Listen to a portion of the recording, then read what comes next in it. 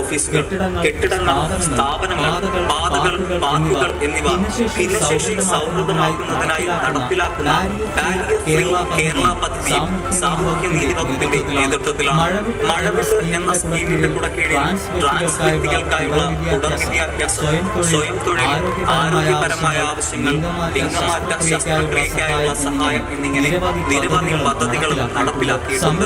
സമൂഹത്തെ ബാധിക്കുന്ന കുറ്റകൃത്യങ്ങൾ തടയാൻ സാമൂഹ്യ നീതി വകുപ്പിന്റെ നേർവഴി എന്ന പ്രദേശം പദ്ധതിയിലൂടെ നിരവധി പേരാണ് ജീവിതത്തിലേക്ക് തിരിച്ചു വന്നത്.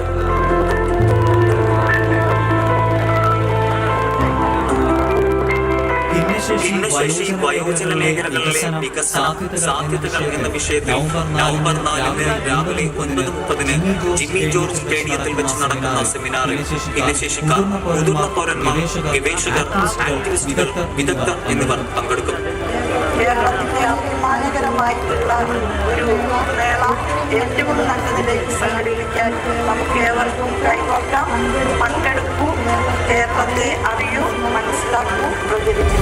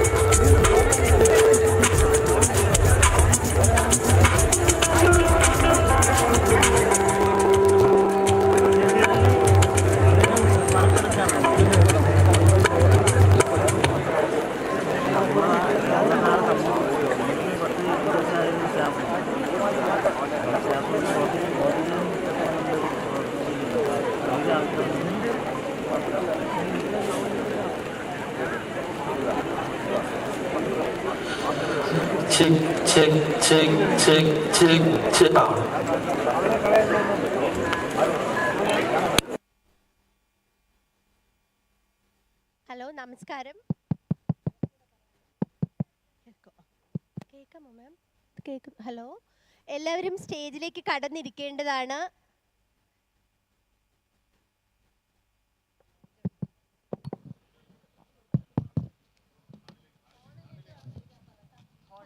ദയവായി ഹാളിലേക്ക് കടന്നിരിക്കേണ്ടതാണ്. പ്രോഗ്രാം ഉടനെ ആരംഭിക്കുന്നതാണ്.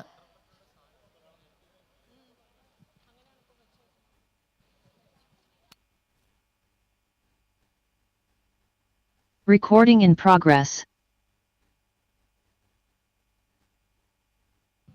എല്ലാവരും എത്രയും പെട്ടെന്ന് ഹാളിലേക്ക് കടന്നിരിക്കേണ്ടതാണ്. ഉടനെ തന്നെ പ്രോഗ്രാം ആരംഭിക്കുന്നതാണ്. വിശിഷ്ടാതിഥികളെല്ലാം എത്തിച്ചേർന്നിട്ടുണ്ട്. ദയവായി എത്രയും പെട്ടെന്ന് കസേരകളിൽ ഇരിക്കേണ്ടതാണ്. ഹാളിനകത്ത് കയറുക.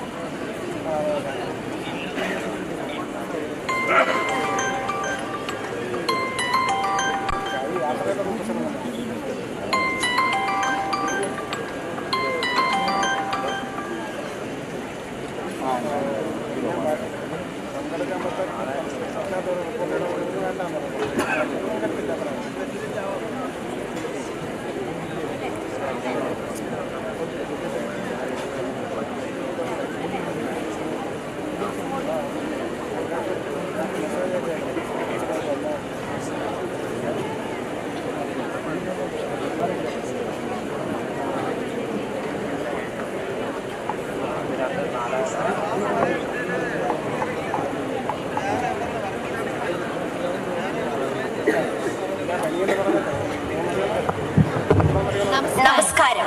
കേരളത്തിൽ ആദ്യമായി അരങ്ങേറുന്ന കേരളീയം എന്ന ആഘോഷത്തിന്റെ ഭാഗമായാണ് നാം ഇവിടെ ഇന്ന് ഒത്തുകൂടിയിരിക്കുന്നത്. കേരള സർക്കാർ സംഘടിപ്പിക്കുന്ന കേരളീയം കേരളത്തിന്റെ പുരോഗതിയും നേട്ടങ്ങളും സാംസ്കാരിക പൈതൃകവും ലോകത്തിന് മുൻപിൽ അവതരിപ്പിക്കാൻ ലക്ഷ്യമിടുന്നു. മാത്രവുമല്ല സംസ്ഥാനത്തിന്റെ ഭാവി വികസനങ്ങൾക്ക് ആവശ്യമായ ചർച്ചകളും നിർദ്ദേശങ്ങളിലൂടെ ഉരുത്തിരിഞ്ഞു വരുമെന്ന് പ്രതീക്ഷിക്കുകയും ചെയ്യുന്നു.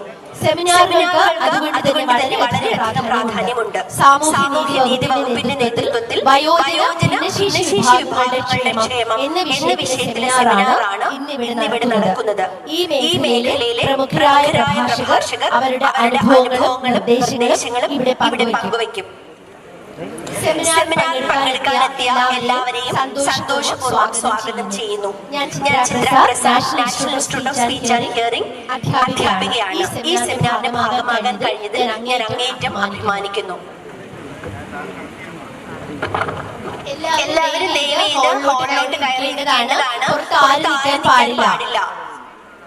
വശങ്ങളിൽ നിൽക്കുന്നവരും ദയവ് ചെയ്ത് കസേരകളിലിരിക്കേണ്ടതാണ്.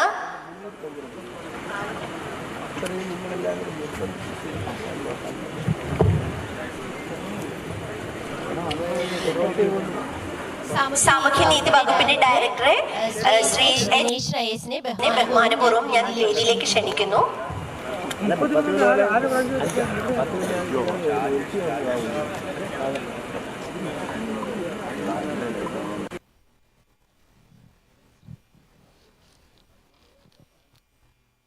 I request the panel of speakers to be seated on the dais. Dr. A.B. Dey, Srimati Anupama Datta, Srimati Shampa Sen-Gupta, Emeritus Professor Sanjeev Jain, Srimati Balasubramanian, Sabri 10 Pekkan, Dr. സെമിനാറുകൾ വിഭാവനം ചെയ്യപ്പെട്ടിട്ടുള്ളത്. At the very outset, on behalf of the government of Kerala, let me extend warm greetings to all the dignitaries on the dais, who have come here, accepting our invitation to share their valuable experiences with us. In the seminars organized in connection with Keraleeyam, we intend to elaborately discuss the specificities of Kerala model of development, analyzing the merits and demerits of such a developmental model with an emphasis on building up an egalitarian society through ensuring social justice and social inclusivity. In our efforts to build up a Nava Kerala or New Kerala, we undertake close scrutiny of our previous experiences and present-day challenges in order to choke out developmental initiatives to address the contemporary and future challenges. Social justice is an important aspect related to the task of realizing the responsibility of building a Nava Kerala, which will be key on ensuring equity, justice, social inclusivity, and the well-being of the people of Kerala as a whole. We are trying to enhance the living standards and the happiness index of the people of Kerala, especially the hitherto marginalized sections, including the differently able, the old age people, women, the SC/STs, transgenders, and other backward sections. The social justice department has to play a very vital role in this regard, and we are eager to hear the invited speakers' observations and suggestions based on their expertise in the fields of geriatric care and disability sector to overcome our shortcomings in these areas and to effectively utilize their suggestions for carving out a very positive and bright future. With these words, let me switch over to Malayalam. സാമൂഹ്യ നീതിയിൽ അധിഷ്ഠിതമായിട്ടുള്ള സമഗ്ര വികസനം എന്ന കാഴ്ചപ്പാടാണ് കേരള വികസന മാതൃകയ്ക്ക് ആധാരശിലയായി പ്രവർത്തിക്കുന്നത്. ലോകത്തിൻ്റെ തന്നെ മുന്നിൽ നാം ഉയർത്തി കാണിക്കുന്ന ആ കേരള മോഡൽ എന്ന അഭിമാനകരമായിട്ടുള്ള മാതൃക, അതിൻ്റെ പോരായ്മകൾ ഏതെല്ലാം എന്ന് വളരെ നിശിതമായിട്ട് തന്നെ പരിശോധിച്ചുകൊണ്ട് അത് നികത്താൻ സഹായകരമായ രീതിയിലുള്ള നിലപാടുകളും പരിപാടികളും ആവിഷ്കരിക്കുന്നതിന് സഹായകരമായ ഒന്നായിട്ട് ഈ സെമിനാർ മാറേണ്ടതുണ്ട് എന്നാണ് ആദ്യമായി സൂചിപ്പിക്കാനുള്ളത്. അരികുവൽകൃത വിഭാഗങ്ങളുടെ ശാക്തീകരണം ഏറ്റവും ശക്തമായ നിലയിൽ ഏറ്റെടുക്കുക എന്നുള്ളത് നവകേരള സൃഷ്ടിയുടെ കേന്ദ്രത്തിൽ പ്രവർത്തിക്കുന്ന ഒരാശയമാണ്. നവകേരള സൃഷ്ടിയുടെ ഭാഗമായിട്ട് സമഭാവന പുലരുന്ന ഒരു വികസിത നവകേരളം എന്ന ആശയമാണ് സാക്ഷാത്കരിക്കപ്പെടുന്നത്. ഈ നവകേരള സൃഷ്ടിയിൽ സുപ്രധാനമായ പങ്കാണ് സാമൂഹ്യനീതി വകുപ്പിന് നിർവഹിക്കാനുള്ളത്. പ്രാന്തവൽകൃത വിഭാഗങ്ങളായ ഭിന്നശേഷി, വയോജന വിഭാഗങ്ങൾ, ട്രാൻസ്ജെൻഡർ വ്യക്തികൾ, പ്രൊബേഷണേഴ്സ്, ജയിൽ വിമുക്തർ, ജയിലിൽ കഴിയുന്നവരുടെ ആശ്രിതർ, മരണപ്പെട്ടു പോവുകയോ കിടപ്പിലാവുകയോ ചെയ്യുന്ന ഇരകളുടെ കുടുംബാംഗങ്ങൾ, യാചകവൃത്തി ചെയ്ത് ജീവിക്കേണ്ടി വരുന്നവർ എന്നീ വിഭാഗങ്ങളുടെ സമ്പൂർണമായിട്ടുള്ള പുനരധിവാസവും സാമൂഹ്യ സുരക്ഷയും ശാരീരികവും മാനസികവുമായ ആരോഗ്യവും വിദ്യാഭ്യാസം, തൊഴിൽ തുടങ്ങിയ എല്ലാ പിന്തുണാ സംവിധാനങ്ങളും ഉറപ്പാക്കേണ്ടത് സാമൂഹ്യനീതി വകുപ്പിൻ്റെ ഉത്തരവാദിത്തമാണ്. കേരളത്തിൽ മാതൃകാപരമായ നിലയിൽ തന്നെ പ്രസ്തുത വിഭാഗങ്ങളുടെ ശാക്തീകരണവും പുനരധിവാസവും ഏറ്റെടുക്കാൻ നമുക്ക് കഴിയുന്നുണ്ട് എന്നുള്ളത് ഒരു വസ്തുനിഷ്ഠ യാഥാർത്ഥ്യമാണ്. സാമൂഹ്യനീതി വകുപ്പിന് കീഴിൽ ഈ വിഭാഗങ്ങൾക്കായിട്ട് സർക്കാർ നടത്തുന്ന 30 ക്ഷേമ സ്ഥാപനങ്ങൾ, 30 ഹോമുകൾ നിലവിലുണ്ട്.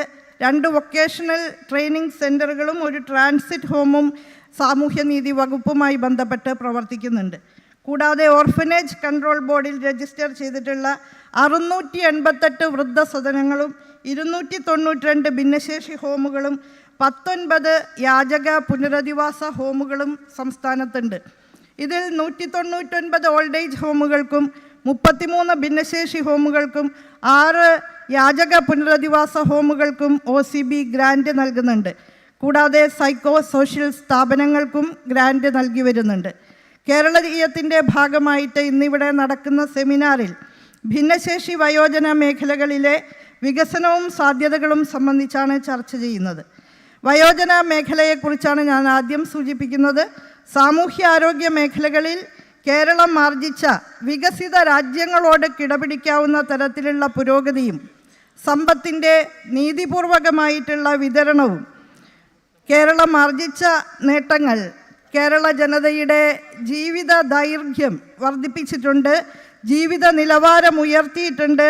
അങ്ങനെ ജീവിത കാലയളവ് ദീർഘിക്കുമ്പോൾ സ്വാഭാവികമായിട്ടും വയോജനങ്ങളുമായി ബന്ധപ്പെട്ട പ്രശ്നങ്ങൾ സമൂഹത്തിൻ്റെ സവിശേഷ ശ്രദ്ധ ആകർഷിക്കുന്ന വിധത്തിൽ അഭിസംബോധന ചെയ്യപ്പെടേണ്ടതുണ്ട്. 2011 സെൻസസ് പ്രകാരം 60 വയസ്സിന് മുകളിലുള്ള 4,193,393 പേർ, 41,93,393 പേർ വയോജനങ്ങളായിട്ട് കണ്ടെത്തിയിട്ടുണ്ട്. അതായത് ജനസംഖ്യയുടെ 12.6% മുതിർന്ന പൗരന്മാരാണ് കേരളത്തിലുള്ളത്. 4,41,93,393 മുതിർന്ന പൗരന്മാരിൽ 13% പേർ 80 വയസ്സിന് മുകളിൽ പ്രായമുള്ളവരാണ്.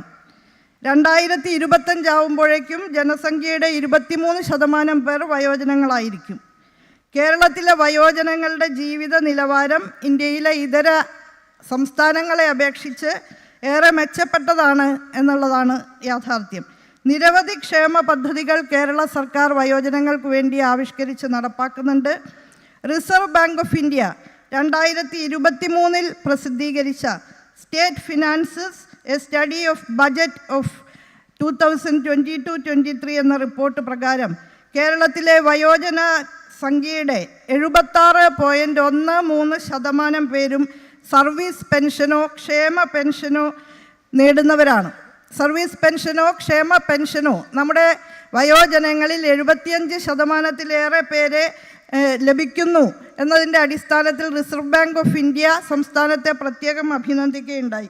എങ്കിലും വികസിത മുതലാളിത്തത്തിൻ്റെ സൃഷ്ടിയായിട്ടുള്ള ആധുനികോത്തര സമൂഹത്തിൽ ഉപയോഗിക്കൂ വലിച്ചെറിയൂ എന്ന് ആഹ്വാനം ചെയ്യുന്ന ഡിസ്പോസബിൾ സംസ്കാരത്തിൻ്റെ കാലഘട്ടത്തിലാണ് നാം ജീവിക്കുന്നത്. ആ ഡിസ്പോസബിൾ കൾച്ചർ കേരളത്തിലേക്കും കടന്നു വരികയാണ്. വയോജനങ്ങൾ നമ്മുടെ സമൂഹത്തിൽ നേരിടുന്ന അവഗണനകളും അനീതികളും പ്രതിരോധിക്കുക എന്ന സാമൂഹ്യനീതി വകുപ്പിൻ്റെ ഉത്തരവാദിത്തം നിറവേറ്റാനാണ് നാം ശ്രമിക്കുന്നത്.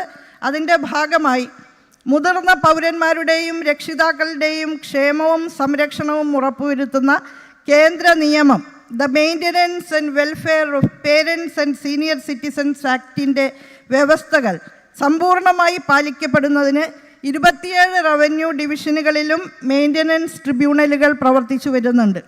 ഈ ട്രിബ്യൂണലുകൾക്ക് സാമൂഹ്യനീതി വകുപ്പ് ടെക്നിക്കൽ അസിസ്റ്റൻറ്റുമാർ, മറ്റ് സ്റ്റാഫുകൾ, മറ്റ് പിന്തുണാ സംവിധാനങ്ങളെല്ലാം നൽകി വരുന്നുണ്ട്. സാങ്കേതികമായ സഹായങ്ങൾ മെയിൻ്റനൻസ് ട്രിബ്യൂണലുകൾക്ക് നൽകുന്നത് സാമൂഹ്യനീതി വകുപ്പാണ്.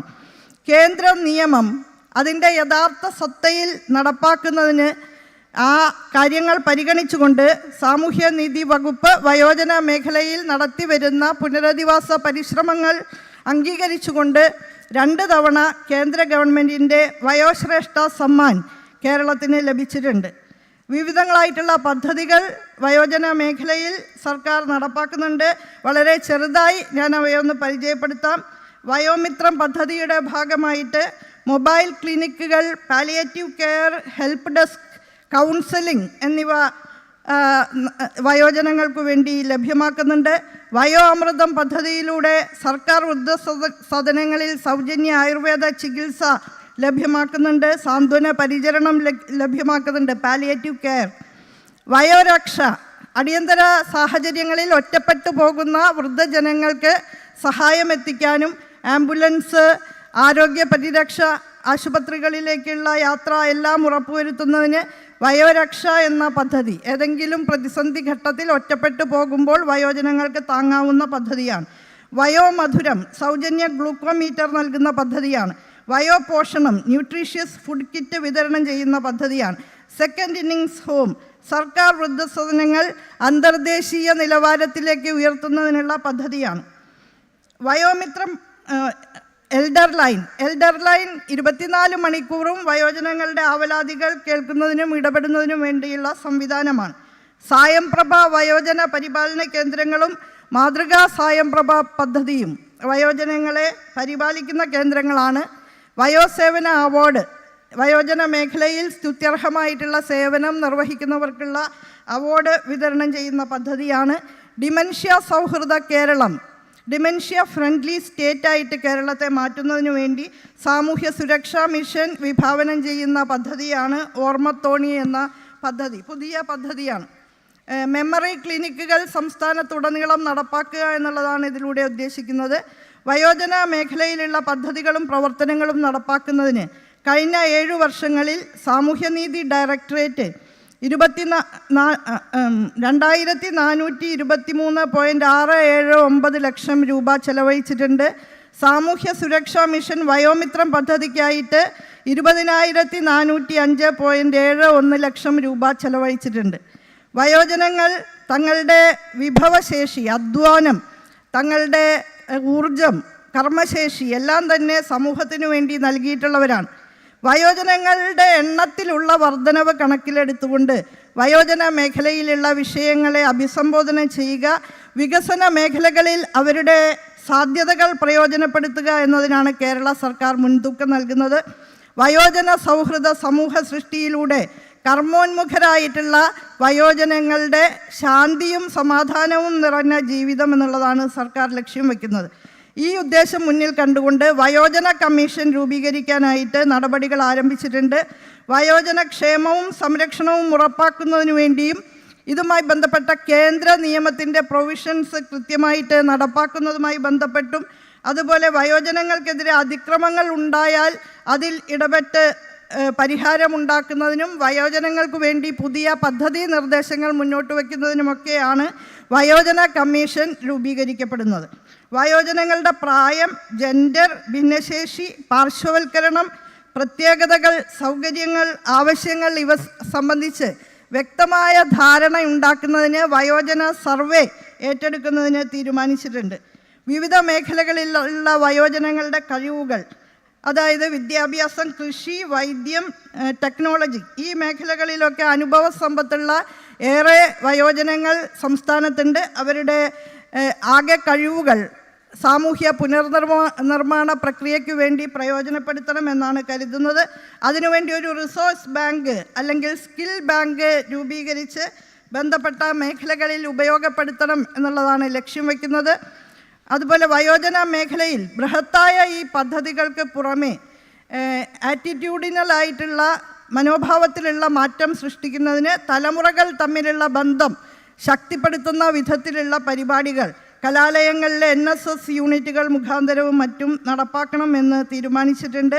വയോജനങ്ങളുടെ ഒറ്റപ്പെടലിലും അസുഖങ്ങളിലുമൊക്കെ സഹായത്തിനായിട്ട് ജെറിയാട്രിക് കെയറിൻ്റെ സാധ്യതകൾ നല്ല നിലയിൽ മുന്നോട്ട് കൊണ്ടുപോകണം എന്നുള്ളതാണ് ഉദ്ദേശിക്കുന്നത്. ജെറിയാട്രിക് കെയർ പ്രൊവൈഡേഴ്സിന് ശാസ്ത്രീയമായിട്ടുള്ള പരിശീലനം നൽകുന്നതിനും അവരെ സ്റ്റാൻഡേർഡൈസ് ചെയ്ത് കൃത്യമായിട്ടുള്ള മാനദണ്ഡങ്ങൾ അനുസൃതമായ പരിശീലനം അവർക്ക് ലഭിച്ചിട്ടുണ്ടോ എന്ന് ഉറപ്പാക്കുന്ന തരത്തിൽ കെയർ പ്രൊവൈഡേഴ്സുമായി ബന്ധപ്പെട്ട ഒരു നിയമനിർമ്മാണം നടത്തുവാൻ ഉദ്ദേശിക്കുന്നുണ്ട്. സ്വകാര്യ മേഖലയിൽ റിട്ടയർമെൻറ്റ് ഹോമുകൾ സ്റ്റാറ്റ്യൂട്ടറി നിയന്ത്രണങ്ങളോടെ പ്രവർത്തിപ്പിക്കുന്നതിനാവശ്യമായിട്ടുള്ള നടപടികളും സർക്കാർ സ്വീകരിച്ചു വരികയാണ്. രക്ഷിതാക്കളുടെയും മുതിർന്ന പൗരന്മാരുടെയും ക്ഷേമവും സംരക്ഷണവും നിയമത്തിലെ ഏതെങ്കിലും വ്യവസ്ഥകൾ പരിഷ്കരിക്കേണ്ടതുണ്ടെങ്കിൽ അത് സംബന്ധിച്ചുള്ള ആശയങ്ങളും സമാഹരിക്കുന്നതിന് സർക്കാർ മുൻകൈയെടുക്കുകയാണ്. ലോകാരോഗ്യ സംഘടനയുടെ വയോജന സൗഹൃദ നയത്തിൽ ഉൾപ്പെടുന്ന outdoor spaces and buildings, housing, transportation, social participation, respect and social inclusion, civic participation and employment, communications and information, community support and health services തുടങ്ങി എല്ലാ ഘടകങ്ങളും ഉൾക്കൊള്ളുന്ന തരത്തിലുള്ള സമ്പൂർണമായി വയോജന സൗഹൃദപരമായിട്ടുള്ള ഒരു കേരളം കെട്ടിപ്പടുക്കുക എന്നുള്ളതാണ് സർക്കാരിൻ്റെ ലക്ഷ്യം. ഇന്ന് നടക്കുന്ന സെമിനാർ അതിലേക്ക് സംഭാവന ചെയ്യും എന്ന് പ്രതീക്ഷിക്കുകയാണ്. ഇനി ഞാൻ ഭിന്നശേഷി മേഖലയിലേക്ക് കടക്കാൻ വളരെ ചുരുക്കി മാത്രം പറയുകയാണ്. ഭിന്നശേഷി വിഭാഗങ്ങളുടെ അവകാശങ്ങളുമായി ബന്ധപ്പെട്ട് ഐക്യരാഷ്ട്രസഭയുടെ കൺവെൻഷൻ മുന്നോട്ട് വെച്ച അവകാശാധിഷ്ഠിത സമീപനമാണ് കേരള സർക്കാരിനുള്ളത്. റൈറ്റ് ബേസ്ഡ് അപ്രോച്ചാണ്. ഭിന്നശേഷിക്കാർക്ക് നൽകുന്ന പരിരക്ഷകളും സഹായ പദ്ധതികളും ഔദാര്യമല്ല, അവരുടെ അവകാശമാണ് എന്ന കാഴ്ചപ്പാടാണ് സർക്കാരിനുള്ളത്. കേരളത്തെ ഏറ്റവും മികച്ച ഭിന്നശേഷി സൗഹാർദ്ദ സംസ്ഥാനമാക്കി മാറ്റുക എന്ന ഉദ്ദേശത്തോടു കൂടിയാണ് പ്രവർത്തിക്കുന്നത്. തടസ്സരഹിത കേരളം, ബാരിയർ ഫ്രീ കേരള എന്ന മഹത്തായ സങ്കല്പത്തിലൂന്നിയ സമഗ്ര വികസന പദ്ധതികളാണ് ആവിഷ്കരിച്ച് നടപ്പാക്കുന്നത്. തടസ്സരഹിത കേരളം എന്ന് പറയുമ്പോൾ കേവലം ഭൗതിക ഘടനകൾ, ഭൗതിക സാഹചര്യങ്ങൾ, ഫിസിക്കൽ സ്ട്രക്ചേഴ്സ് മാത്രം ബാരിയർ ഫ്രീ ആയാൽ പോരാ എന്നുള്ളത് നമുക്ക് ഉത്തമമായ ബോധ്യമുണ്ട്. മെൻ്റൽ ബാരിയേഴ്സ് അതിനെയും മറികടക്കാൻ സാധിക്കേണ്ടതുണ്ട്, അവയെയും ഇല്ലാതാക്കാൻ കഴിയേണ്ടതുണ്ട്. We have to remove barriers related not only to physical structures but also barriers related to attitudes. Attitudinal change അനിവാര്യമായിട്ടുള്ള ഒരു മേഖലയാണ് ഭിന്നശേഷി മേഖല. പൂർണ്ണമായ ഉൾച്ചേർക്കൽ സാധ്യമായിട്ടുള്ള ഒരു സമൂഹം, കംപ്ലീറ്റ്ലി ഇൻക്ലൂസീവ് സൊസൈറ്റി സൃഷ്ടിച്ചെടുക്കുക എന്നുള്ളതാണ് ലക്ഷ്യം. ഭിന്നശേഷിക്കാർക്ക് തങ്ങളുടെ ശാരീരികവും മാനസികവുമായ പരിമിതികൾ മറികടക്കാനുള്ള എല്ലാ പിന്തുണാ സംവിധാനങ്ങളും നമുക്ക് ഉറപ്പാക്കാനാവേണ്ടതുണ്ട്. We have to ensure all sorts of assistive mechanisms and support systems. പരിമിതികൾ മറികടന്ന് സമ്പൂർണ്ണമായ സ്വാശ്രയത്വത്തിലേക്കും സ്വതന്ത്രവും സ്വയം പര്യാപ്തവുമായ ജീവിതത്തിലേക്കും ഭിന്നശേഷി സഹോദരങ്ങളെ നയിക്കുക എന്നുള്ളതാണ് ലക്ഷ്യം. അതിന് ആത്മവിശ്വാസം പകരുന്ന വിധത്തിലാണ് വിവിധ പദ്ധതികൾ വിഭാവനം ചെയ്തിട്ടുള്ളത്. 2015 ഭിന്നശേഷി സെൻസസ് പ്രകാരം 7,93,937 ഭിന്നശേഷിക്കാർ, 7 ലക്ഷത്തിൽ പരം ഭിന്നശേഷിക്കാരാണ് ഉള്ളതായിട്ട് കണക്കാക്കിയിട്ടുള്ളത്. ഇപ്പോൾ അത് വീണ്ടും വർദ്ധിച്ചിട്ടുണ്ടാകും. അത് ജനസംഖ്യയുടെ 2.3%. RPWD ആക്ടിലെ വ്യവസ്ഥകൾ പ്രകാരം വിദ്യാഭ്യാസത്തിലും നിയമനത്തിലും സ്ഥാനക്കയറ്റത്തിലും സംവരണം നടപ്പാക്കിയിട്ടുണ്ട്. 971 സർക്കാർ തസ്തികകൾ ഭിന്നശേഷിക്കാർക്ക് അനുയോജ്യമായി കണ്ടെത്തി ഉത്തരവ് പുറപ്പെടുവിച്ചിട്ടുണ്ട്. ഭിന്നശേഷി പുനരധിവാസ മേഖലയിൽ മികവിൻ്റെ കേന്ദ്രങ്ങളായ നിഷ്, നിപ്മർ എന്നീ സ്ഥാപനങ്ങളെ അന്തർദേശീയ നിലവാരമുള്ള സ്ഥാപനങ്ങളാക്കി ഉയർത്തുക എന്നതുള്ളതാണ് ലക്ഷ്യം. ഭിന്നശേഷിക്കാരായ വ്യക്തികളുടെ ഉന്നമനത്തിനും പുനരധിവാസത്തിനുമായിട്ട് സാമൂഹ്യനീതി വകുപ്പിന് കീഴിലുള്ള ഡയറക്ടറേറ്റ്, കേരള സാമൂഹ്യ സുരക്ഷാ മിഷൻ, നിഷ്, നിപ്മർ, ഭിന്നശേഷി കോർപ്പറേഷൻ, ഭിന്നശേഷി commission, state initiatives on disability എന്നീ സ്ഥാപനങ്ങൾ മുഖേന വിവിധങ്ങളായിട്ടുള്ള പദ്ധതികൾ ഏറ്റെടുത്ത് നടപ്പാക്കി വരികയാണ്. വ്യതിയാനങ്ങൾ ഗർഭാവസ്ഥയിലോ ശൈശവാവസ്ഥയിലോ തന്നെ കണ്ടെത്തി പ്രാരംഭ ഇടപെടലുകളിലൂടെ തന്നെ ഭിന്നശേഷിക്കാരുടെ എണ്ണം പരമാവധി കുറയ്ക്കുക എന്ന ലക്ഷ്യത്തോടു കൂടിയാണ് ഏർലി ഇൻ്റർവെൻഷൻ സംവിധാനങ്ങൾ സ്റ്റേറ്റ് ഇനീഷ്യേറ്റീവ് ഓൺ ഡിസബിലിറ്റീസ് മുഖാന്തരം നടപ്പാക്കി വരുന്നത്. ബോധവൽക്കരണം, നേരത്തെയുള്ള കണ്ടെത്തൽ, ഇടപെടലുകൾ തുടങ്ങി പുനരധിവാസം വരെ, ജീവിതാവസാനം വരെ ഭിന്നശേഷി വ്യക്തികളെ അനുധാവനം ചെയ്യുന്ന അനുയാത്രാ പദ്ധതി ഇതിൻ്റെ ഭാഗമായിട്ട് നടപ്പാക്കുന്നുണ്ട്.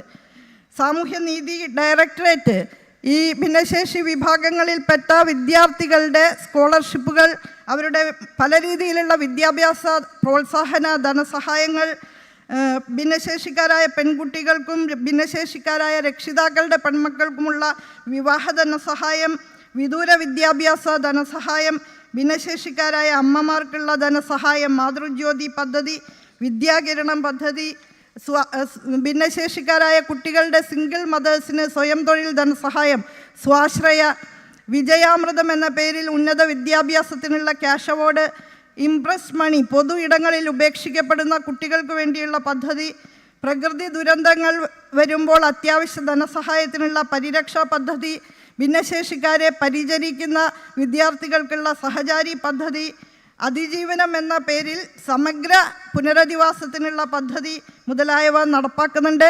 ബാരിയർ ഫ്രീ കേരളയുടെ ഭാഗമായിട്ട് 2000 കെട്ടിടങ്ങളും 172ഓളം വെബ്സൈറ്റുകളും ബാരിയർ ഫ്രീ ആക്കാൻ നമുക്ക് കഴിഞ്ഞിട്ടുണ്ട്. കലാലയങ്ങളും വിദ്യാലയങ്ങളും പൊതു ഇടങ്ങളും പൊതുഗതാഗത സംവിധാനങ്ങളും ബാരിയർ ഫ്രീ ആക്കുന്ന പ്രവർത്തനങ്ങളിലാണ് നാം ഇപ്പോൾ ഏർപ്പെട്ടുകൊണ്ടിരിക്കുന്നത്. കേരള സാമൂഹ്യ സുരക്ഷാ മിഷൻ്റെ ആഭിമുഖ്യത്തിൽ തീവ്ര ഭിന്നശേഷിയുള്ളവർക്ക് പരിചരിച്ചു കൊണ്ടിരിക്കുന്നവർക്കുള്ള ആശ്വാസകിരണം പദ്ധതി, അതുപോലെ എൻഡോസൾഫാൻ ദുരിതബാധിതർക്കുള്ള സ്നേഹസാന്ത്വനം, കേൾവി പരിമിതി നേരിടുന്ന കുട്ടികൾക്ക് വേണ്ടി ശ്രുതിതരംഗം പദ്ധതി എന്നിവ നടപ്പാക്കി വരുന്നു. ശ്രുതിതരംഗം ഇപ്പോൾ ആരോഗ്യ വകുപ്പിന് കൈമാറിയിരിക്കുകയാണ്. അതുപോലെ കേരള സംസ്ഥാന ഭിന്നശേഷി ക്ഷേമ കോർപ്പറേഷൻ്റെ ശുഭയാത്ര പദ്ധതി നമ്മുടെ ശാരീരികമായിട്ടുള്ള ചാലഞ്ചസിനെ മറികടക്കാൻ സഹായകരമായ അസിസ്റ്റീവ് ഡിവൈസസ് നൽകുന്ന പദ്ധതികൾ വളരെ നല്ല നിലയിലാണ് ഭിന്നശേഷി ക്ഷേമ കോർപ്പറേഷൻ നടപ്പാക്കി വരുന്നത്. ട്രൈ സ്കൂട്ടറുകളും ഇലക്ട്രോണിക് വീൽ ചെയറുകളും വിതരണം ചെയ്യുന്ന ശുഭയാത്ര പദ്ധതി, അതുപോലെ കാഴ്ച പരിമിതർക്ക് വേണ്ടിയിട്ടുള്ള വോയിസ് എൻഹാൻസ്ഡ് സ്മാർട്ട് ഫോൺ വിതരണം ചെയ്യുന്ന പദ്ധതി, കേൾവി പരിമിതിയുള്ളവർക്ക് ഏറ്റവും ആധുനികമായിട്ടുള്ള ഹിയറിംഗ് എയ്ഡ് നൽകുന്ന പദ്ധതി, നിരവധി പദ്ധതികൾ നടപ്പാക്കുന്നുണ്ട്. സമയപരിമിതി കൊണ്ട് ഞാൻ അതിൻ്റെ എല്ലാ വിശദാംശങ്ങളിലേക്കും പോകുന്നില്ല. ഹസ്തദാനം പദ്ധതി, ചെറുപ്പത്തിൽ തന്നെ ഫിക്സഡ് ഡെപ്പോസിറ്റ് ഇട്ട് പണം മുതിരുമ്പോൾ കുട്ടിക്ക് എടുക്കാവുന്ന നിലയിൽ ഹസ്തദാനം പദ്ധതിയെല്ലാം നടപ്പാക്കുന്നുണ്ട്. ഭിന്നശേഷി ദിനാചരണങ്ങൾ, ഈ മേഖലയിലുള്ള അവബോധാത്മക പ്രവർത്തനങ്ങളെല്ലാം ഏറ്റെടുത്ത് നടപ്പാക്കുന്നുണ്ട്. ഇനി ഭാവിയിൽ ഭിന്നശേഷിക്കാരുടെ സ്വയം സഹായ സംഘങ്ങൾ വ്യാപകമായിട്ട് കുടുംബശ്രീ മാതൃകയിൽ രൂപീകരിച്ചുകൊണ്ട് ബ്രാൻഡ് നെയിം നൽകി അവരുടെ ഉൽപ്പന്നങ്ങൾ വിപണനം ചെയ്യാനുള്ള കേന്ദ്രങ്ങൾ സജ്ജീകരിക്കാനാണ് തീരുമാനമെടുത്തിട്ടുള്ളത്. അതുപോലെ എല്ലാവിധ പിന്തുണാ സൗകര്യങ്ങളുമുള്ള അസിസ്റ്റീവ് വില്ലേജസ്, തീവ്ര ഭിന്നശേഷി വിഭാഗത്തിൽപ്പെട്ടവരുടെ കുടുംബാംഗങ്ങൾക്ക് ഒന്നിച്ച് താമസിക്കാൻ എല്ലാവിധ തെറാപ്പി സൗകര്യങ്ങളും മറ്റ് പുനരധിവാസ സാധ്യതകൾ, തൊഴിലുൾപ്പെടെ നൽകാവുന്ന വിധത്തിൽ സജ്ജീകരിക്കുന്നുണ്ട്. ഭിന്നശേഷി മേഖലയിൽ സ്കിൽ എൻഹാൻസ്മെൻറ്റിനും തൊഴിൽ ഉൽപ്പാദനത്തിനും വേണ്ടി പ്രത്യേകമായ പദ്ധതികൾ കേരള നോളജ് ഇക്കോണമി മിഷൻ ഉൾപ്പെടെ പങ്കെടുത്തുകൊണ്ട് സാമൂഹ്യനീതി വകുപ്പിൻ്റെ സഹായത്തോടെ നടപ്പാക്കുന്നുണ്ട്. ഭിന്നശേഷി മേഖലയിലെ വിദ്യാഭ്യാസ സ്ഥാപനങ്ങളും റിസർച്ച് സെൻ്ററുകളും തെറാപ്പി സൗകര്യങ്ങളുമൊക്കെ വിപുലപ്പെടുത്തുന്നതിന് വേണ്ടി തീരുമാനമെടുത്തിട്ടുണ്ട്.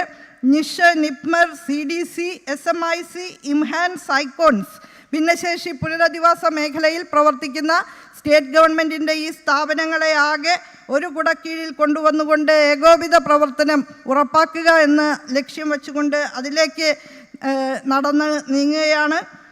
നിലവിൽ വയോജനങ്ങൾ, ട്രാൻസ്ജെൻഡേഴ്സ്, ഭിന്നശേഷിക്കാർ ഇവർക്കൊക്കെ വേണ്ടി നടപ്പാക്കുന്ന പദ്ധതികളുടെ പോരായ്മകൾ പരിഹരിച്ചുകൊണ്ട് പുതിയ നയരൂപീകരണത്തിനും ഈ മേഖലകളിലൊക്കെ നിലവിൽ അംഗീകരിക്കപ്പെട്ട നയങ്ങളുടെ കൂടുതൽ കാലാനുസൃതമായിട്ടുള്ള നവീകരണത്തിനും ലക്ഷ്യം വയ്ക്കുന്നുണ്ട്.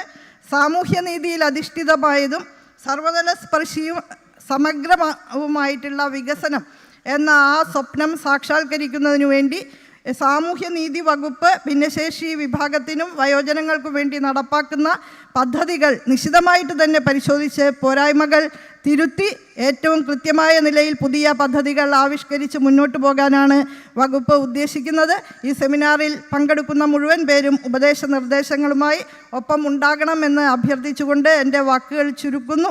മറ്റ് വിദഗ്ധരുടെ അഭിപ്രായത്തിനു വേണ്ടി നമുക്ക് കാതോർക്കാം.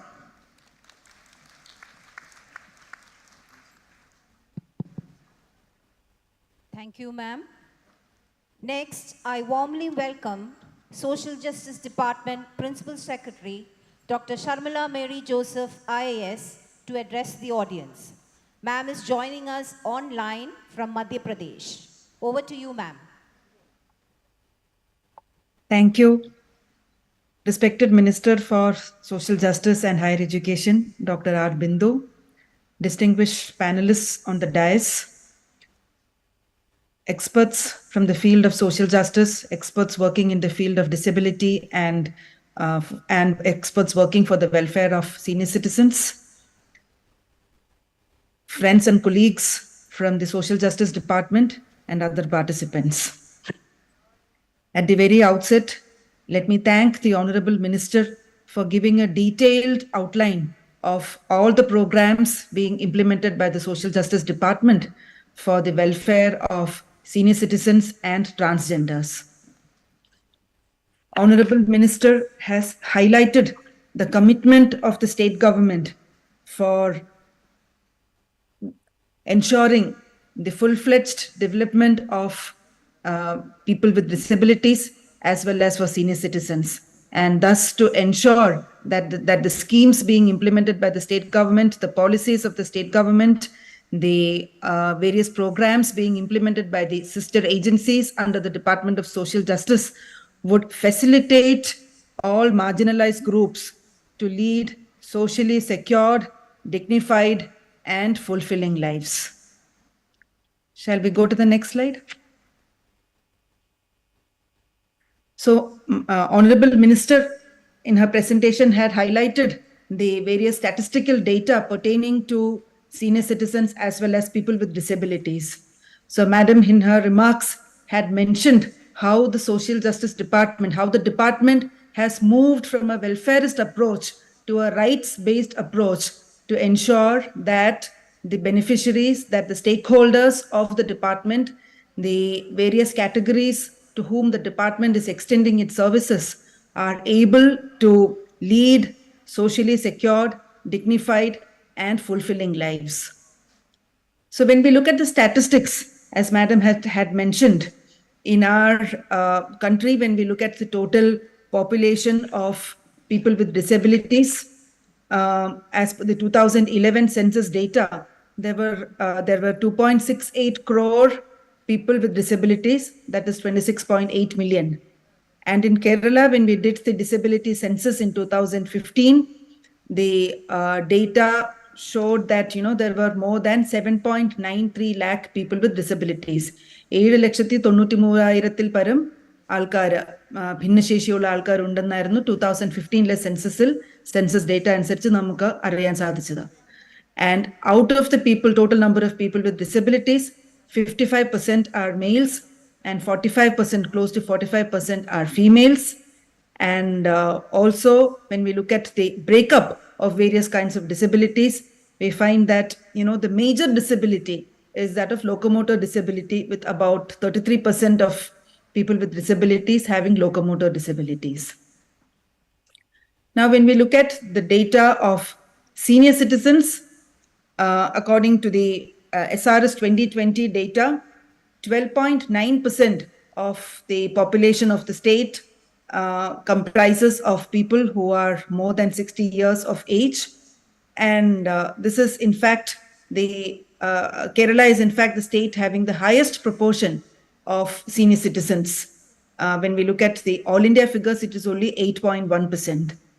And as Honorable Minister mentioned in her speech, by 2025, it is anticipated that more than 25% or close to 25% of the population of our state would be people who are more than 60 years. So there are many reasons to this, one being the high life expectancy of the people of our state, and this is thanks to the very good health services which are provided by the state government through the state institutions, through the state and private health institutions. Then there is the issue of out-migration of youngsters from the state to other states as well as to other parts of the country. Then the declining fertility. These are all factors which have contributed to or which are rather contributing to the increased population of senior citizens in the state. So that is why, as Honorable Minister mentioned, as we look at the development of the Nava Keralam, Pudiya Keralam Srishtikan ulla policy tayarakumbol, senior citizens need to be given a bigger space in the development arena of the state. So when we look at the Social Justice Department as such, as was mentioned earlier, social justice is not just giving or doling out benefits and welfare schemes to the people. It is not just benevolence, but it outlines or underlines the fundamental entitlement that the people, that the stakeholders are entitled to receive. The department started functioning as the Social Welfare Department in 1975. It was renamed as the Social Justice Department in 2012. Thereafter, in 2017, the Department of Women and Child Development was carved out from this department, and the bifurcation process was completed in 2019. And we see the Department of Social Justice as it is today, with all its sister organizations functioning jointly for extending all kinds of support to the various stakeholders who require support. The senior citizens, people with disabilities, transgenders, other marginalized groups, those who are on probation, those who have finished their prison terms, and those who need such kind of support, and also the people who are living in our various welfare homes. Next slide, please. So the vision and mission of the department have been outlined in detail in the presentation made by the Honorable Minister also. And as I mentioned earlier, the department has this vision of ensuring that the people with disabilities, senior citizens, transgenders, and other marginalized groups are able to lead productive, safe, and dignified lives through various programs implemented by the department, which ensure their inclusivity and helps attain a just society for such marginalized groups. And the department's mission is also carved out or worked out along these lines in order to ensure that these beneficiaries their abilities are recognized, their abilities are strengthened, and their economic and social development are ensured, and their rehabilitation as appropriate is also ensured, and thus they are mainstreamed into society. Next slide. So we mentioned earlier which are the target groups coming under the Social Justice Department. I am not repeating that. So the Social Justice Department, through the Directorate and through 14 district offices, 16 probation offices, and 33 welfare institutions, is extending services to various categories of beneficiaries. So we have 16 old age homes, we have 6 Asha Bhavans, which extend support to senior citizens who are mentally challenged or who are mentally deficient, who have some mental issues. We have 3 homes for physically handicapped. We have vocational training centers. We have care homes for disabled children. We have special homes called Punya Bhavan. There is one special home called Punya Bhavan, which extends special care for mentally deficient children who are more than 4 years of age. We have Pradiksha Bhavan for rehabilitation of mentally challenged men who are more than 18 years of age. We have a Priya home, which is meant to rehabilitate intellectually challenged women.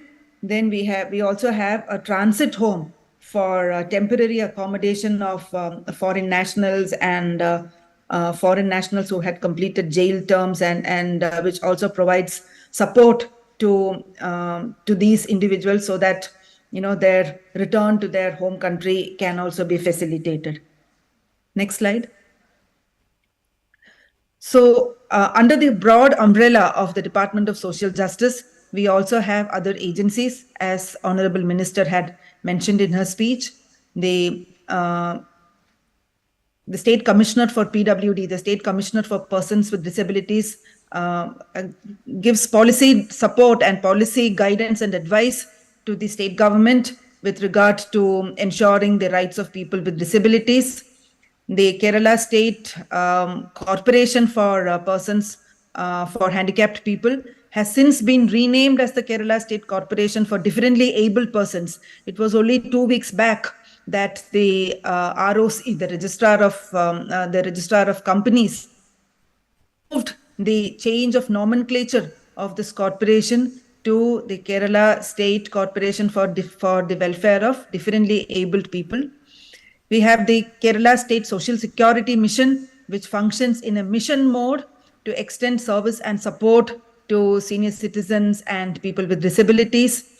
Then we have 2 centers of excellence, as Madam had mentioned, the National Institute of Speech and Hearing and the National Institute for Physical Medicine and Rehabilitation, which provide state-of-the-art services to people with hearing deficits, to people with other locomotor disabilities, and to children and adults who have intellectual disability also, children with cerebral palsy, autism, and such disorders. Then we also have the Orphanage Control Board, as Madam mentioned, which provides support and granting aid to institutions in the private sector, to institutions being run by non-governmental organizations for the welfare of senior citizens and people with disability. Yeah. So looking at the disability sector, next slide, please. So our Honorable Minister in her speech had mentioned the key drivers or policy initiatives of the department in taking forward the activities for persons with disabilities. Our policies were based on the themes outlined in the UN Convention on the Rights of Persons with Disabilities. The state enacted the state policy for persons with disabilities declared the state policy for persons with disabilities in 2015. Then consequent to the enactment of the Rights of Persons with Disabilities Act 2016, the RPWD Act 2016, we have notified the rules for persons with disabilities in 2020, and it is based on the underlying principles of the RPWD Act, the RPWD rules, and other policy guidelines, other enactments that we have prepared, that we are implementing various schemes for the welfare and for ensuring justice to these sections of society. Now, looking at the outreach activities, I will not go into the details. Honorable Minister had described in detail the various activities, the various programs and schemes being implemented by the department as well as by the sister agencies. As Madam had mentioned, we have issued government orders enhancing reservation in appointment for persons with disabilities from 3 to 4% after the RPWD Act was enacted. Posts have been identified. We have issued government orders for ensuring reservation also for persons with disabilities for posts which have been identified for the purpose. The expert committee set up at the state government level does a functional assessment of various posts to ascertain the suitability of the posts for appointment of persons with disabilities as well as for promotion purposes. Then, as Madam mentioned, consequent to the 2015 disability census, we would be planning out a new disability census also, so that individual care plans can be prepared for every person who has been identified as a person with disability. Then barrier-free Kerala, Madam mentioned, more than 2,000 public buildings have been made barrier-free, 170 websites have been made accessible. Then a lot of other programs are also being implemented by the department and its sister agencies. Next slide. Next slide. Yes, so when we look at the way forward, that also Honorable Minister had explained in her presentation. However, just the key points, when we look at the overall comprehensive rehabilitation of people with disabilities, the state government is intending to set up integrated rehabilitation villages, and also we have a plan for community-based disability management, so that the services can be brought under one broad umbrella, and the community would take up the process of rehabilitation of people with disability as the community's own program. Then a new comprehensive assistive technology policy is also on the anvil. We have started discussions on the same. We are also thinking about strengthening the facilities in the sports field for people with disabilities, like Paralympics. If more candidates, if more people with sporting talents, people with disabilities who have talents in the sporting arena can be identified, and if they can be sent for Paralympics and other programs, that would be a good asset. So we are thinking on those lines also. And we are also looking at a comprehensive revision of the existing state policy in line with the RPWD Act 2016 and the latest international conventions.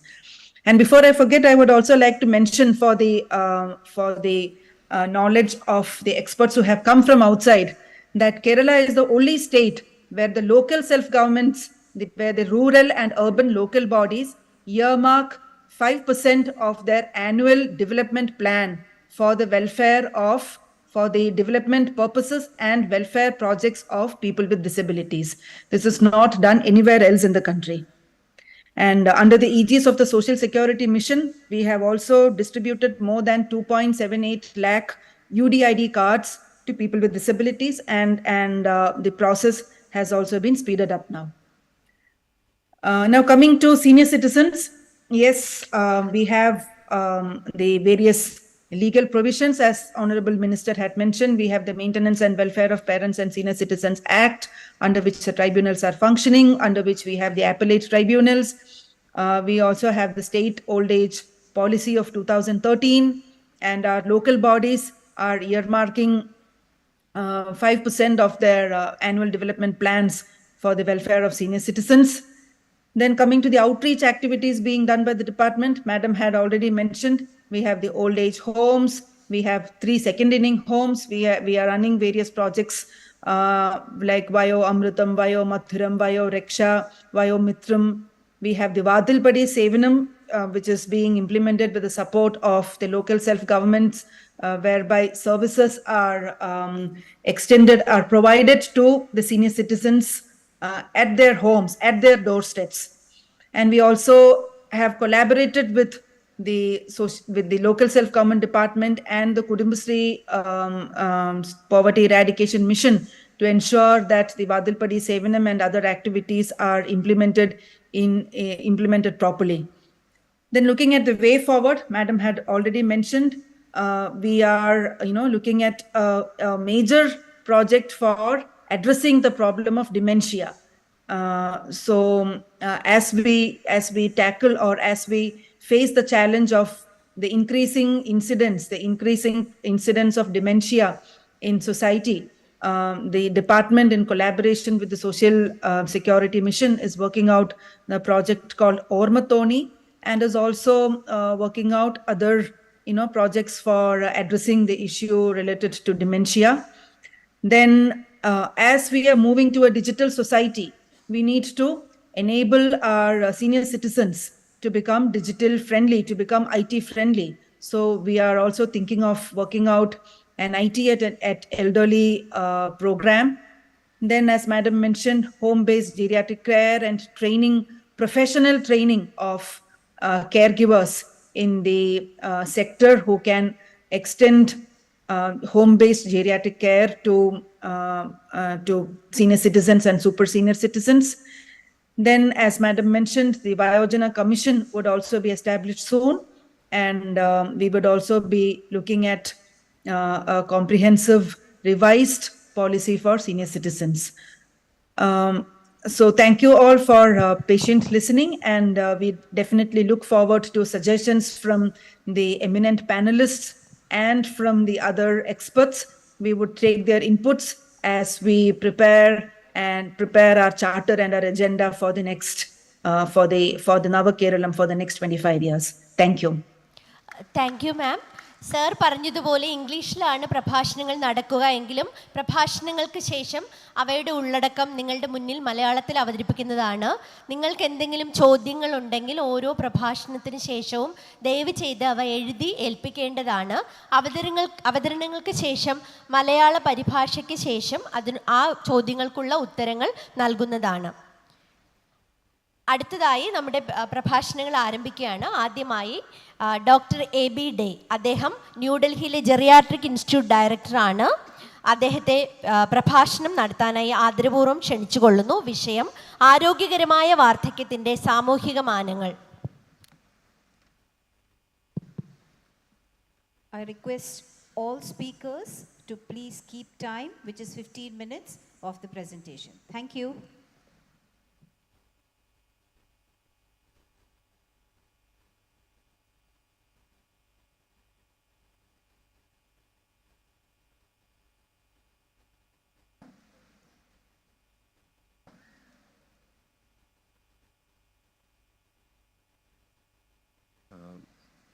Good morning, ladies and gentlemen.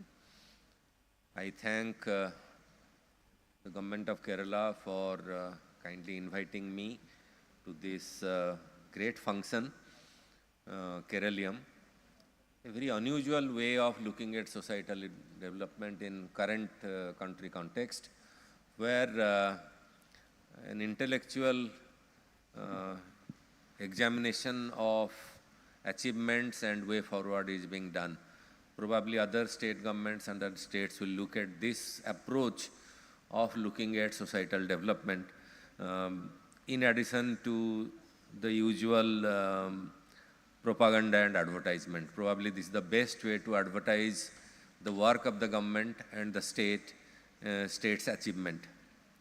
I am a geriatrician, trained as a physician, but last 3 decades I am working for older people as my career and passion. So in this meeting, I thought of talking about aging in Kerala, but when I looked at the program, we have Dr. K.S. James, who was the director of IIPS Mumbai, and which institution carried out longitudinal aging study in India, and they had a Kerala fact sheet document, so which probably I expect him to talk about. So I am not looking at Kerala data specifically. You are all aware of what is happening to your society, but I'll look at a global context of aging and healthy aging and try to summarize as to what we can do about old age in the context of Kerala in a global light. Just to summarize what is happening in the field of aging, now we can all think of living to 60 years of age because of the social development, nutrition, and whatever has happened in all over the world. Most people can now think of living to 60 years. By 2030, 60% of older people will be living in urban areas. People in Kerala do not understand what is urban area because the whole state is urbanized, but if you are from other parts of North India, you can understand that the difference between a city and a village. The 80% segment, 80 plus segment is the fastest growing society. That means sooner or later, large number of people will be in their 80s, 90s and 100s. Older age does not imply dependence. Now we see most older people in their 80s and 90s are quite independent, taking care of themselves as well as the family.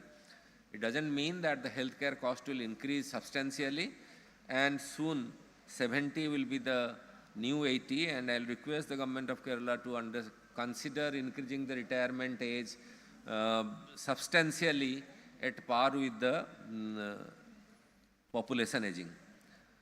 Just to summarize again, 1 billion people were above the age of 60 years in 2019. It will become 2 billion in next 3 decades.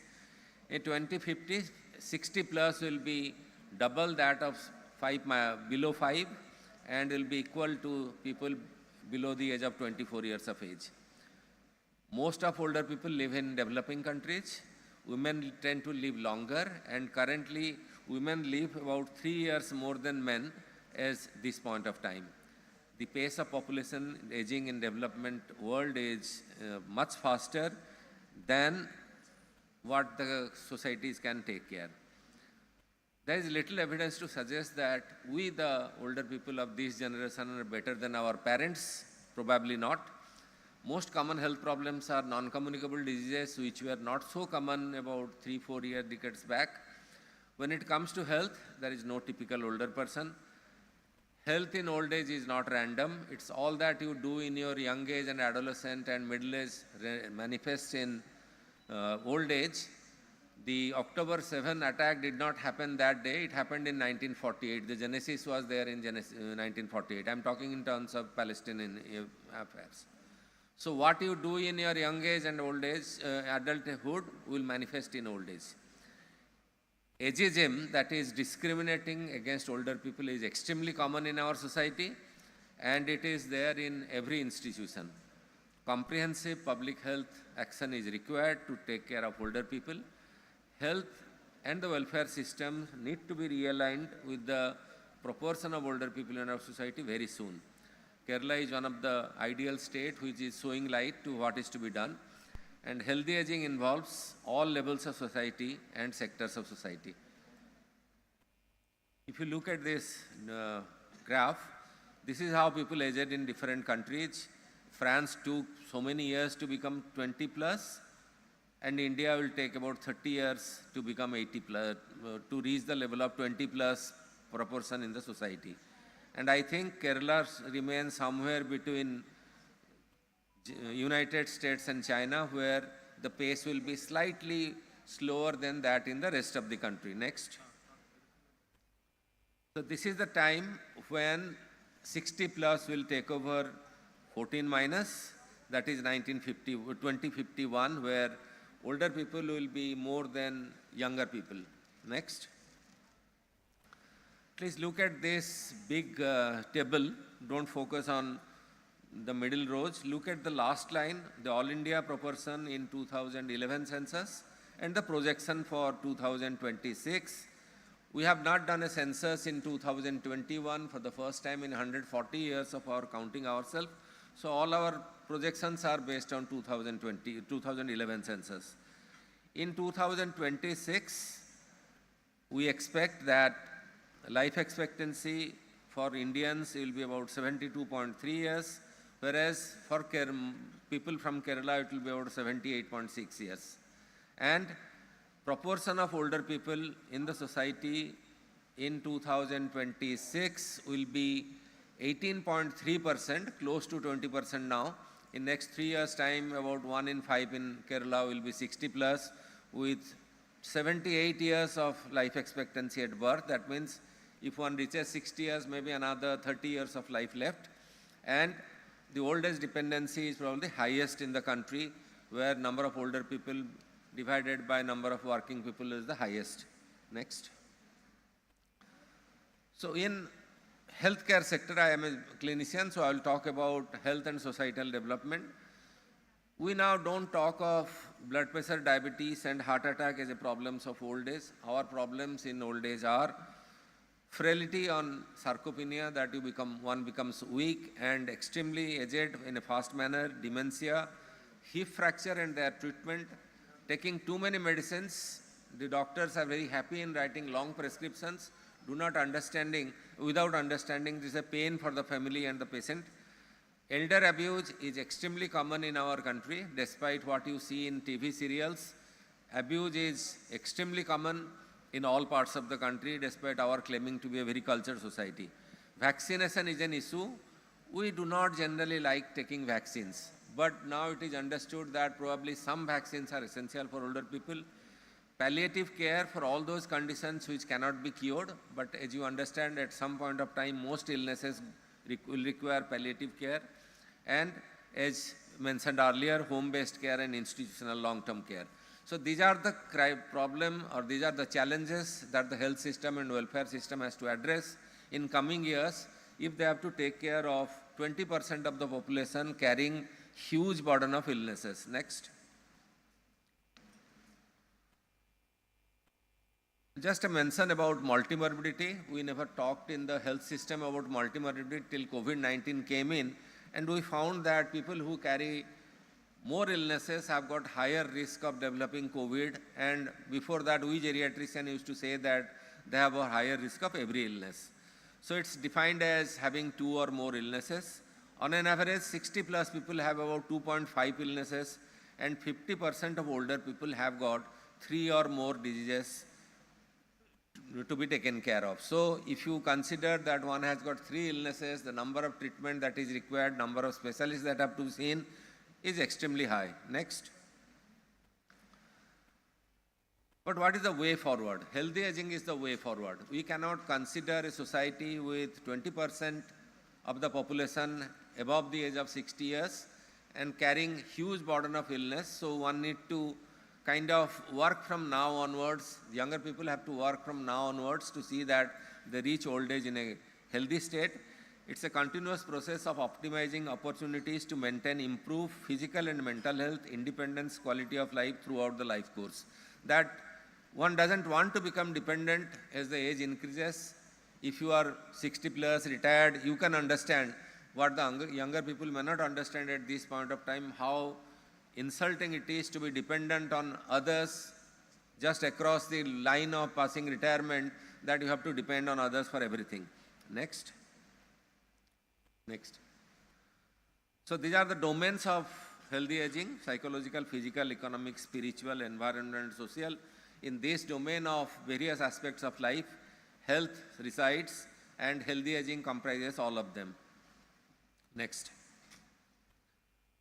As I told earlier, health in old age is not a random phenomena. There are 3-4 determinants which decides who we are and how healthy we are. Genetic inheritance.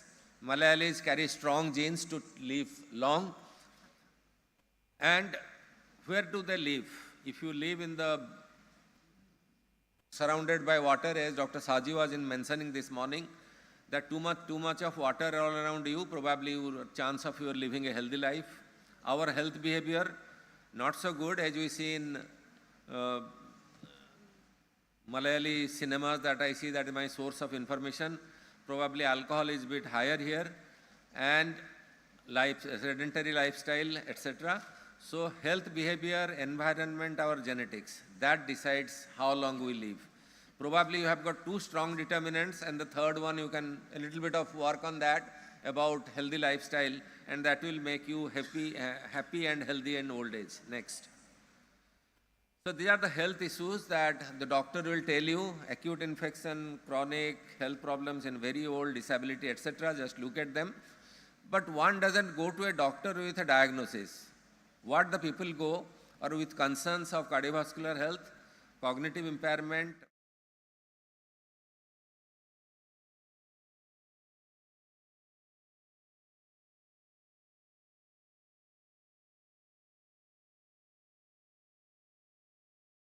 and take this prescription.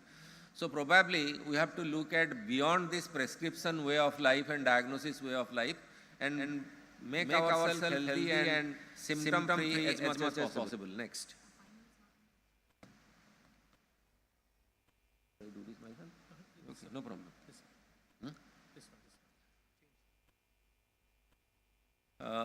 But how we measure health in old age? The practical indicators are activities of daily living, but what matters to the older person is physical frailty, poor muscle strength, painful joint, fragile bones which may break at any point of time, unsteady gait, blackout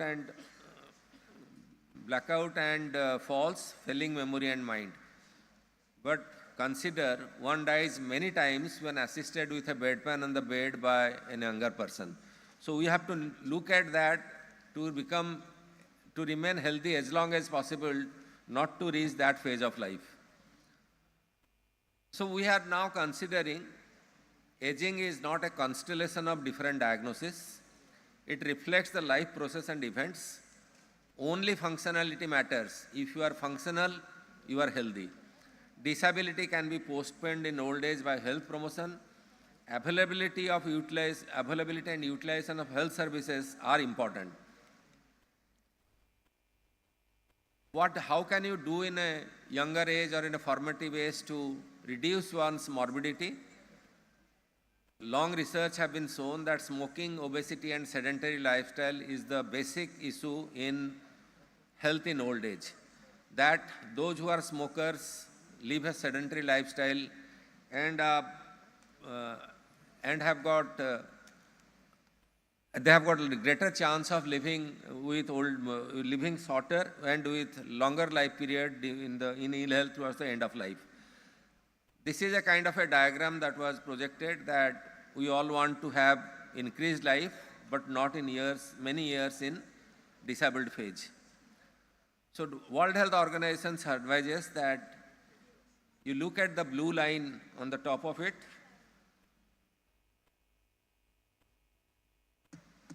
This is what is distinct for us, functional ability, but the red line shows that slowly and steadily our ability goes down. And we have to work throughout life to make ourselves more functional. So the way forward is healthy aging, accepting functional capacity as a measure of healthy aging beyond organ-centric approach. It doesn't matter how the lungs, liver and heart are. Important is that one must be functional. Incorporating essentials of healthy aging intervention in existing programs of schemes in the health department and in the welfare department. Age-friendly environment has been talked about by both the Honorable Minister and Honorable Secretary.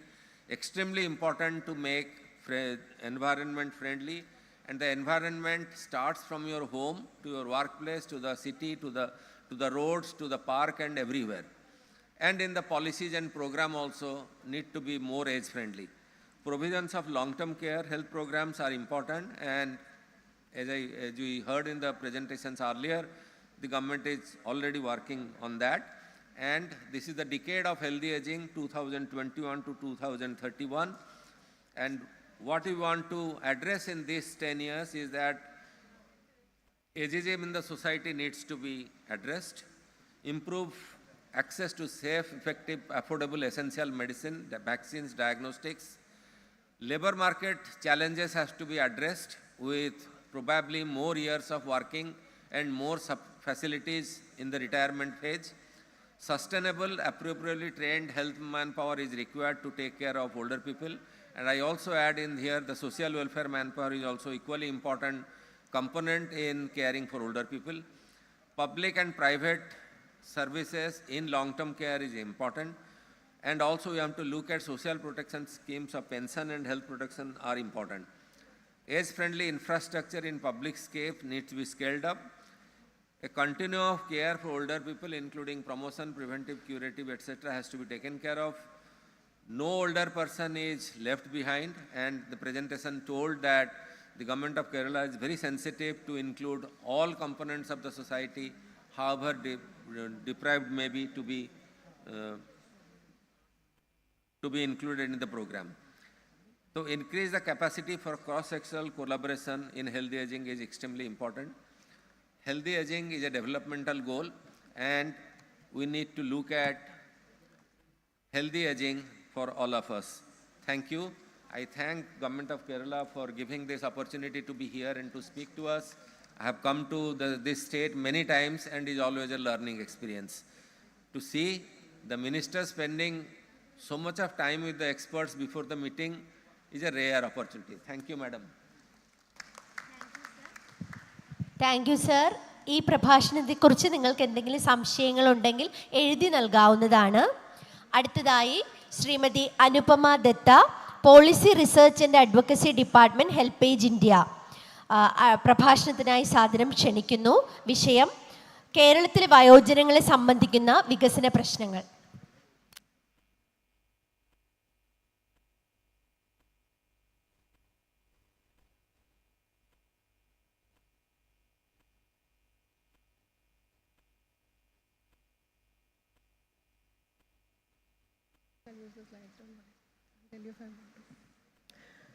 Good morning, Honorable Minister.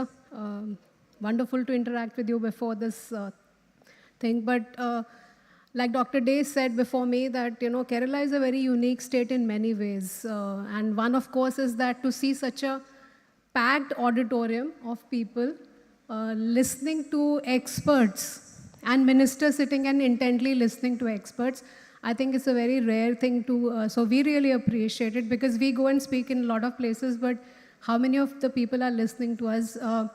So it's always a pleasure, like Dr. Day said, to be here in the state, because for various reasons, greenery being one, and of course, very, very progressive thinking, I think that's also one. So I see when I'm talking of aging, I see a lot of youngsters sitting in front of me. So how many of you wish to live to 100 years? Please raise your hands. I don't see any hands at the back, and I see only younger population there. Why? Because this is what Dr. Day was talking about, ageism. We want to live 100 years, but we don't want to go to age 100. Because we know that once we are 100, we are likely to be dependent, we are likely to face all the challenges that he mentioned, and we'll pose a challenge to the government. So like the Honorable Minister said, she made a very, very pertinent point that how do we change our perspective on aging? It's very important. All experts can tell you that in next few years, 20% of population will be 60 plus. But what does it mean for you and me? For government, it means that they have to make policies, they have to make provisions, they have to make everything. But for you and me who live with those kind of, people, those of us who are going to get old, what is it going to mean for us? And that's very important for us to understand, because governments can make policies, government can implement policies, they can give you funds for it. They can, the bureaucrats like the person from the department was telling us about her efforts. They can do all that. But what you and I can do is also very important. And the first thing that we can do is how we look at aging population. How many of you live in multi-generational families? Nobody is living in multi-generational family here. I'm really surprised. I see only very few hands up there. So how do you treat the elderly in the family, in the community? When we did a survey with elderly in India and Kerala particularly, we found that digital literacy was very low. And why is that so? When so many of the youngsters are always in the phone, they're always looking at their phone, they know the best techniques of using a smartphone, they know how to use computers, they know how to make access of the information available on it. So what is it that we can do as community members? And I think Kerala has done a lot of work in community initiatives, Minister mentioned about some of them. But even if there is no government initiative, what you and I can do, a simple thing of living in a multi-generational family, how do I tell my grandmother or my grandfather how to use a smartphone? How to access the government schemes on the smartphone, how to register my complaint on a smartphone. If we do these small things, they go a long way. And another thing that I'd like to mention here is that when I say attitude, when Minister was also talking about the attitude, do we treat elderly people as a resource? Do we want to learn from them anything? Do we respect them for that, which is the traditional way of Indians? We always respected age because we thought that here is a set of people who can make us sail through life smoothly. But are we learning anything from them? Are we treating them as a resource, or are we sidelining them as tired and retired? That's a major challenge that we have in front of us. And if we start treating 20% of the population as a tired and retired segment to be only taken care of, then I think we have a major challenge.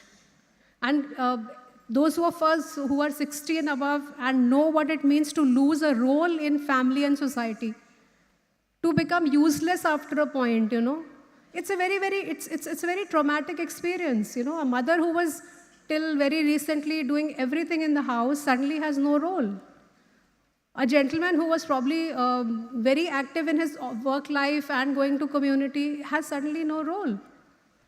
So we have to invent, as community members, we have to think and invent roles for them and make them feel valuable. And with that, I'll come to the next challenge that aging population faces. We have data also to show that loneliness is one big challenge.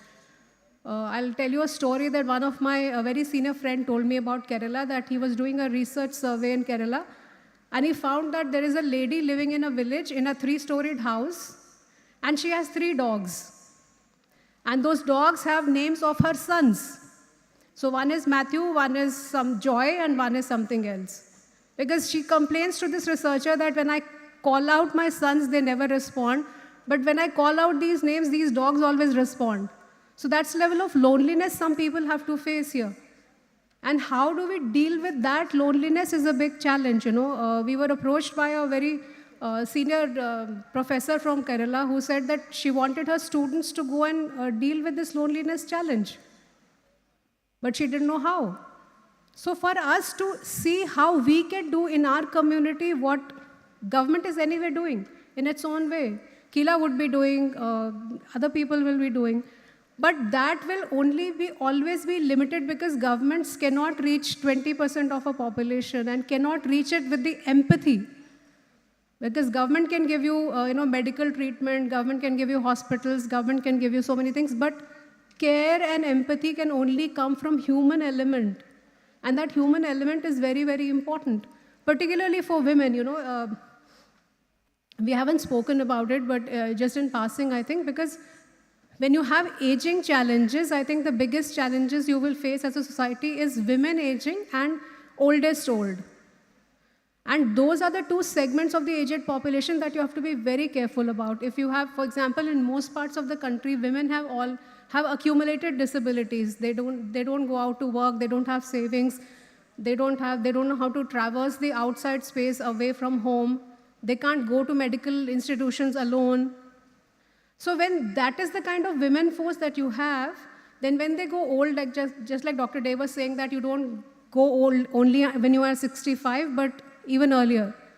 So those challenges, how we are preparing the women. How many of you are from women households where women know how to save, how to buy mutual funds?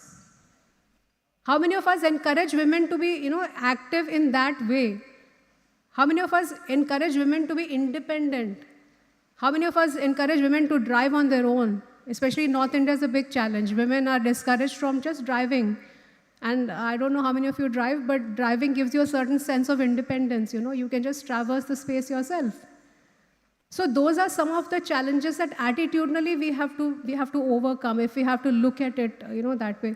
And for the government, I think the only simple suggestion that we have as an NGO working for the elderly population is that when you have a targeted approach, when you target at a certain population, for example, if you target at the elderly like you did in vaccination, you are likely to have 100% coverage.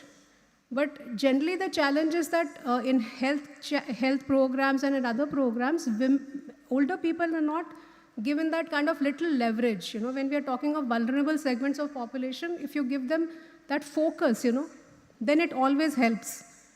It makes it easier. Similarly, in why are we, like Dr. Day said that there should be an increase in retirement age.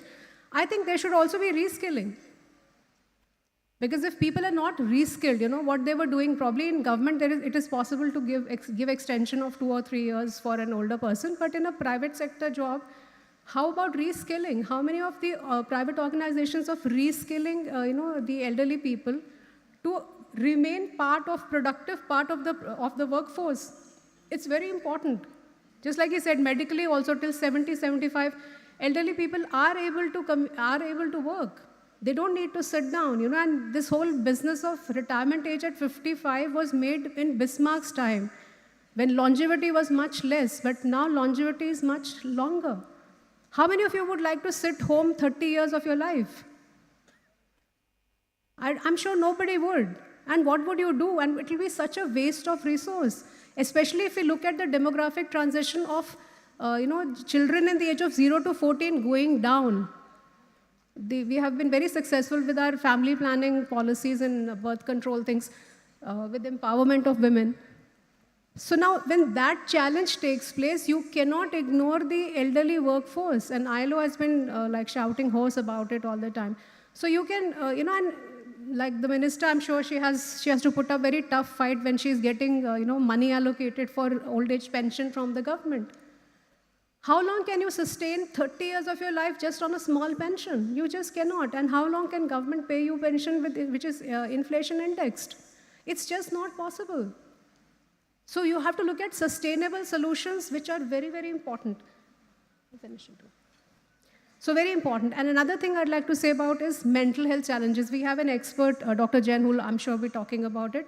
But in our line of work, we find that mental health challenges, depression, anxiety, is a very, very big menace. It's not even getting noticed, especially with women.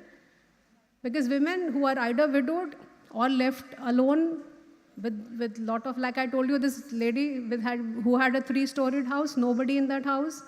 So isolation, So what are we doing for mental well-being of elderly people is also very important. And in that context, it's important to have, spaces which are age-friendly, which are allowing elderly people to go out of their homes, communicate and interact with other people. And this quality of interaction is also very important. What is the quality of our interaction with our elderly people? Maybe in our homes, maybe in our communities. That's also very, very important. Besides structures, like I said, government will take care of them. They will just put 2-3 guidelines in the building structures and everything will get sorted. But how do we, I'm emphasizing, because I'm from a voluntary organization, I'm emphasizing the human element in this whole affair. It's very important for us to look at that. And of course, preventive health, just like Dr. Day said, that preventive health is very, very important. So we may have a very good health system, but if you have already we already have comorbidities. There's only that much that the doctor can do. So how we can do preventive health is very important if we want to keep our populations, older population, in good health and good spirits. And Honorable Minister mentioned about happiness index, I think. So that is, I think, the beginning for happiness index. And that's all I have to say. Thank you so much. Thank you ma'am. ഈ പ്രഭാഷണത്തെക്കുറിച്ചുള്ള ചോദ്യങ്ങളും എഴുതി നൽകാവുന്നതാണ്. അടുത്തതായി Shrimati Shampa Sen Gupta, director Shruti വികലാംഗ അവകാശ കേന്ദ്രം. വിഷയം ഭിന്നശേഷിയുള്ള വ്യക്തികളെ സംബന്ധിച്ച് പ്രശ്നങ്ങൾ. Ma'am, welcome to U.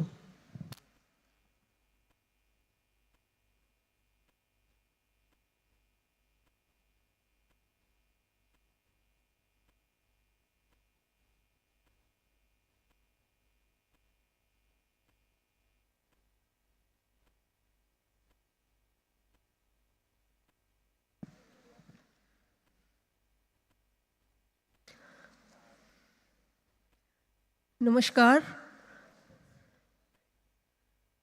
I thank Government of Kerala for organizing this whole event where the issue of disability is included.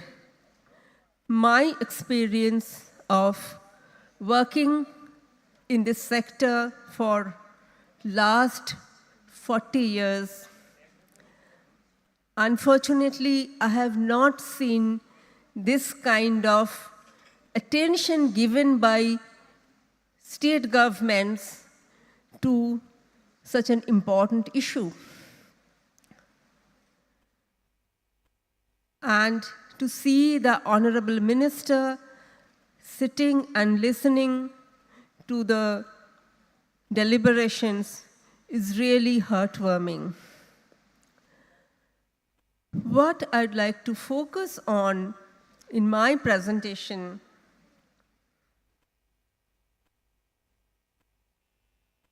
is, of course, I start a little bit with theory because disability and gender, these are evolving concepts and it's fluid in nature.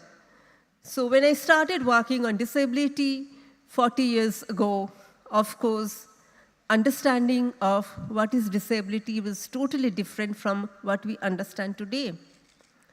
And it is very interesting because disability is understood, the definition differs from country to country. We are, in India, trying to move from understanding disability from charity model to human rights model. And what I personally feel is we are somewhere stuck in between, trying to include all kinds of models of disability in our work. India, as we ratified UN Convention on Rights of Persons with Disabilities, CRPD, it focuses on long-term impairments, and it talks about barriers, because it's the barriers that causes disabilities. And as I don't understand your language, but as Honorable Minister talked about barriers, how to make barrier-free Kerala, and that should be our aim. And barriers is, of course, not just physical barriers, but attitudinal barriers. And that is the first point where we should focus on. Until and unless we accept that disability is just another form of diversity, we will not try to change our environmental barriers also. I was quite pleased to see that a hotel where I'm staying here, which is a very old building, have made provisions for ramps in almost all the places. But I was not so happy to see that the transport system is still not barrier-free. And as I said, that all of us in India, and Kerala is not exception, in the sense that we are trying to make a barrier-free world, and it is a long process, because when our universe was not made for universal designs. So when we are talking about old age, when we are talking about disability, we know universal design is something very important so that everyone can access all the transport, buildings, and even the sea beach, everywhere, like museums. So these are the things we need to keep in mind. Of course, we have a new law. Previously, we did have only 7 kinds of disabilities accepted in our legal system. Now we have 21 kinds of disabilities. And the Rights of Persons with Disabilities Act actually defines disability in exactly the same way UNCRPD does. So barrier still remains very important. Removal of barriers is one of the most important area of work for us. Disability is a state issue, so we have a law in India, but every state have to make their own rules. So Kerala, I know, have made rules under RPD Act. There was also a policy made in Kerala Disability Policy, and unfortunately it's not updated, because you need to update the law because the issues are changing. You have to update your policy. That is something very important. One of the major problems of our disability issue when we talk about disability is we do not have adequate data. We had census data which was long ago, and that also only when we had 7 kinds of disabilities. Now we have 21 kinds of disabilities, and where is the government data? I think Kerala is the only state that tried to have a separate count of disabled in 2015. Unfortunately, at that time also, the training of the enumerators, the Asha Karmis and Anganwadi workers who were actually doing the enumeration, the training was not adequate, so the census data and the Kerala, the state data remains very close. It's like, it's close to 2% of the whole population. And we all know that WHO says that it's between disabled population of the world is around 10%. So we cannot have in India as little as 2%. And it is very important to use proper questionnaires when you're going to take this data, uses of Washington set of questions, which is accepted in so many countries, proper training of enumerators. This, I'm sure, since you are in this state, you are making new in the process of making the new policy. I'm sure these issues will come up and you'll be including it. And we look forward from all over India to get, because Kerala had been the first state to do a disability data, to count separately. We really look forward to such good examples. I mean, every state, when we go to any state government meetings, we say, see, Kerala have done it, why can't we do it? So that is something we hope that this, whatever small issues we have, that will be changed very soon. Intersectionality, we need to talk about intersectionality. Disability is not a homogeneous issue. Lived experience of a man with disability differs from lived experience of a woman or a transgender person with disability. When we are formulating any policy on disability, it needs to cover these different experiences. And the divides are various. It's rural, urban, the gender difference I already mentioned, caste and religion, and of course the age variant. So a child with disability will not require the same kind of inputs, needs as a young person with disability will require. So we need to keep the whole age issue also needs to be kept in mind when we are doing a disability policy. So the life cycle approach is very important, and we need to, of course, cater to different categories of disabilities. I'm not going into detail of, because if we start talking about 21 kinds of disabilities, it will take very long. I mean, this can be discussed in maybe in later discourses. Since my work is focused on women with disabilities, I like to talk a little bit about this particular vulnerable section. And because unfortunately we still have a very much patriarchal mindset, and women with disabilities face neglect from both patriarchal families and the ableist mindset. So it's very interesting because women with disabilities are not accepted in the role of wife and mother, the roles which are accepted for women who are not disabled. And in Kerala, as in few other states of India, you have marriage incentive schemes.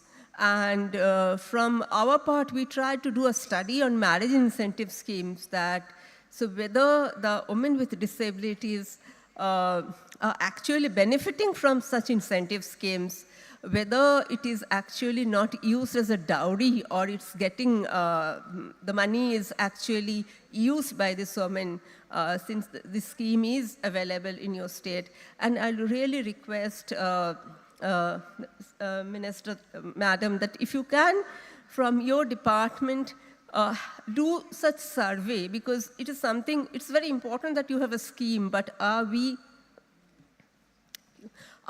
also evaluating our schemes? That is something very important for us to understand, and how it is making lives of women with disabilities better. I'm not going into detail of UNCRPD, how the United Nations included women with disabilities separately. We also have CEDAW, the UN Convention Against Discrimination on Women. So for us who work on women,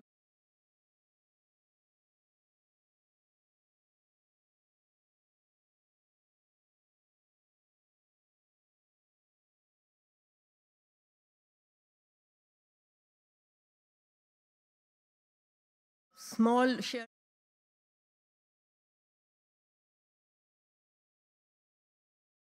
times more likely than other women experience violence by family members, caregivers, or if they are in an institution. So 3 times more. But in our country, National Crime Records Bureau do not keep data on violence on women with disabilities. And I urge government of Kerala to take this kind of issue, because this is something we can, it is a doable, you can take action, and you can include when there are FIRs or other general diaries taking place in police station. If you can just have an extra column on disability, you will get data on how many women with disabilities are actually complaining of violence. So that is something which I personally feel is doable. Compared to men without disabilities, women with disabilities are 3 times more likely to be illiterate. So education is something very important. We all know to reach any kind of goal. Sorry. While both men and women with disabilities are underrepresented in the political process, there's hardly any woman with this female parliamentarian with disabilities in the national legislative body. Can I get some water, please?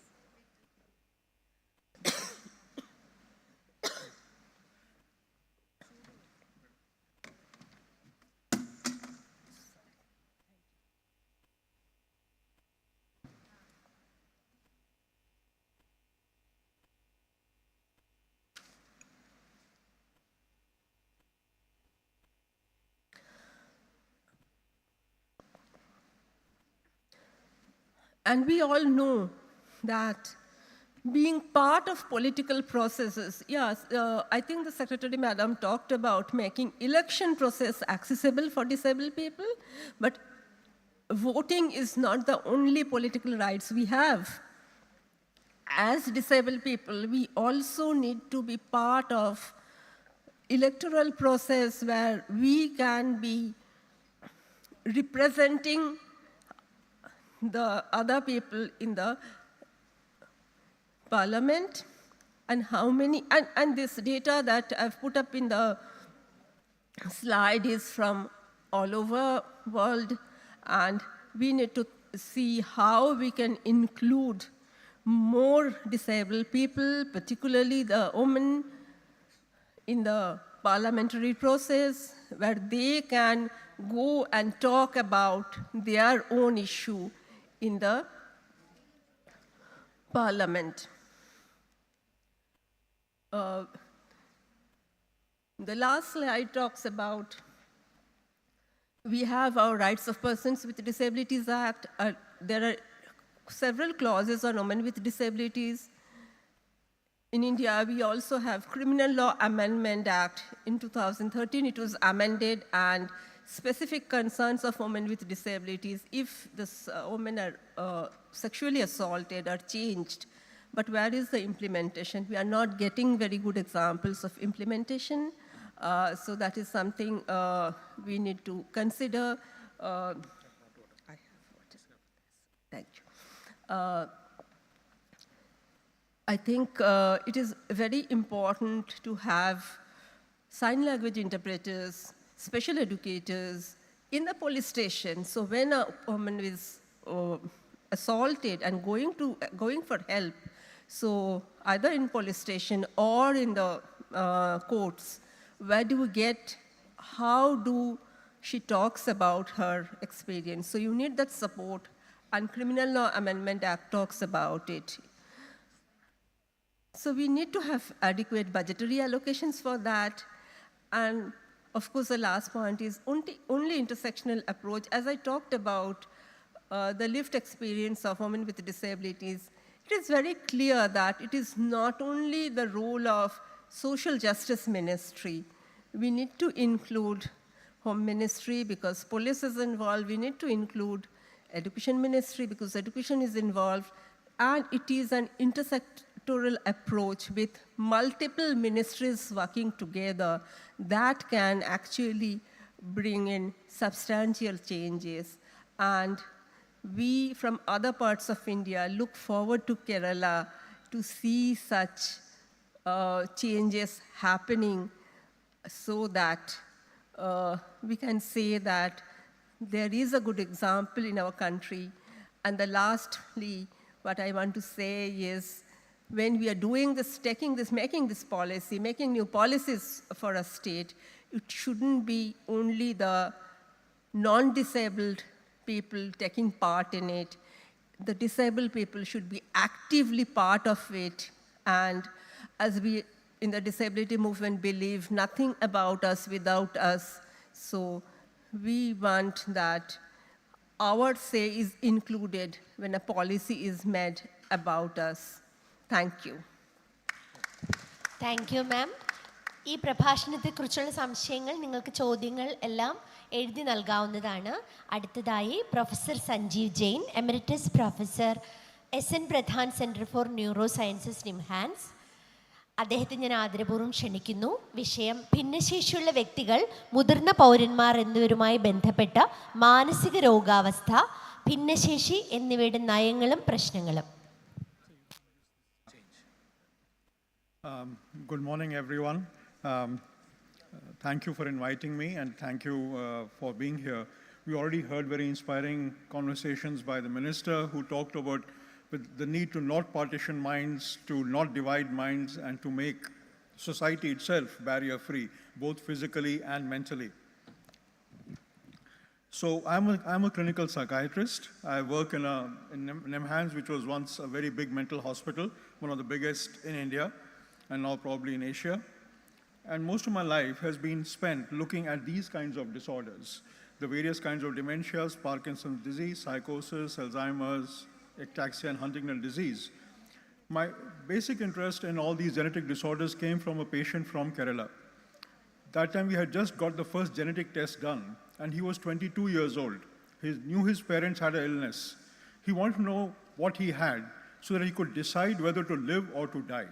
Because he knew there would be no way in which he could be cared for in our country if he actually had an illness. So most of these illnesses, the neuropsychiatric illnesses that we talk about, begin around 20 years of age, 20 to 30 years of age. They are adult onset disorders. They cause progressive disability. The person is not born with disability.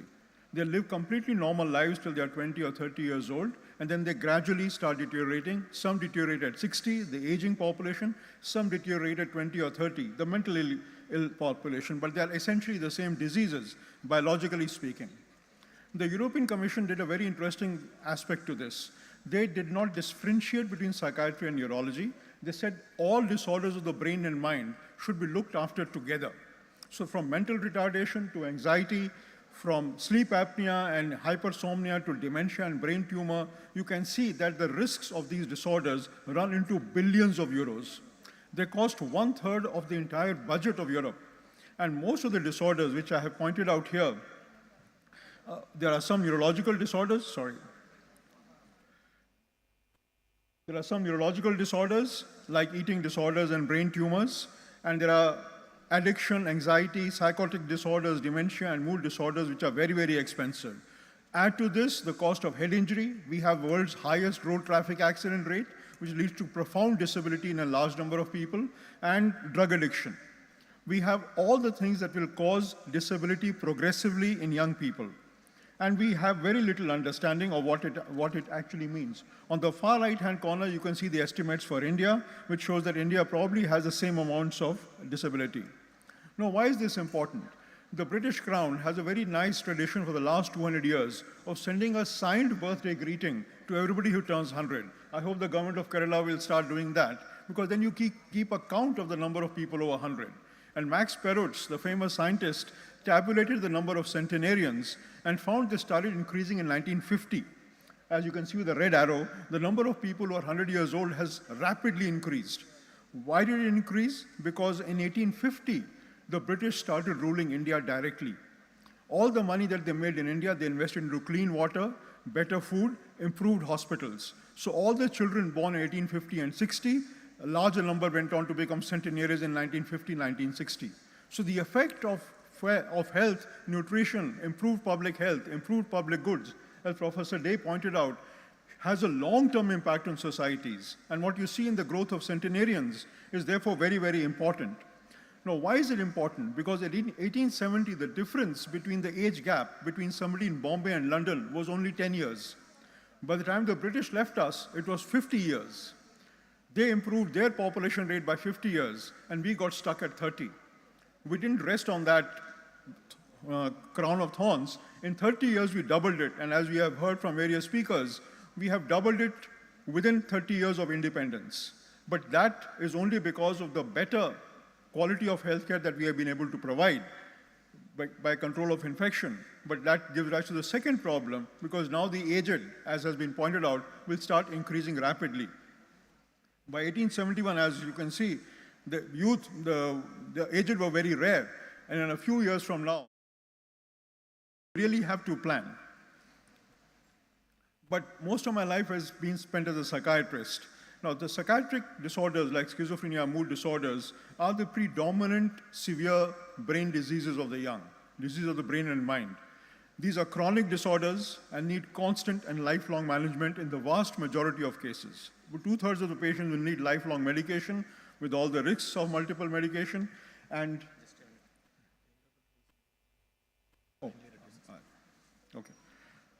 this is the most severe illness of the young. More than 10 million people are supposed to have schizophrenia, bipolar disorder, OCD, dementia, or addiction.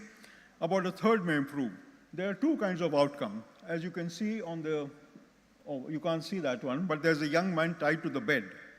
He's living in India. He's being looked after by his mother.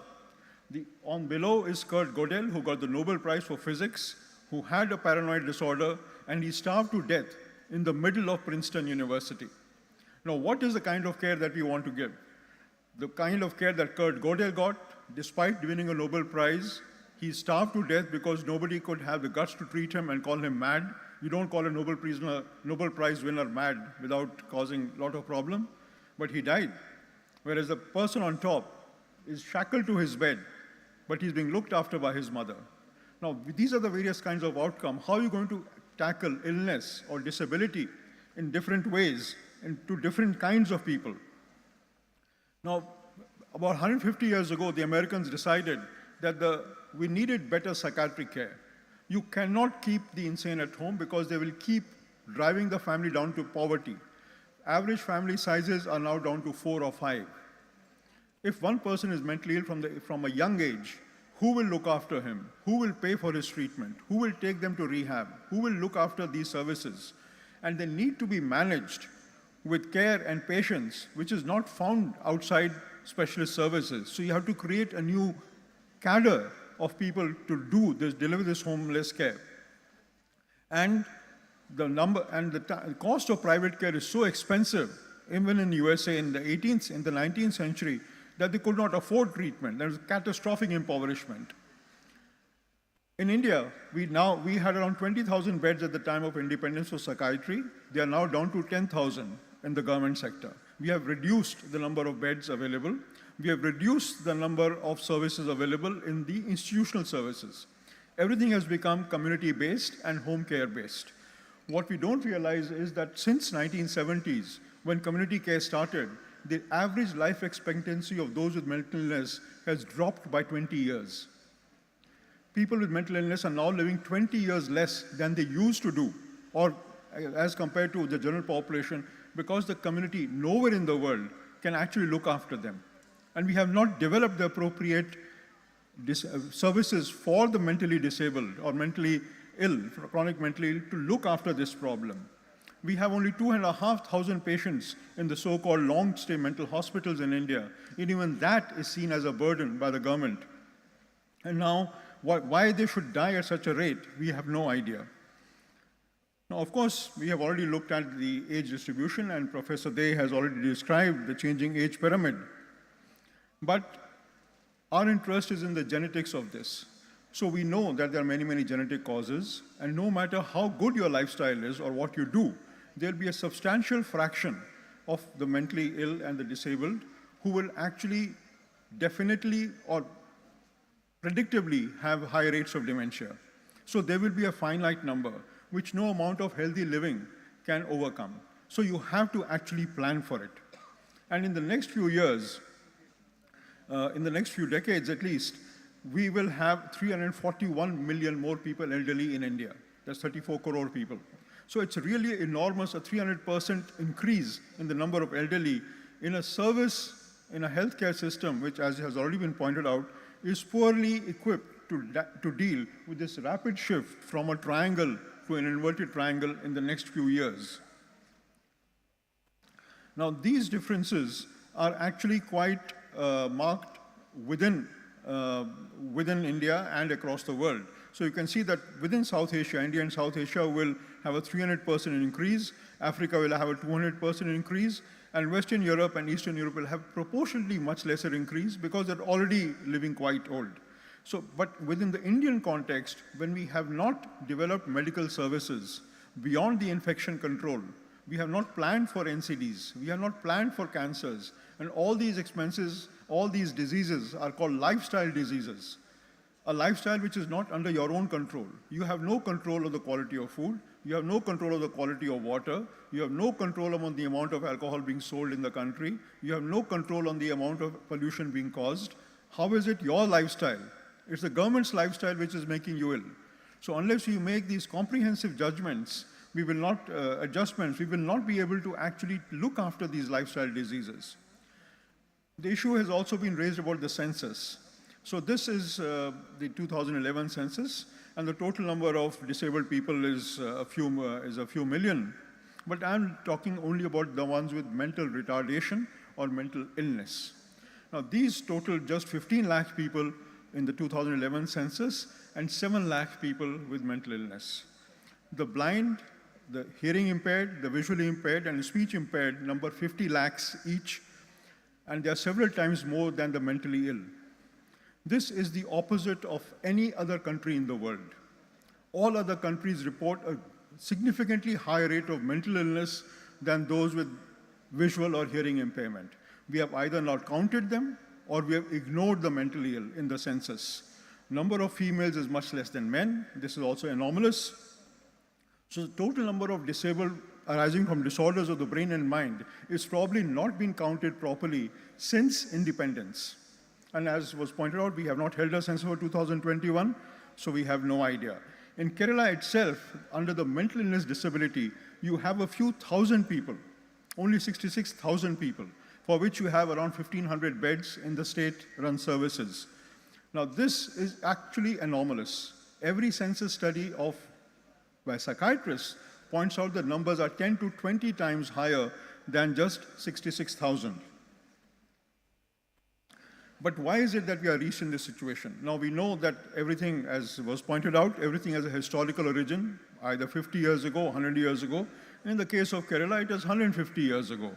So the state of Travancore was spending 4 to 5% of its GDP on healthcare in the 19th century, in the late 19th and early 20th century, but it has dropped to below 3% now, although it is by far more than what the government of India does, but it is still what a historical antecedents that even by 1970, Kerala and United Kingdom were almost at par. Yeah.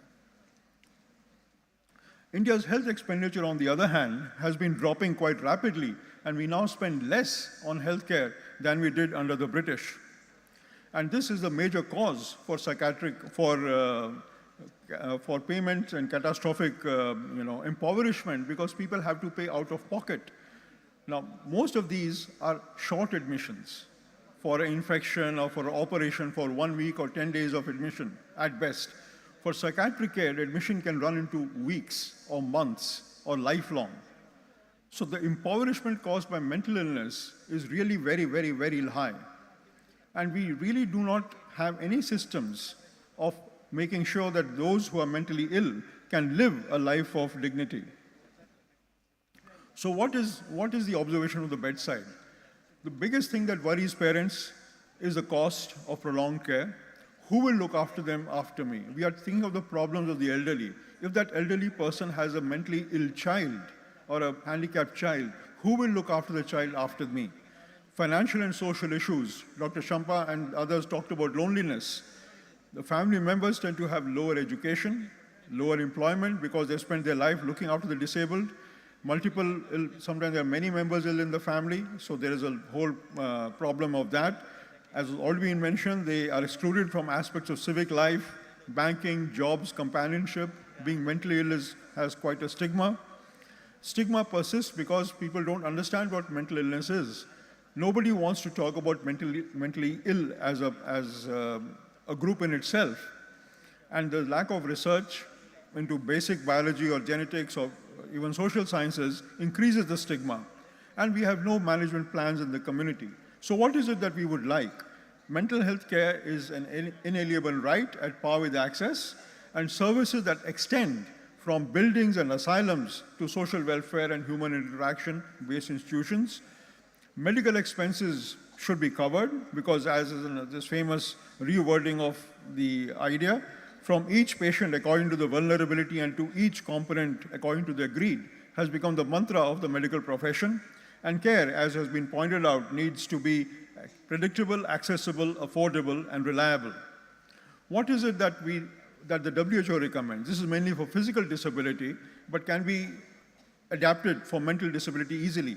Strengthen the rehabilitation planning, integrate into universal health care, as has already been mentioned by the Honorable Minister, equitable access, multidisciplinary rehab force, financing through appropriate mechanisms, information systems, and functioning, as Professor Dey pointed out, rather than disability should be the guiding principle.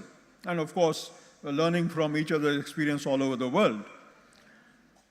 There have been, however, despite all these noble ideas, few structural improvements in psychiatric care at least. No new facilities will ever be established in India, but there's a big increase in private mental hospitals and nursing homes and halfway homes in the private sector, which cost several lakhs a month. Whether all this will go the way of the private madhouses of the 18th and 19th century, or will a progressive society actually look after those with chronic disability?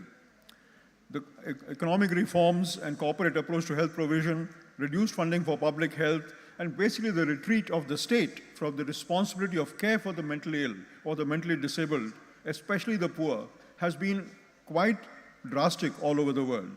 While there's more and more precaution about mental health and wellness and how to improve your happiness index, why don't we look after the people who are actually mentally ill? These tensions are very likely to intensify. It is the hope of the country at least, and by extension of the world, that certain parts which have a more progressive idea of what human society should be will lead the light, will show the light to a better way of handling all these problems. Interesting times therefore lie ahead, especially for Kerala and southern India at least. Thank you very much for your attention. Thank you. Thank you sir. ഇനി നമുക്കൊരു tea ബ്രേക്കാണ്. എല്ലാവരും ദയവ് ചെയ്ത് 11:40 തന്നെ തിരിച്ചു കയറേണ്ടതാണ്. പുറത്ത് tea റെഡിയാക്കിയിട്ടുണ്ട്. ഈ പ്രഭാഷണത്തെക്കുറിച്ചുള്ള നിങ്ങളുടെ ചോദ്യങ്ങളൊക്കെ നിങ്ങൾക്ക് എഴുതി നൽകാവുന്നതാണ്. എഴുതുന്നതിന് എന്തെങ്കിലും ബുദ്ധിമുട്ടുണ്ട് അങ്ങനെയുണ്ടെങ്കിൽ നിങ്ങളുടെ തൊട്ടടുത്തുള്ള വോളണ്ടിയേഴ്സിനെ സമീപിക്കാവുന്നതാണ്. ദയവായി 10 മിനിറ്റിൽ എല്ലാവരും തിരിച്ച് ഹാളിൽ പ്രവേശിക്കേണ്ടതാണ്. 11:40 തന്നെ അടുത്ത സെഷൻ ആരംഭിക്കുന്നതാണ്. Thank U.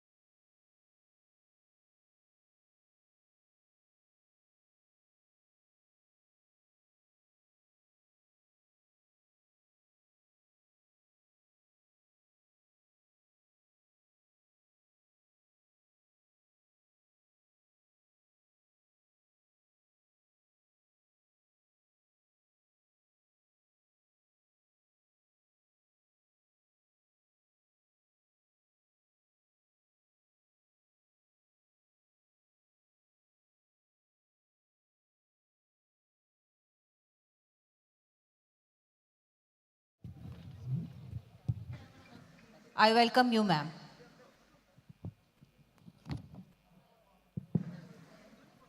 Officials and volunteers ശ്രദ്ധിക്കുക. വന്നിട്ടുള്ള മുഴുവൻ പാർട്ടിസിപ്പൻസിൻ്റെയും പ്രസൻസ് ഉറപ്പുവരുത്തുക. ഹാളിനകത്തേക്ക് കയറിയിരിക്കാൻ ഒഫീഷ്യൽസ് ആൻഡ് വോളണ്ടിയേഴ്സ് പ്രത്യേകം ശ്രദ്ധിക്കുക.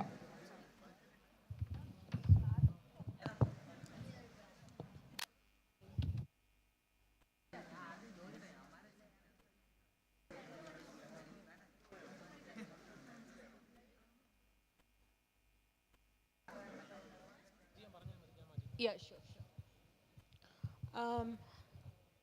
Good morning, all of you. Thank you for inviting me to present in this very important event. I thank the government of Kerala for this opportunity. Next slide, please. So we have, I think, as a process, both Shampa and I, we wanted to establish who we are to begin with. So understanding disability and who are persons with disabilities. So we are persons with impairments, different impairments, right? Mobility, visual, and whatever. So in interaction with the various barriers and the lack of services, when we say barriers, we mean infrastructural barriers, environmental barriers, attitudinal barriers, and lack of support services that we require. Like for older persons, it is care services, we want personal assistance services, assistive devices, rehabilitation services. And the lack of it are restricting us from equally participating on an equal basis with others. This has led us to have limited education, employment level outcomes, leading to exclusion, intersectional marginalization, because as women with disabilities, we are intensely marginalized. As a person from other social groups, we are again intensely marginalized. So intersectional marginalization leading to intense impact of poverty, and also most of us are likely to get institutionalized when globally we are signing a pact on deinstitutionalization. Next slide, please. So poverty tends to be high among persons with disabilities. It's kind of globally that is the trend. Next slide, please. Why? The response is that, as stated earlier, the barriers that we experience are intense. So the various barriers lead to less employment, less likely to get educated, resulting in lower wages, resulting in barriers in accessing health care that undermines our capacity to earning. And sometimes, in order to support us, our family members stop working, so they forego their incomes. So all this actually are one of our few causes for us to remain in poverty, or there is an increased poverty gaps among persons with disabilities. Next slide, please. We refer all these costs to be indirect costs. So do we only have indirect costs? No, we also have direct costs, which is out-of-pocket costs. Like we have to buy assistive devices. I need my caliper, I need my crutch, I need my wheelchair, not any wheelchair, which is customized to my needs. So these are out-of-pocket costs, which is associated with my own impairment and the barriers that I experience, which is disability. This doesn't reflect in the official poverty gaps, in the estimation of the poverty gaps. So our needs are, the poverty experienced by persons with disabilities is not truly represented in the various poverty census. Next slide, please. So how relevant is the established poverty line for us is a big question, because it doesn't take care of the basket of needs that persons with disabilities require compared to persons without disabilities. Next slide, please. So where are these extra costs fall into? So it falls into specific disability related expenditures, which is assistive devices, personal assistance, rehabilitation services, any modifications in the environment in which we live or in the environment in which we operate, and the support services like sign language interpretation, guide interpreters, and so on and so forth. These are specific disability related expenses. Apart from that, we have extra expenses on general items because of the barriers like transport, like healthcare. We may have increased healthcare requirements. Then housing premium. We can only live in few types of houses. We migrate to cities, or we pay extra on transport because we can only take taxis or autos, which is 10 times more expensive than a public transport system. Next slide, please. So the outcome is that there is a differential income or the differential standard of living between a household with a person with disability and a person without disability. On the screen, I have projected couple of bars. One is a household with a person with disability, and the other one is a household without a person with disability. So they have equal income, but the standard of living differs because the household with a person with disability have disability related costs, which is part of the income which is mostly not compensated by the existing programs or the schemes of the government. So this accounting for extra costs increases the poverty rate. This has been tested in many countries like Cambodia, Vietnam, Bosnia, which is similar in the economic capacity like us. So the poverty line also differs based on the nature of impairment. So if you look at persons with blind visual impairment, there is a level of poverty line. This is done in South Africa. If you look at persons with deaf blindness, because the lack of services and the barriers experienced is huge, and there is no existing innovations or devices and services which is established already, the out-of-pocket expense is very high. Next slide, please. If you compare it with the poverty line, almost for all persons with disability, it is much higher. It is at least 3 to 5 times higher than the poverty line for person who require minimal support. And if you look at persons having high support requirements, it is at around 16 times the poverty line. So this slide gives you, it is tested in New Zealand and South Africa. So again, the poverty line, the wages, minimum wages, and what is required is a huge gap that we understand. So what can the government do to ensure effective fulfillment of human rights and fundamental freedoms for all persons with disabilities, not few persons with disabilities? By taking steps to amend laws.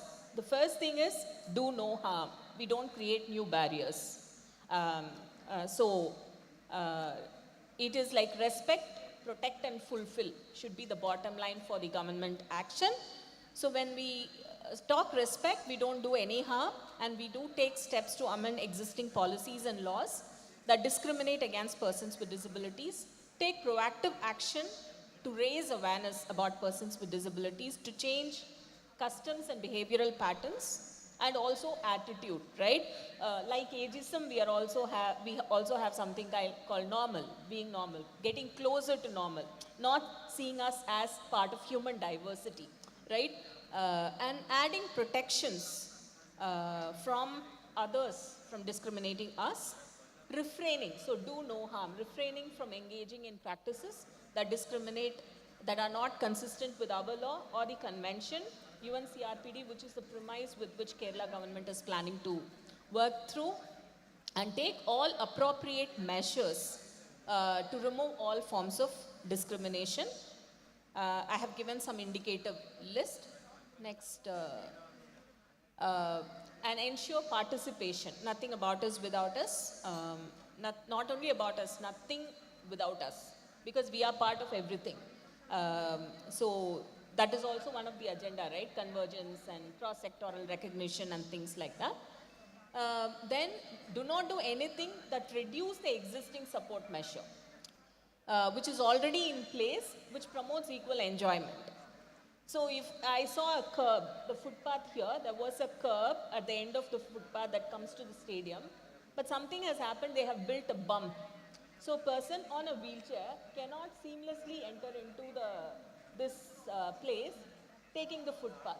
So do not do something which is like obviously creating barriers to persons with disabilities. I'm just taking my personal examples, but it is many for across persons with disabilities.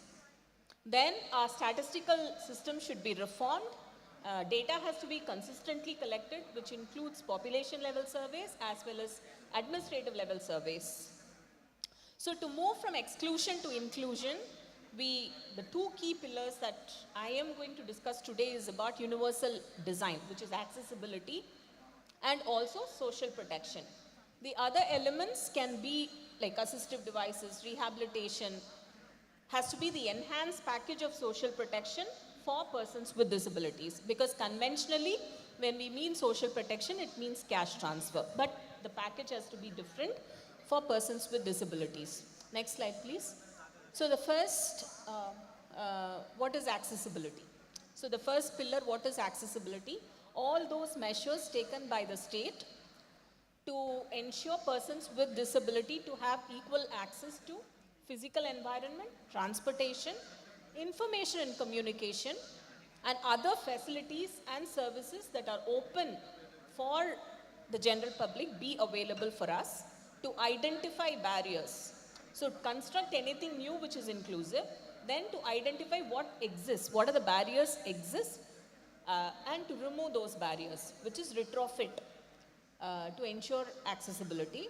So Article 9 of the convention talks about it in detail. Next slide, please. So we need to, now when we talk about accessibility, we are not talking about X number of buildings. We are talking about seamless accessibility that allows seamless mobility of person with disability from their home to wherever, from point to point, and whatever services in between, so that participation is enhanced for persons with disability. So at home, at workplace, at healthcare services, at school, and everywhere, leisure and sport most often, right? So this is what we are talking about. Though I have mentioned a person on a wheelchair as one of the thing, the intention is accessibility and the needs requirement is diverse among diversity of persons with disabilities. So we need to be considered. Then communication, I just wanted to clarify what do we mean by communication. It includes languages which is spoken and non-spoken, which is sign languages as well. And we don't actually constitutionally recognize sign language as a language in the list of languages. I think we should move towards it. And then display of text, braille, tactile communication, tactile interpretation, large prints, human reader, and any other forms of technology which augments communication for all persons with disabilities. Next slide, please. So design, universal design is key. So what do we mean by universal design? It doesn't mean a special design. It means that in an environment where everyone is able to participate with least modification and with least human support. So when we plan, it has to be universal design.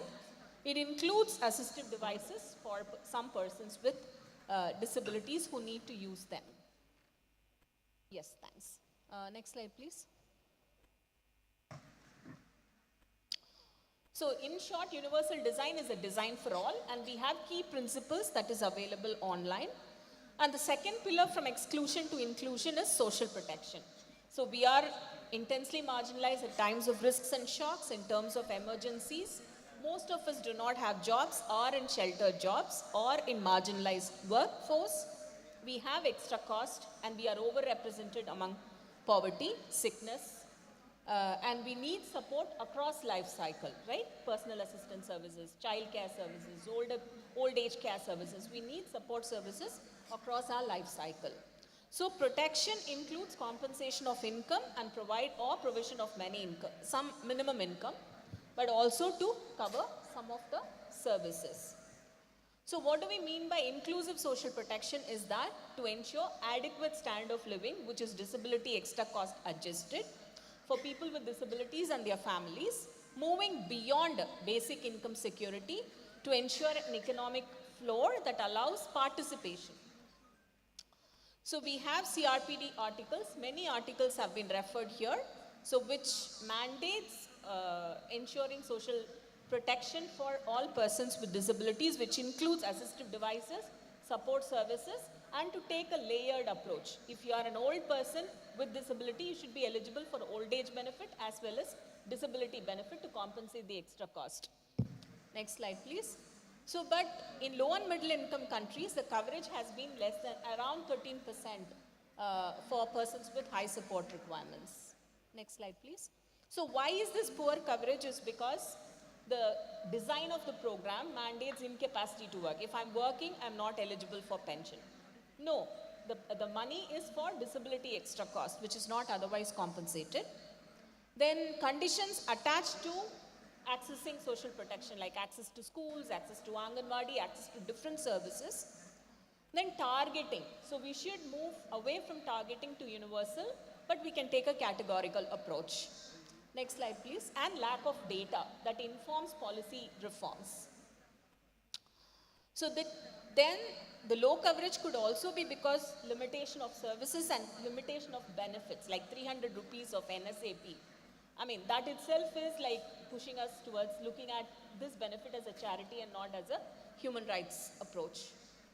So we are characterized by low coverage of the National Social Assistance Program and inadequacy of benefits. So put together, all the state level as well as union benefit put together is around 70, maximum benefit in any state is between 20 to 75% of the poverty line, internationally identified poverty line. So which is an income security but not the disability extra cost compensation. So what can be expected from an income, inclusive social protection is coverage of basic income, coverage of service costs, coverage of disability related costs, and facilitate access to general services. So it is a convergence of departments and ministries that needs to work together. Next slide, please. So in Kerala, the overall allocation actually is in 2022-23 has been 246.78 crore for disability specific issues. I have not reflected the cash transfer because it is not reflected or disaggregated in the budget documents, which translate to rupees 3,239 per capita per year. So for 1 month it is around 270 rupees plus 1,100 or the range of cash allowance, whoever receives it. So considering the poverty representation and the coverage is so low. And the different services I have listed, you can visit our webpage to get this data. So social protection assistive device is kind of so less, and there is actual expenditure and budgeted expenditure. Many years there has been underspending underspending. There is also institutional spending, which is high in Kerala. So we need, it has to be stepped up. Budget allocation has to be stepped up. Without this, looking at this, any level of policy discourse, any level of social justice discourse, I think we will take a long time to implement. Thanks a lot. Oh, this slide, I can share this slide. So here, just move on. All resources, when we say CRPD compliant budget, what do we mean by that? We don't create any new barriers. We do create programs which is specific for persons with disabilities, and we reflect, we make it responsive. All policies and programs across all ministries responsive, and ensure meaningful engagement of persons with disabilities in the entire process. Will lead to inclusion. Thanks. Thank you, ma'am. അടുത്തതായി Shrimati സബ്രിയ ടെൻബർക്കൻ, കാന്താരിയുടെ സ്ഥാപകയാണ്.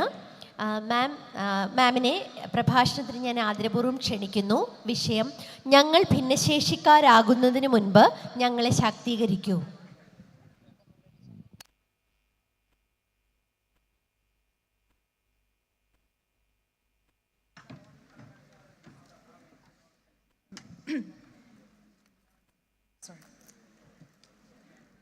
Good afternoon.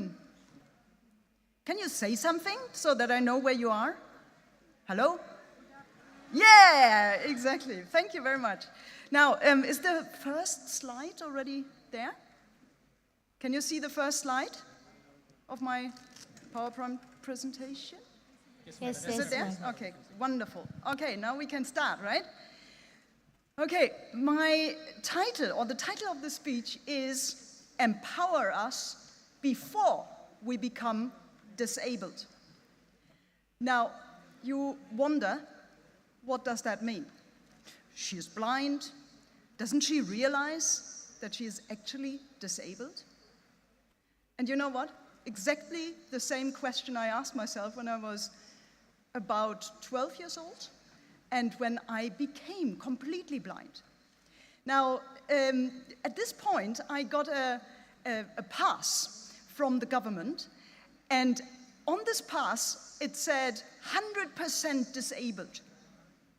And I asked my mom, I asked her, so what does that mean, 100% disabled? Does it mean that I'm 100% useless?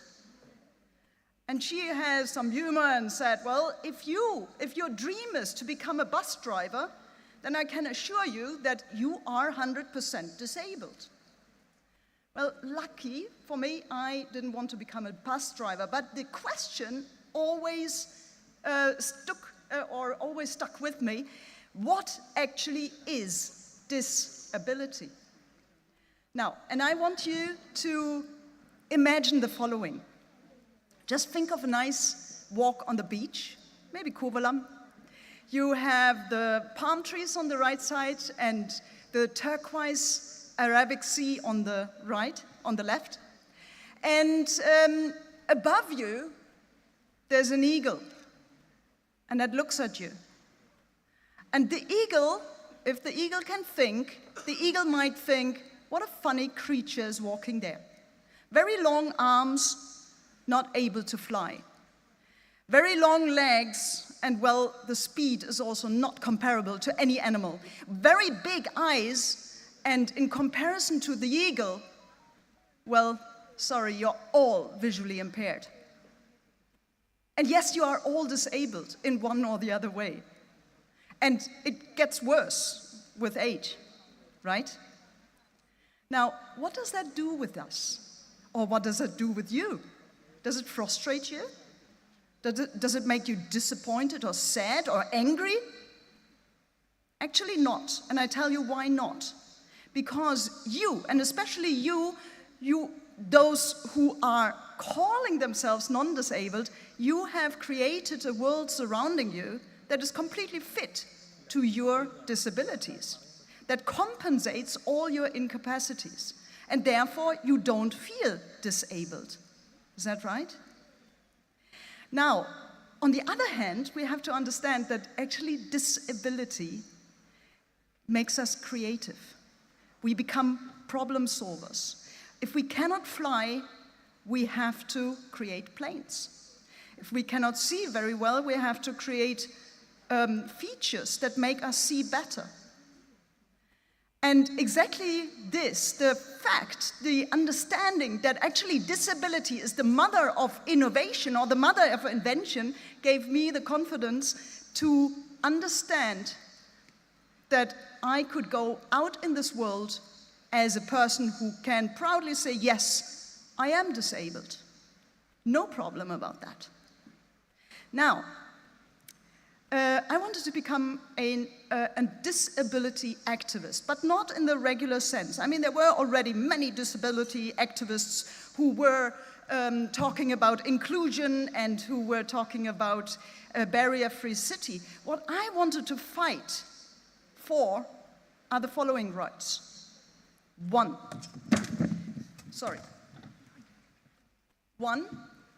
the right to be blind and not being disabled by others. 2, the right to speak, to voice our opinion, and not only about disability topics, because it goes on my nerves that I only invited to talk about disability topics. Actually, I have a lot more to talk about. And 3, the right to take a risk. And 4, the right to take over responsibility.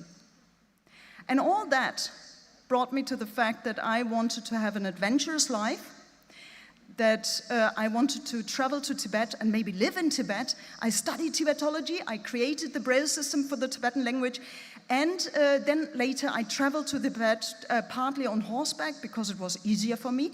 And I started together with a backpacker and an engineer from Holland, Paul Kronenberg, I started the first school for the blind in Tibet. Now, this adventurous life I wouldn't have as a sighted, as a non-disabled person. One of our first students is Kila. And Kila she was injected by our urge to make disabled persons taking over responsibility and risks. And she followed her dream. Can we just see the next slide or the film?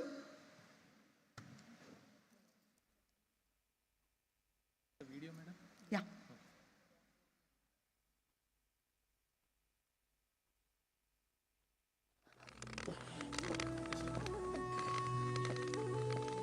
In my village, they are saying, oh, poor. It's not working? Yeah, it's working.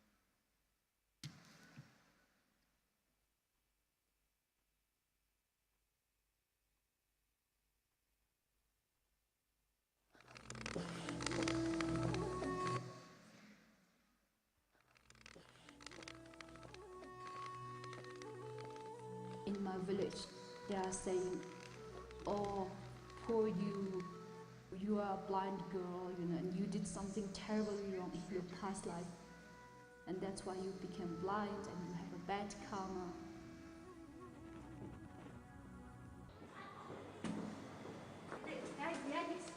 This is my real home. I came here since I was 12. And this place changed my life.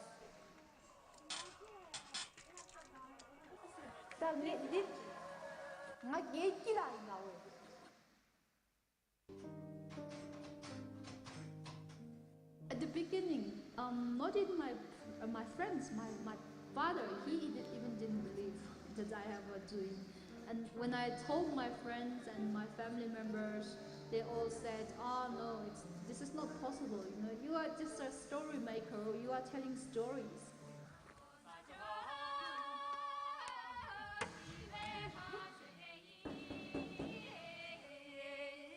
Đi nông dân sudah nông về. Kira sih juga so juga. Ayo, lompat juga. Lompat juga. Oh je. Sini juga.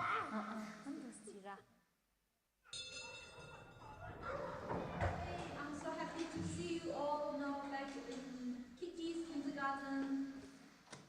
Kiki means happiness in Tibetan. So my main goal is to let these kids have a wonderful childhood where they can play around, where they can think, where they can have friends, and where they can be naughty, because this is normal for all the children.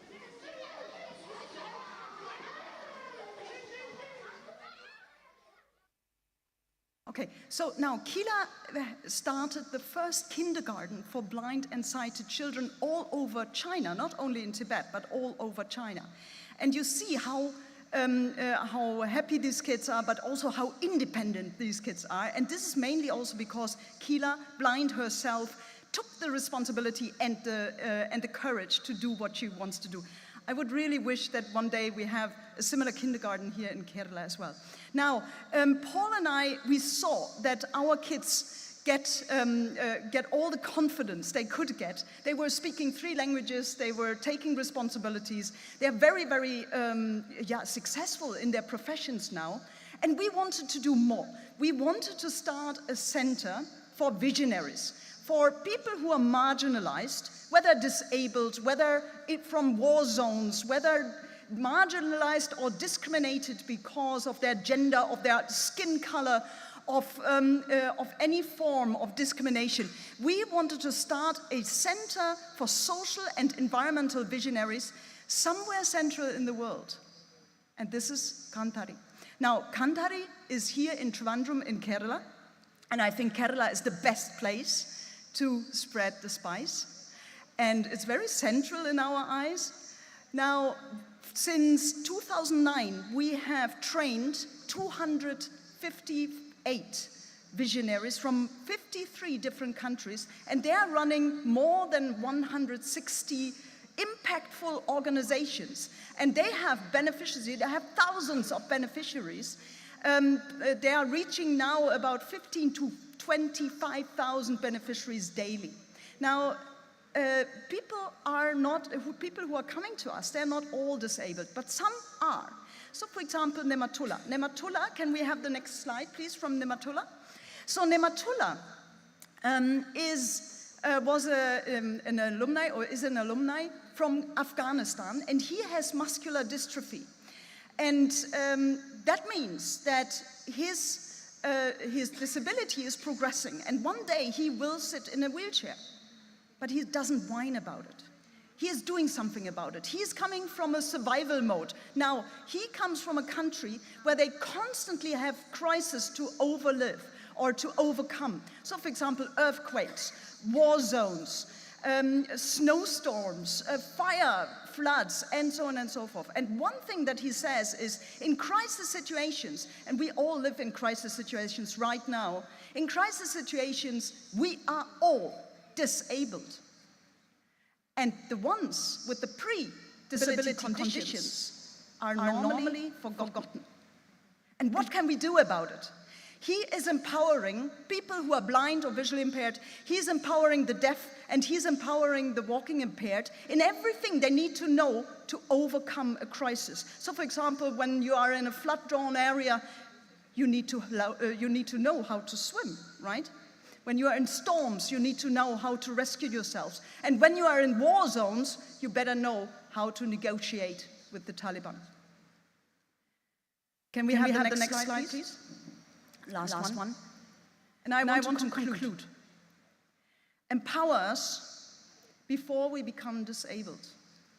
And in my conclusion, I would like to make a call for action, and a call for action that is especially addressed to guardians, to caregivers, to spouses, to parents, to teachers, and to governmental leaders, and to all who think that overprotection and charity or avoidance and ignorance is the first way to go.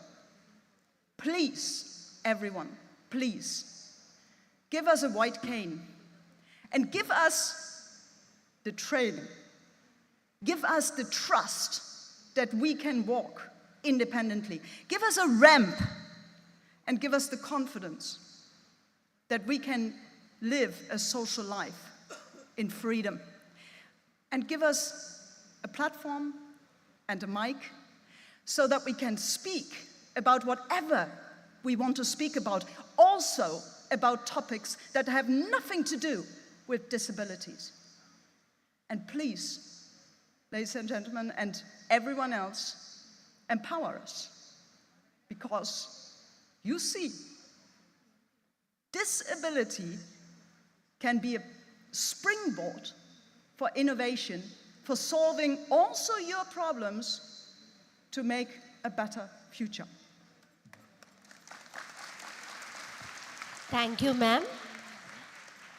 അടുത്തതായി പ്രഭാഷണം അവതരിപ്പിക്കാൻ doctor Suja K Kunnath, executive director, national institute of speech and hearing. മാമിനെ ഞാൻ ആദരപൂർവ്വം ക്ഷണിക്കുന്നു. വിഷയം നമ്മുടെ കഴിവുകളെ തിരിച്ചറിയൂ.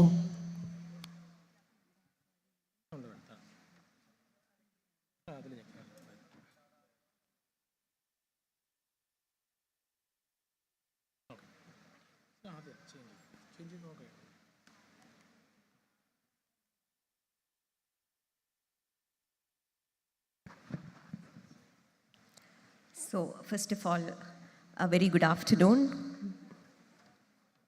Response? Thank you.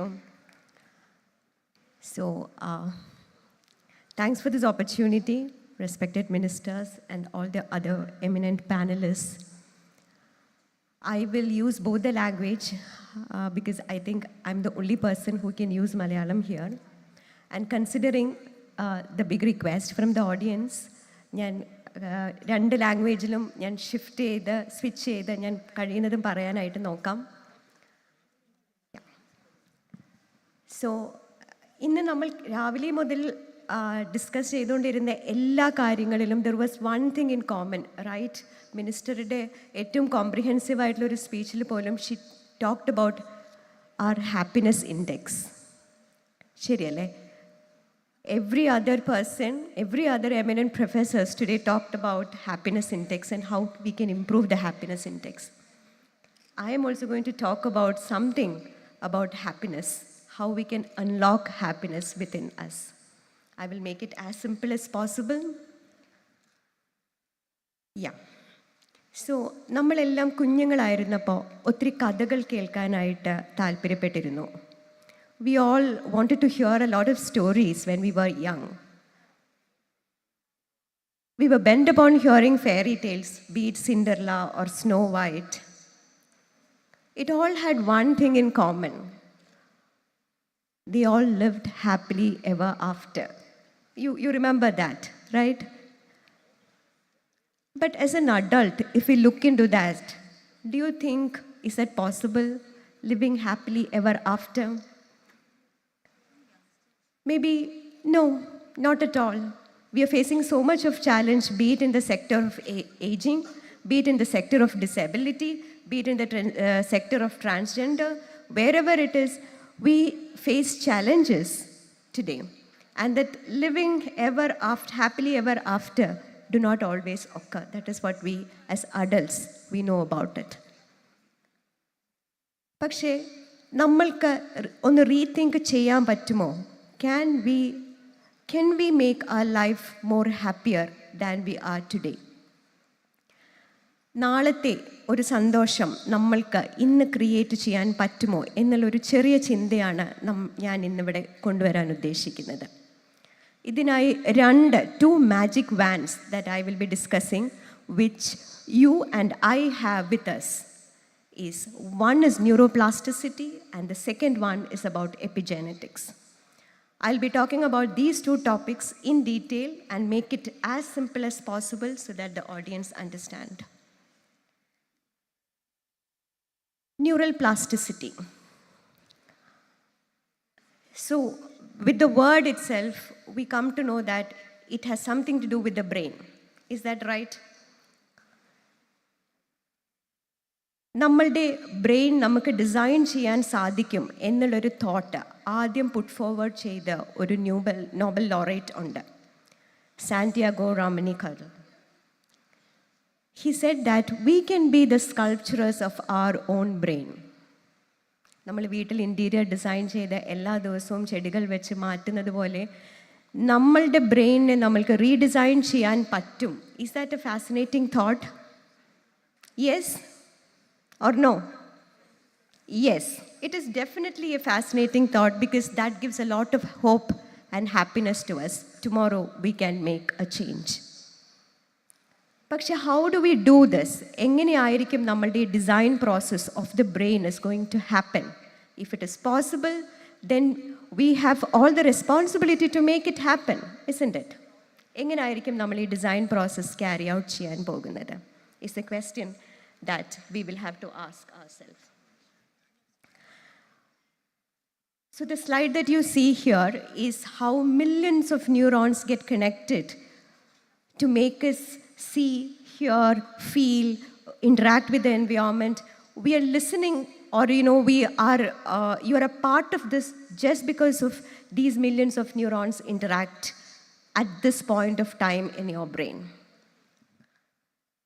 ബട്ട് നമുക്കറിയാം, ഒരു മെഡിസിൻ കഴിച്ച് നമ്മൾക്ക് ഒരു ഡിസൈൻ ചേഞ്ച് കൊണ്ടുവരാൻ പറ്റുമോ? Yes or no? ബിക്കോസ് ഞാനൊരു എക്സാമ്പിൾ പറയാം. അങ്ങനെയാണെങ്കിൽ ഇന്ന് നമ്മൾ ഒരു മെഡിസിൻ കഴിച്ച് നാളെ we all can become super humans, right? പറ്റുന്നുണ്ടോ? ഇല്ല. കഷ്ടപ്പെട്ടാൽ മാത്രമേ നമുക്ക് പറ്റുള്ളൂ, അല്ലേ? So what it all means is that experience is what changes our brain. നമ്മൾ സബ്രിയുടെ ടോക്കിൽ കണ്ടു that what kind of persistence that she did in making the Braille possible in Tibet, and how much of hours was spent in learning. In all of this, what happened is that there was an overcoming of disability. There was a change in the neuroplasticity of the brain. So overnight, we cannot do anything. It is the neural connections that makes things possible. And what makes neural connections is nothing other than how we develop it through experience. This slide, what you can see is that the first portion, that's illuminated alla. So which means that the neurons are not much connected. Neurons connect to each other through synapses, and this is in the synaptic vesicles, there is transmission of neurotransmitters, and that's how neurons make friends. നമ്മൾ friends ആകുമ്പോൾ നമുക്ക് phone വിളിക്കാം, അല്ലെങ്കിൽ നമ്മൾക്ക് maybe we can chat, we can meet എന്ന് പറയുന്നത് പോലെ, the more friendships that your neurons have, you become more powerful. So simply by increasing your neural connections is what makes who you are. And it is astonishing to find that within an hour of an intensive activity or a learning that is happening, there is a change in the neural connection that is happening. You can see it in the second image. And by the third hour, there is a change that is again happening.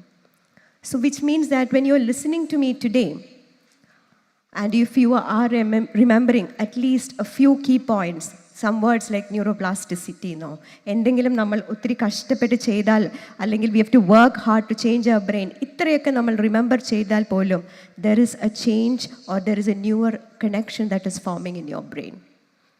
And always remember that the connections which we use regularly are getting stronger and connected, and the ones which we do not use go idle. So this is another slide about how structural plasticity and functional plasticity work. So today we know that I am a professional who work with neurodevelopmental disorders, and to me, neuroplasticity is a big magic wand. എൻ്റെ കയ്യിലിരിക്കുന്ന ഒരു miracle തന്നെയാണ് neuroplasticity, because I work with my clients and I give them confidence that you can change tomorrow is only because it is possible for the brain to develop. നമ്മൾ കുറേ കാലം വിചാരിച്ചിരുന്നു it is that ഈ brain development എല്ലാം കുഞ്ഞു കാലങ്ങളിലേ സംഭവിക്കുന്നുള്ളൂ. It is morely confined to the young children or the younger brains, but that is not true anymore. So which is giving us a hope that plasticity is possible even at the older ages. So healthy aging ennu nammalippam kettu, it is also because we know that brain can develop and it never stops dying.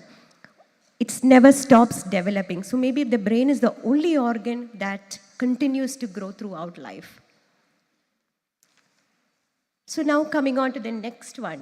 So I talked about the first magic wand. ആദ്യത്തെ ഒരു miracle ഞാൻ പറഞ്ഞു, make use of your brain, that will change your destiny.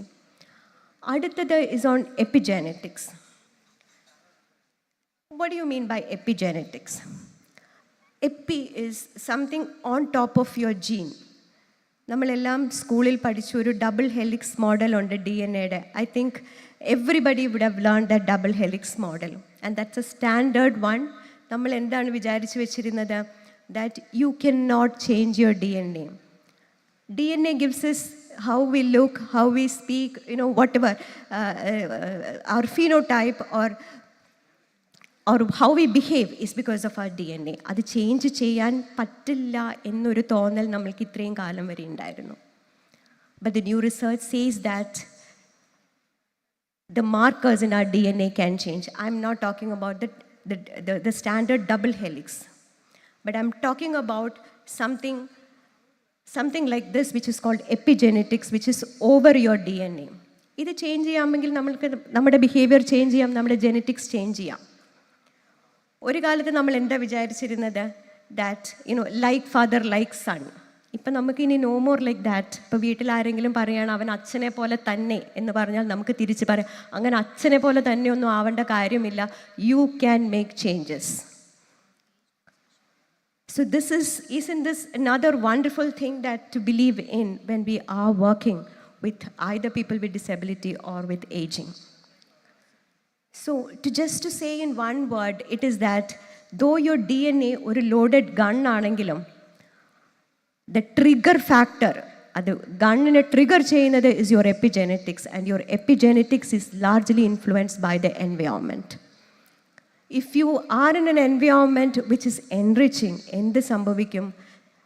നമ്മൾക്ക് കൂടുതലായും നല്ല ഒരു genetic modification സംഭവിക്കും, which will help the neurogenesis also to happen.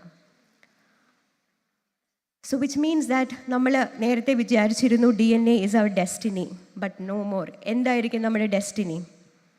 നമ്മുടെ വിധി എന്നൊക്കെ നമ്മൾ പറയുമല്ലേ, അത് നമ്മുടെ ഇതൊക്കെ നമ്മുടെ ജീനിൽ എഴുതിയിരിക്കുന്നതാണ് എന്നൊക്കെ നമ്മൾ കേൾക്കാറുണ്ട്.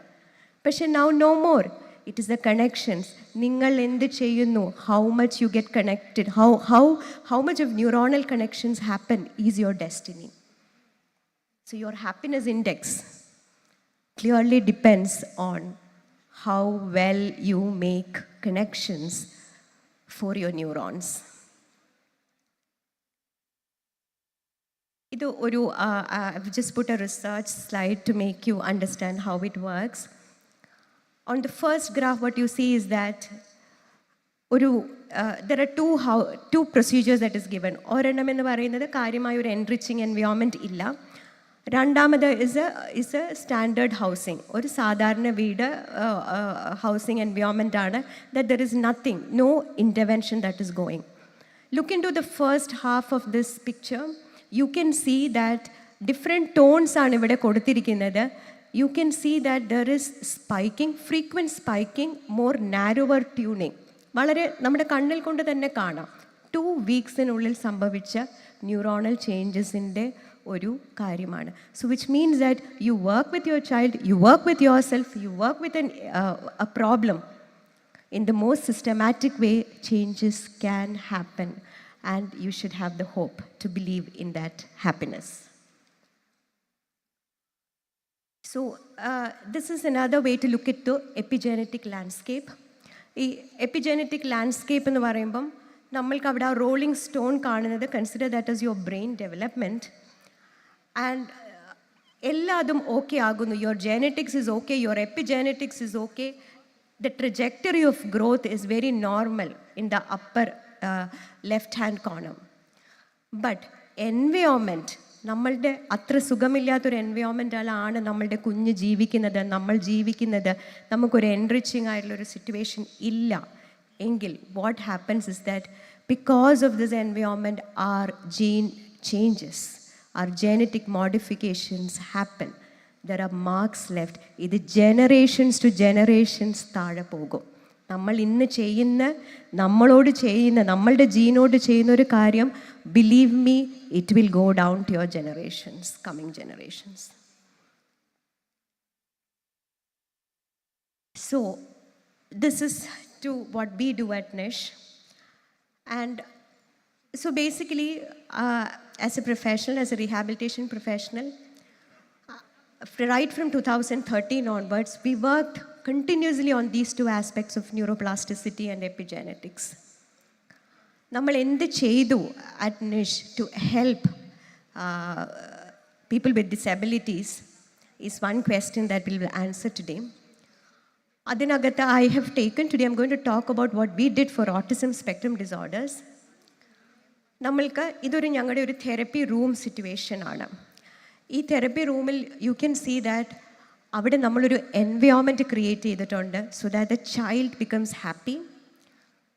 U can see 2 things. There is a lot of interaction, there is a lot of positive environment that we have created. ഈ എൻവയോൺമെൻറ്റ് ക്രിയേറ്റ് ചെയ്യുമ്പോൾ തന്നെ what is happening, there is lot of changes in the gene that we are expecting.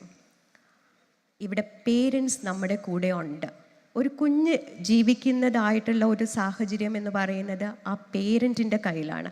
So the parent creates the environment, or parent is A powerful tool in which A child changes. ഒരു therapist എത്ര ശ്രമിച്ചാലും അവിടെ ഒരു change കൊണ്ടുവരാൻ പറ്റിയെന്ന് വരില്ല. But the parent can bring in A change. So why we thought we should change the environment stemmed because നമ്മൾക്ക് മനസ്സിലായ ഒരു കാര്യം, parents are in huge distress.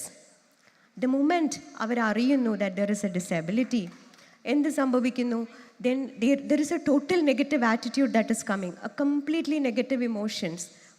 എല്ലാ സ്ട്രെസ് ഹോർമോൺസും ആ ഫാമിലിയിൽ റിലീസ് ആവുകയാണ്. My time is up. I will make it very quick.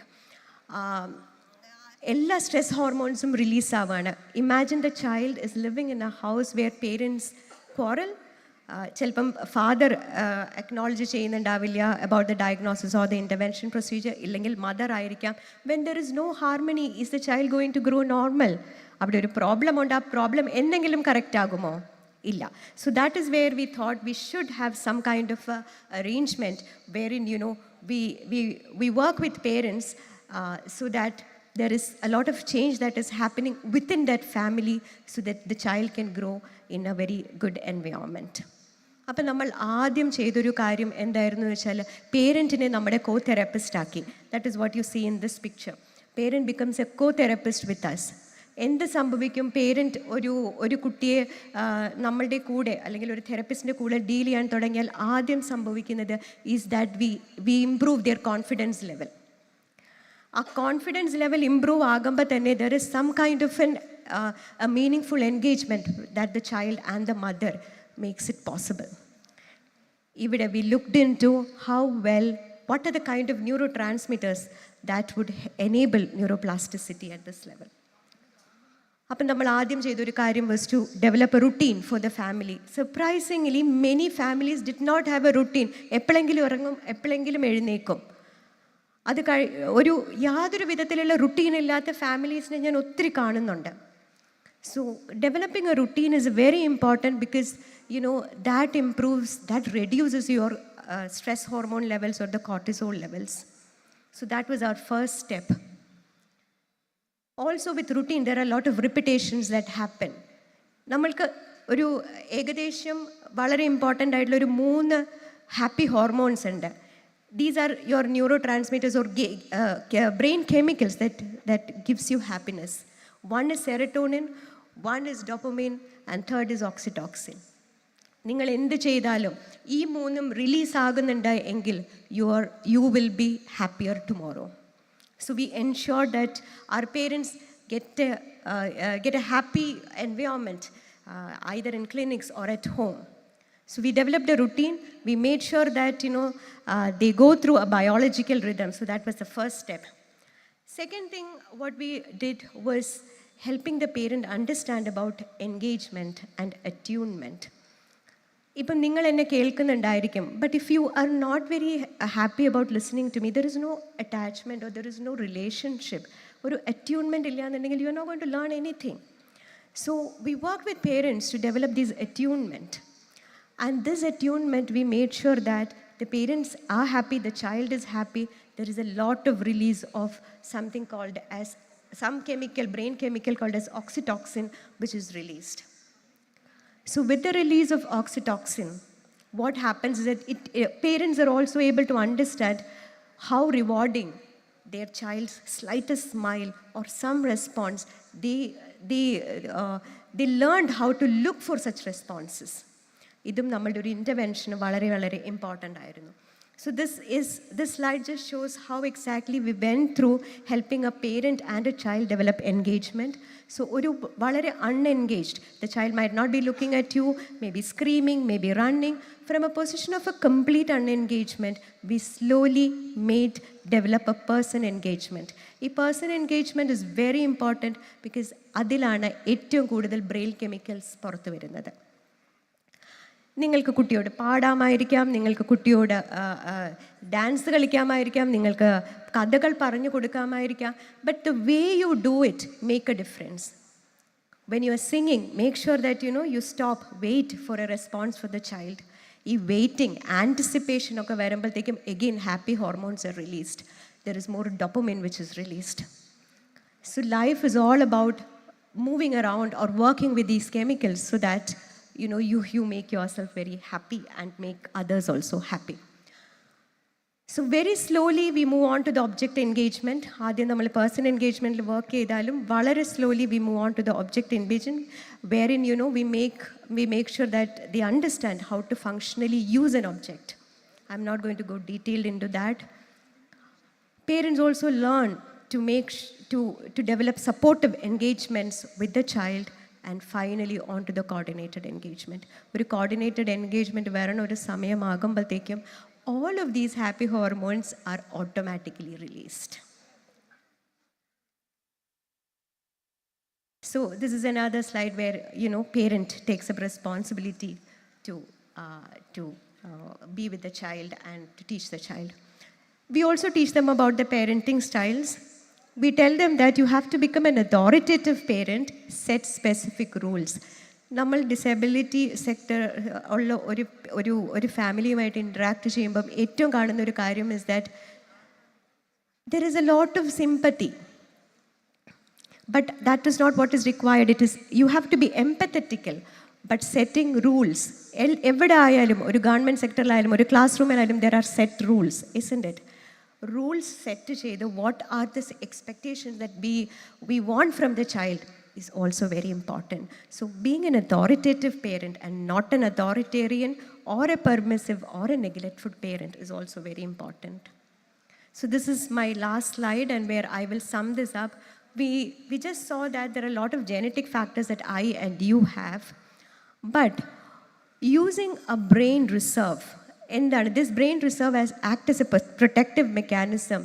We engage in different form of activities, we engage in new learning, we make another person also get engaged, is simply the brain reserve which we can use to protect ourselves even from any kind of disability or towards healthy aging. So brain maturation and plasticity are two components that we have. And environmental factors, enriching the environmental factors is all what we have to do. In namakkariyam, lot of children are on screen. Ee screenil ninnu nammalku ee happy hormones onnum release agunnilla ketto. There are a lot of studies which says that it doesn't move in that way at all. Screen time, സ്ക്രീനിൽ ഇരുത്തുന്ന parents ആണ് നമ്മൾ കൂടുതൽ കാണുന്നത്. പക്ഷെ നമ്മൾക്ക് അവരുടെ സ്പർശനവും അവരുടെ ഒരു നമ്മുടെ സമീപനമാണ് അവർക്ക് വേണ്ടത് for the brain to release all these chemicals. It is our responsibility to make sure that we move away towards the left-hand side of dysfunction brain system alla, but using these magic wands of changing the environment and believing in neuroplasticity, we can shift from being a dysfunctional brain system to a very functional brain system. So with that, I will end. This is our programs, just a few. We also have an online program where I will end. So tomorrow is yours. And the happiness that you develop is all with you. So just it is your connections, is your life and your destiny. With that, I conclude. Thank you. Thank you, Suja. അടുത്തതായി Shrimati mini Sukumaran, സംസ്ഥാന ആസൂത്രണ board അംഗം. മാമിനെ പ്രസൻറ്റേഷനായിട്ട് ഞാൻ ക്ഷണിക്കുന്നു. വിഷയം ഭിന്നശേഷി, മുതിർന്ന പൗരന്മാരുടെ ക്ഷേമം എന്നിവയുടെ നയങ്ങളിലുള്ള ആശങ്കകൾ.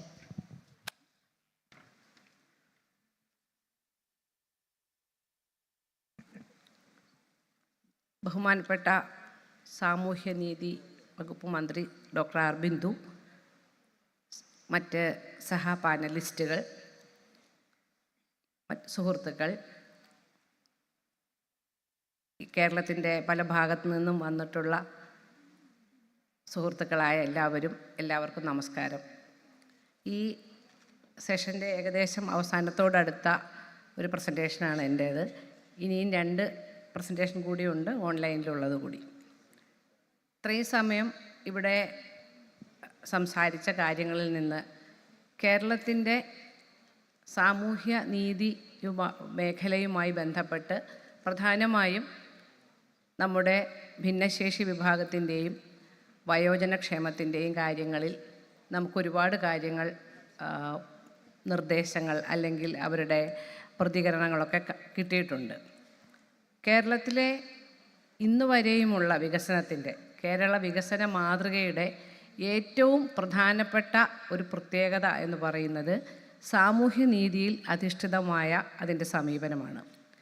എല്ലാവർക്കും ഏറ്റവും കഴിയാവുന്നത്രയും നല്ല രീതിയിലുള്ള ജീവിതം പ്രദാനം ചെയ്യുവാൻ വേണ്ടിയുള്ള ഒരു ശ്രമമായിരുന്നു കഴിഞ്ഞ പല പതിറ്റാണ്ടുകളിലായി നമ്മൾ നടത്തിക്കൊണ്ടിരുന്നത്. വിദ്യാഭ്യാസം, ആരോഗ്യം, പാർപ്പിടം, മെച്ചപ്പെട്ട ജീവിത സൗകര്യങ്ങൾ, പുതിയ മേഖലകൾ തേടിപ്പോകാനുള്ള ശേഷികൾ പ്രദാനം ചെയ്യുന്ന തരത്തിലുള്ള ഒരു അന്തരീക്ഷം, സാമൂഹ്യ അന്തരീക്ഷം, ഒരുമിച്ച് പോകാനുള്ള പലവിധ ജാതിമത വീക്ഷണങ്ങളോടൊപ്പം ഒരുമിച്ച് പോകാനുള്ള ഒരു ജീവിത വീക്ഷണം, ഇവയെല്ലാം പ്രദാനം ചെയ്യുക എന്നുള്ളതായിരുന്നു നമ്മുടെ വികസനത്തിൻ്റെ ഒരു ഊന്നൽ.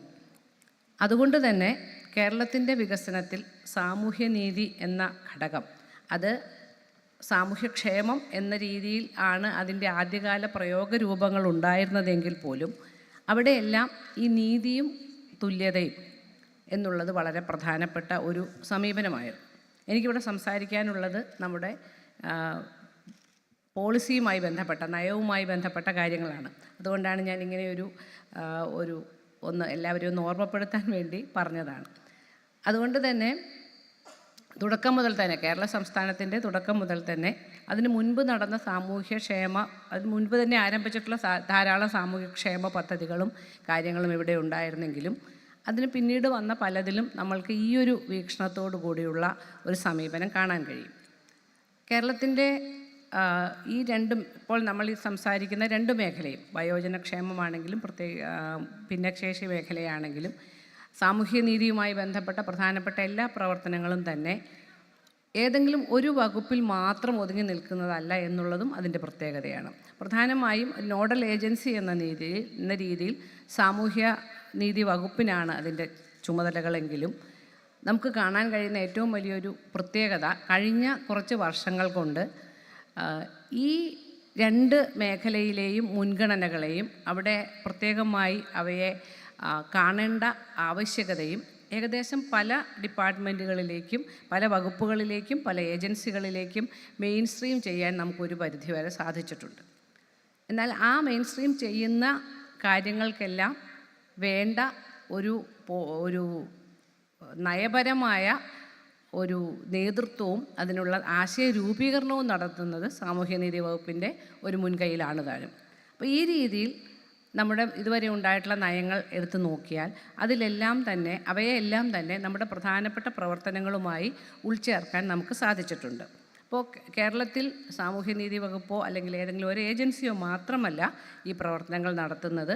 അതോടൊപ്പം, അതായത് ഫീൽഡ് ലെവലിലേക്ക് എത്തുമ്പോൾ അത് വിമൻ ആൻഡ് ചൈൽഡ് ഡിപ്പാർട്ട്മെൻ്റ് ഉണ്ട്, അതുപോലെ നമ്മുടെ ലേബർ ഡിപ്പാർട്ട്മെൻറ്റ് ഒരുപാട് കാര്യങ്ങൾ ചെയ്യുന്നുണ്ട്.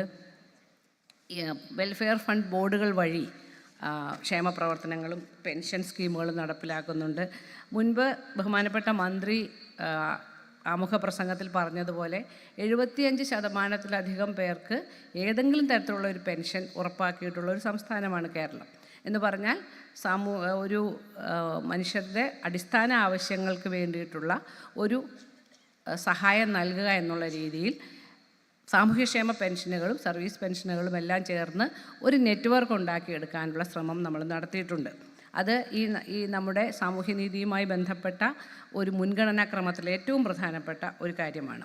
അതുപോലെ മറ്റുള്ള പല വകുപ്പുകളിലൂടെ നടപ്പാക്കുന്ന, പ്രത്യേകിച്ച് ഭിന്നശേഷി മേഖലയിൽ നടപ്പാക്കുന്ന പ്രവർത്തനങ്ങൾ, ഉദാഹരണത്തിന് സ്കൂൾ വിദ്യാഭ്യാസ മേഖലയിൽ സ്പെഷ്യൽ നീഡ് ചിൽഡ്രന് വേണ്ടിയും ഓട്ടിസം സ്പെക്ട്രം ഡിസോർഡർ ഉള്ള കുട്ടികൾക്കുള്ള തെറാപ്പി പോലെയുള്ള കാര്യങ്ങൾക്ക് വേണ്ടി വലിയ തോതിലുള്ള പ്രവർത്തനങ്ങൾ നടപ്പാകുന്നുണ്ട്. അതുപോലെ മുൻപ് ഞാൻ പറഞ്ഞതുപോലെ ഹെൽത്ത്, മറ്റ് ആരോഗ്യ വകുപ്പിൻ്റെയും മറ്റ് പല വകുപ്പുകളുടെയും ശ്രമഫലമായും പലതും നടക്കുന്നുണ്ട്. ഇവയിലെല്ലാം തന്നെ പല രീതിയിൽ സംയോജിതമായ പ്രവർത്തനങ്ങൾ നടത്താനുള്ള ശ്രമങ്ങളും നമ്മൾ നടത്തുന്നുണ്ട്.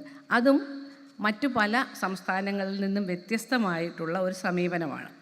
ഒരേ സമയം മുൻകൈ എടുത്തുകൊണ്ട് അല്ലെങ്കിൽ ഫോക്കസ് ചെയ്തുകൊണ്ട് ഒരു വകുപ്പ് പ്രവർത്തിക്കുകയും എന്നാൽ ഈ കൺസേൺസ്, ഇത്തരത്തിലുള്ള ആവശ്യങ്ങളും അതിൻ്റെ മുൻഗണനകളും അതിൻ്റെ പ്രയോഗങ്ങളും മറ്റ് വിഭാഗങ്ങളിൽ മറ്റ് മേഖലകളിലേക്കും കൂടി വ്യാപിപ്പിക്കാൻ കഴിയുകയും ചെയ്യുക എന്നുള്ളത് പൊതുവിലുള്ള ഒരു സമീപനത്തിൻ്റെ ഒരു പ്രതിഫലനമായി നമുക്ക് കാണാൻ കഴിയും. അത് തന്നെയാണ് ഇന്ന് നമ്മൾ കാണുന്ന നമ്മുടെ പ്രധാനപ്പെട്ട പല നേട്ടങ്ങളുടെയും അതോടൊപ്പം നമ്മുടെ മുന്നിലുള്ള പ്രധാനപ്പെട്ട ചില വെല്ലുവിളികളെയും സൃഷ്ടിച്ചിട്ടുള്ളത്. ഉദാഹരണം പറഞ്ഞാൽ ഇവിടെ എല്ലാവരും എടുത്തു പറഞ്ഞു, കേരളത്തിലെ ഏജിങ് പോപ്പുലേഷൻ, പ്രായമായവരുടെ എണ്ണം അധികമാകുന്നു. അടുത്ത കുറച്ച് വർഷത്തിനുള്ളിൽ മൊത്തം ജനസംഖ്യയുടെ 1/4 60 വയസ്സിന് മുകളിലുള്ളവരായി മാറുമെന്നാണ് കണക്കുകൾ സൂചിപ്പിക്കുന്നത്. ഇത് ജീവിതത്തിൽ മൊത്തത്തിലുണ്ടായ, സാമൂഹ്യ ജീവിതത്തിലും മനുഷ്യൻ്റെ വ്യക്തി ജീവിതത്തിലും ഉണ്ടായ വളർച്ചയുടെ ഒരു പ്രതിഫലനമാണ്. ഞങ്ങൾ ഈ സെഷൻ ആരംഭിക്കുന്നതിന് മുമ്പ് സംസാരിച്ചുകൊണ്ടിരുന്നപ്പോൾ ഡോക്ടർ എ.ബി. ദേ പറഞ്ഞിരുന്നു, അദ്ദേഹം നടത്തിയ ഒരു പഠനത്തിൻ്റെ ഇതിൽ കണ്ടതായി ഏജിങ് പോപ്പുലേഷൻ, പ്രായമായവരുടെ സംഖ്യ അധികമാണെങ്കിലും മറ്റ് പല സംസ്ഥാനങ്ങളിലും കാണുന്നത് പോലുള്ള പല പ്രശ്നങ്ങളും, ഉദാഹരണത്തിന് ഡിമെൻഷ്യ, മേധാക്ഷയം പോലെയുള്ള കാര്യങ്ങളുടെ കാര്യത്തിൽ കേരളത്തിലെ കണക്ക് അത്ര അധികമല്ല. എന്തായിരിക്കും ഇതിന് കാരണം? അപ്പോൾ പൊതുവിൽ ഉണ്ടായ ചർച്ചയിൽ നിന്ന് നമുക്കൊക്കെ തോന്നുന്ന ഒരു കാര്യം, കേരളം നൽകുന്ന സാമൂഹ്യമായ ഒരു നെറ്റ്വർക്കിൻ്റെ, ഒരു പിന്തുണയുടെ പ്രാധാന്യം വളരെ വലുതാണ്. പ്രായമായവരുടെ പലതരത്തിലുള്ള സോഷ്യൽ ഇൻ്റഗ്രേഷനുള്ള ശ്രമങ്ങൾ നമ്മൾ കാര്യമായി തന്നെ നടത്തുന്നുണ്ട്. അത് അടുത്ത കാലത്തായി പഞ്ചായത്തുകളിലൊക്കെ നിലവിൽ വന്നിട്ടുള്ള വയോജന ക്ലബ്ബുകളുടെ ഒരു വിജയവും അതിനുവേണ്ടിയുള്ള ആവശ്യകതയും വിവിധ തരത്തിലുള്ള പ്രവർത്തനങ്ങളിലേക്ക് ഈ 60+ ഉള്ള ആൾക്കാരുടെ, 60 വയസ്സിന് മുകളിലുള്ളവരുടെ ഒരു സഹകരണവും ഒക്കെ നോക്കിയാൽ, അവരുടെ പാർട്ടിസിപ്പേഷൻ നോക്കിയാൽ നമുക്ക് കാണാൻ കഴിയുന്ന ഒരു കാര്യം, ഈ ഒരു സോഷ്യൽ നെറ്റ്വർക്കിങ്ങിൻ്റെയും അത് നൽകുന്ന സാമൂഹ്യമായ ഒരു പിന്തുണയുടെയും ഒരു വലിയ ഒരു സാധ്യത, അല്ലെങ്കിൽ വലിയൊരു ഫലം നമ്മുടെ ഈ പ്രവർത്തനങ്ങളിൽ കാണാൻ കഴിയുന്നുണ്ട്. അപ്പോൾ കേരളത്തിലെ മറ്റൊരു പ്രധാനപ്പെട്ട പ്രത്യേകത, മറ്റ് പല സ്ഥലങ്ങളിൽ നിന്നും അപേക്ഷിച്ച് നോക്കിയാൽ കാണുന്നത്, നമ്മുടെ ലോക്കൽ സെൽഫ് ഗവൺമെൻറ്റും തദ്ദേശ സ്വയംഭരണ സ്ഥാപനങ്ങളും ആയിട്ടുള്ള ഒരു ഇൻ്റർഫേസാണ്. ഈ പ്രവർത്തനങ്ങൾ പലയിടങ്ങളിലും, കുടുംബശ്രീ SJD ഇൻ്റർഫേസിൻ്റെ ഭാഗമായി ആശ്രയ പദ്ധതി വന്നപ്പോഴാണ് പല പ്രദേശങ്ങളിലുമുള്ള ജീവിക്കാൻ പ്രയാസത്തിൽ നിൽക്കുന്ന വൾണറബിളായിട്ടുള്ള കുടുംബങ്ങളെ കണ്ടെത്തുകയും ആ കുടുംബങ്ങൾക്ക് അതത് സ്ഥലങ്ങളിൽ നിന്ന് തന്നെ പിന്തുണാ സംവിധാനങ്ങൾ ഒരുക്കുകയും ചെയ്യുന്ന ഒരു രീതി നിലവിൽ വന്നത്. ഇപ്പോൾ അത് അതിതീവ്ര ദാരിദ്ര്യ നിർമ്മാർജ്ജനത്തിൻ്റെ ഭാഗമായി ഇത്തരത്തിൽ തന്നെ ഉള്ള ശ്രമങ്ങൾ വളരെ ഫോക്കസ് ചെയ്ത് അത്തരം ഓരോ കുടുംബങ്ങളെയും ഓരോ വ്യക്തിയെയും കണ്ടെത്തിക്കൊണ്ട് മുന്നോട്ട് പോകാൻ നമ്മൾ തയ്യാറാകുന്നുണ്ട്. ഇവരിൽ ഒരു വലിയ വിഭാഗം, ഈ അതിതീവ്ര ദാരിദ്ര്യ സർവേയുടെ ഇതിൽ തന്നെ ഒരു വലിയ വിഭാഗം സീനിയർ സിറ്റിസൺസ് എന്ന് നമ്മൾ വിളിക്കുന്ന പ്രായമായ ആൾക്കാരും ഒറ്റയ്ക്ക് താമസിക്കുന്നവരും അതുപോലെ പല രൂപത്തിലുള്ള ശാരീരിക പ്രയാസങ്ങൾ അനുഭവിക്കുന്നവരും ഭിന്നശേഷി വിഭാഗത്തിൽപ്പെട്ടവരുമാണ്. അപ്പോൾ ഇത് ഒരു പുതിയ അല്ലെങ്കിൽ വളരെ വ്യത്യസ്തമായ ഒരു രീതിയാണ് ഈ ഒരു ലോക്കൽ സെൽഫ് ഗവൺമെൻറ്, തദ്ദേശ സ്വയംഭരണ സ്ഥാപനങ്ങളുമായി ചേർന്നുകൊണ്ടുള്ള അല്ലെങ്കിൽ അവരുടെ മുൻകൈയിലുള്ള ഇത്തരം പ്രവർത്തനങ്ങൾ. അതും കേരളത്തിൻ്റെ ഒരു പ്രധാനപ്പെട്ട പ്രത്യേകതയായി നമുക്ക് കാണാൻ കഴിയുന്ന ഒരു സംഗതിയാണ്. പ്രധാനമായി ഈ മേഖലയിൽ സാമൂഹ്യനീതി വകുപ്പിൻ്റെ പ്രവർത്തനങ്ങൾ നമ്മുടെ പ്രധാന ഹോമുകളുടെ ഇൻസ്റ്റിറ്റ്യൂഷണൽ കെയറുമായി ബന്ധപ്പെട്ട കാര്യങ്ങളും അതുപോലെ പലതരത്തിലുള്ള ഫിനാൻഷ്യൽ സപ്പോർട്ടുമായി ബന്ധപ്പെട്ട കാര്യങ്ങളും അതുപോലെ പല രീതിയിലുള്ള ഉപജീവന സാധ്യതകൾ ഉണ്ടാക്കിയെടുക്കാൻ വേണ്ടി നൽകുന്ന വിവിധ പ്രവർത്തനങ്ങളുമാണ്. അതിനാവശ്യമായ സ്കിൽ ട്രെയിനിങ്ങുകളും മറ്റ് പ്രവർത്തനങ്ങളുമൊക്കെയാണ് നമ്മൾ ചെയ്തുകൊണ്ടിരിക്കുന്നത്. ഈ ഒരു സന്ദർഭത്തിൽ നമ്മൾ അടുത്ത 25 വർഷത്തേക്കുള്ള നയരൂപീകരണത്തെക്കുറിച്ച് ആലോചിക്കുന്ന ഒരു സന്ദർഭമാണിത്. അപ്പോൾ നമുക്ക് പ്രധാനമായും കണക്കിലെടുക്കേണ്ടുന്ന ചില കാര്യങ്ങൾ ഒരു പ്ലാനിംഗ് ബോർഡിൽ നടത്തിയ വിവിധ ചർച്ചകളുടെയും ഒക്കെ ഭാഗമായി തോന്നിയിട്ടുള്ളത് ഞാൻ നിങ്ങളോട് പങ്കുവയ്ക്കാൻ ആഗ്രഹിക്കുകയാണ്.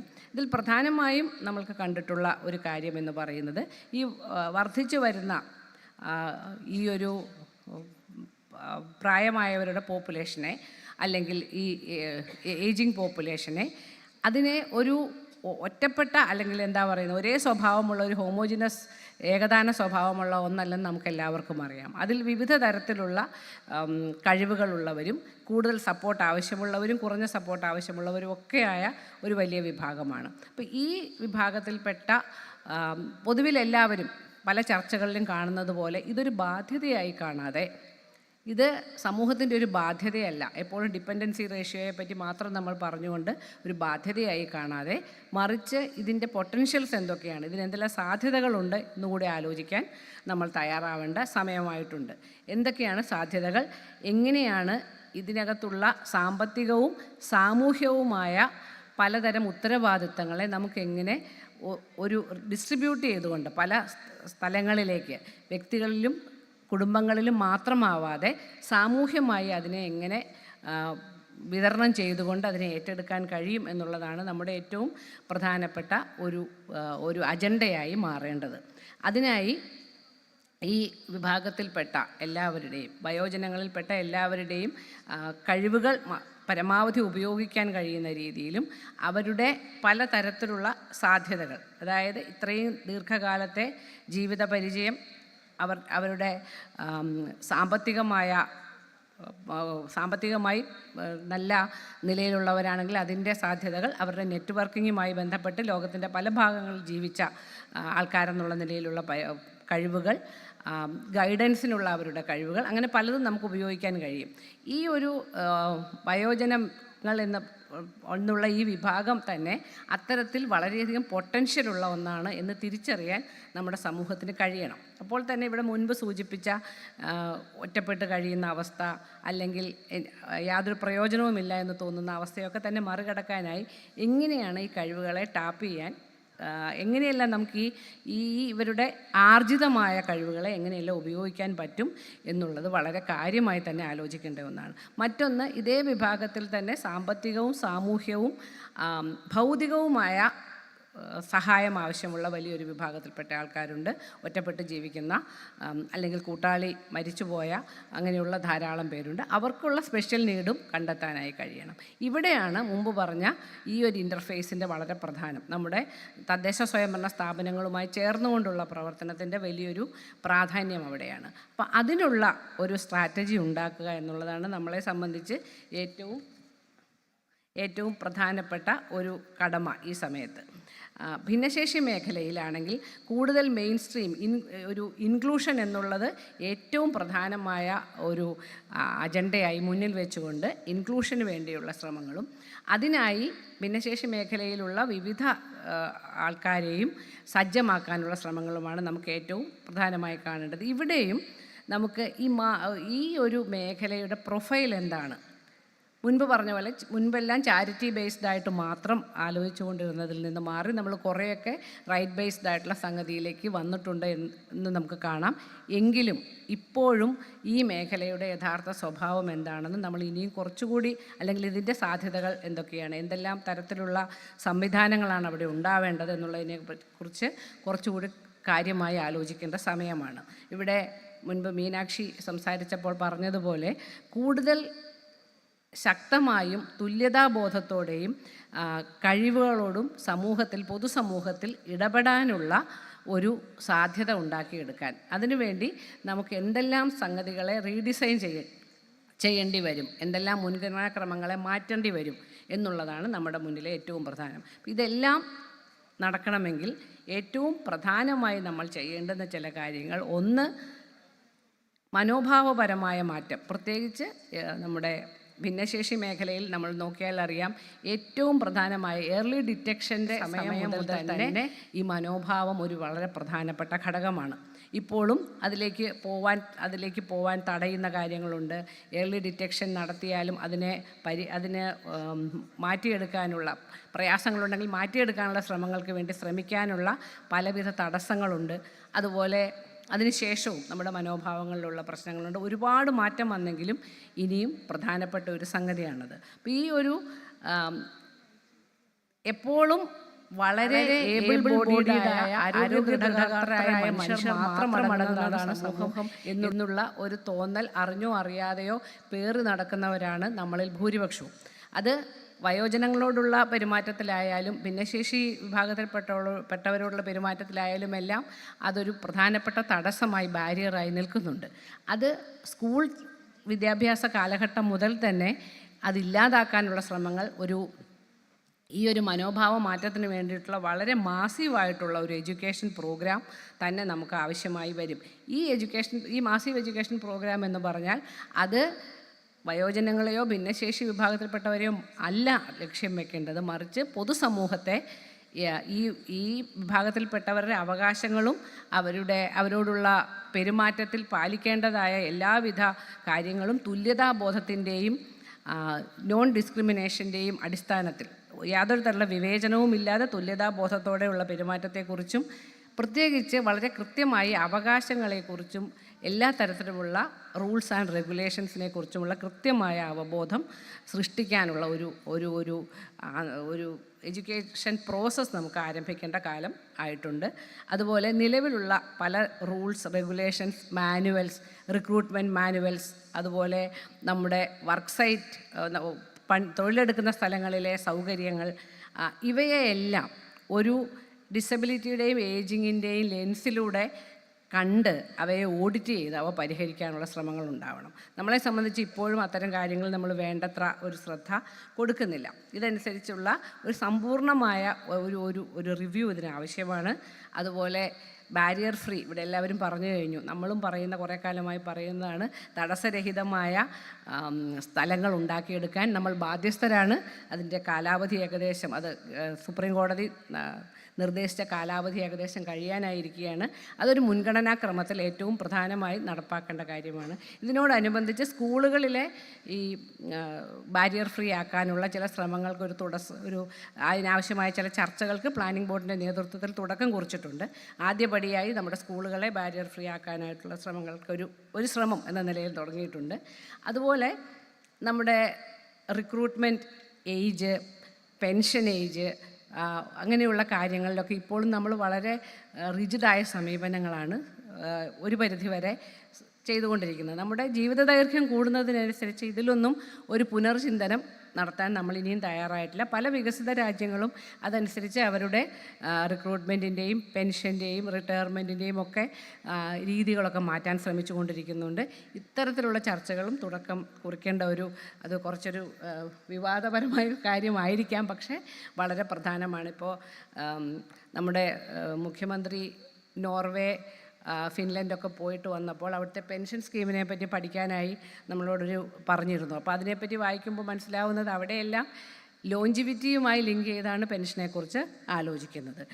അപ്പോൾ അതനുസരിച്ച് തന്നെ ഒരാൾക്ക് ജോലിയിലേക്ക് കയറാനുള്ള അല്ലെങ്കിൽ എൻട്രിയിലേക്കും ഇതനുസരിച്ചുള്ള മാറ്റങ്ങൾ ഉണ്ട്. അപ്പോൾ ആ രീതിയിലുള്ള മാറ്റങ്ങൾ. മറ്റൊന്ന്, നമുക്ക് ഏറ്റവും പ്രധാനമായി കമ്മ്യൂണിറ്റി കെയർ സപ്പോർട്ട് സിസ്റ്റംസ് ഉണ്ടാക്കിയെടുക്കാനും ഇന്ന് പ്രായമായവരുടെയും ഭിന്നശേഷിയിൽ വിഭാഗത്തിൽപ്പെട്ടവരുടെയും എല്ലാം കെയറും സപ്പോർട്ടും നൽകാനായി കുടുംബത്തിലുള്ളവർ മാത്രം, പ്രത്യേകിച്ച് സ്ത്രീകൾ, അമ്മമാർ മാത്രമായി മാറുന്നൊരവസ്ഥയുണ്ട്. അതുകൊണ്ട് അത് പലപ്പോഴും സ്ത്രീകളുടെ തന്നെ വർക്ക് പാർട്ടിസിപ്പേഷനെ, അവരുടെ തൊഴിൽ ശേഷിയെ അത് കുറയ്ക്കുന്നുണ്ട്. ഇത്തരം കാര്യങ്ങളിൽ കൂടുതൽ കമ്മ്യൂണിറ്റി സപ്പോർട്ട് സിസ്റ്റംസ് ഉണ്ടാക്കിയെടുക്കാനും അവിടെയും നമുക്ക് ഈ പല വിദഗ്ധരുടെയും നിലവിലുള്ള വൈദഗ്ധ്യം അവൈലബിൾ ആയിട്ടുള്ളത് കൊണ്ട് തന്നെ അത് കോർഡിനേറ്റ് ചെയ്യാനും കഴിയണം. കൂടുതൽ ഔട്ട്ഡോർ ഗെയിംസ്, സ്പോർട്സ്, അങ്ങനെയുള്ള കാര്യങ്ങൾക്ക് വേണ്ടിയുള്ള സൗകര്യങ്ങൾ ഉണ്ടാക്കിയെടുക്കാനുള്ള ശ്രമങ്ങൾ ഉണ്ടാവുക എന്നുള്ള വളരെ പ്രധാനമാണ്.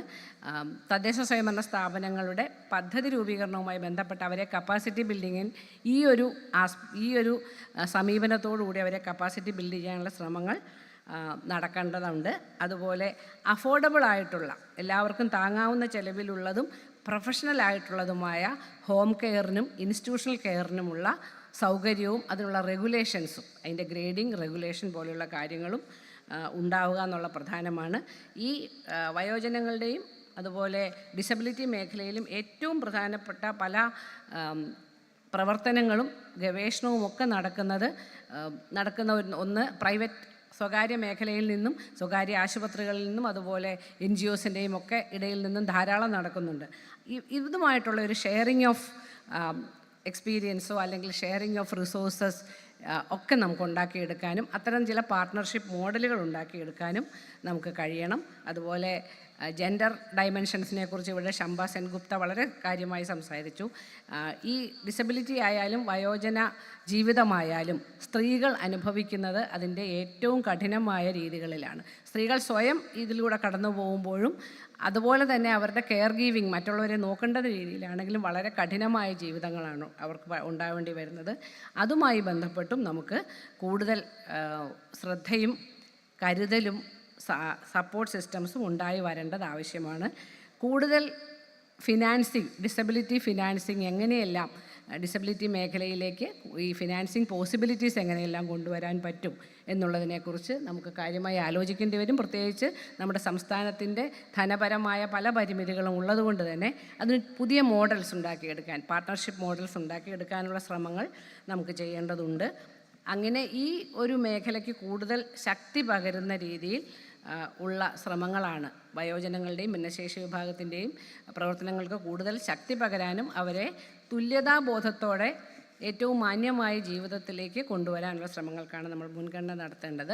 ഇതിനെല്ലാം ഉപരിയായി അല്ലെങ്കിൽ ഇതിനെയെല്ലാം സഹായിക്കുന്ന തരത്തിൽ നമ്മുടെ സാമൂഹ്യനീതി വകുപ്പിൻ്റെ ഒരു ശാക്തീകരണം അതിൻ്റെ എല്ലാ രീതിയിലും, അതിൻ്റെ HR, professional side, financial component എല്ലാ രീതിയിലുമുള്ളൊരു ശാക്തീകരണവും നമ്മുടെ നയപരിപാടികളുടെ ഭാഗമായി ഉണ്ടാവണം. ഇത്രയുമാണ് എനിക്ക് പൊതുവിൽ പറയാനുള്ളത്. സമയത്തിൻ്റെ അപര്യാപ്തതയുമുണ്ട്, അതുകൊണ്ട് ഞാൻ അവസാനിപ്പിക്കുന്നു. എല്ലാവർക്കും നന്ദി. താങ്ക് യു മാം. അടുത്തതായി ടെക്നോ പാർക്ക് മുൻ CEO-യും പ്ലാനിംഗ് ബോർഡ് മുൻ മെമ്പറുമായിരുന്ന ശ്രീ വിജയരാഘവൻ സാറാണ്. അദ്ദേഹത്തിന് ഇവിടെ എത്തിച്ചേരാൻ സാധിച്ചിട്ടില്ല. അദ്ദേഹത്തിൻ്റെ പ്രഭാഷണം വീഡിയോ രൂപത്തിൽ ഇവിടെ പ്രദർശിപ്പിക്കുന്നതായിരിക്കും. വിഷയം ഭിന്നശേഷിയും സഹായകരമായ ജീവിതവും.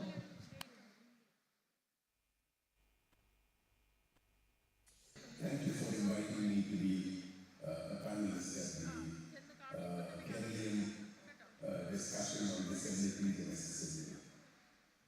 Let me try to divide this into a few parts, what I'm going to say today. In fact, I would have loved to be with all of you. Unfortunately, the program that you are attending today coincides with the India Inclusion Summit, which is a major national summit in the area of disabilities.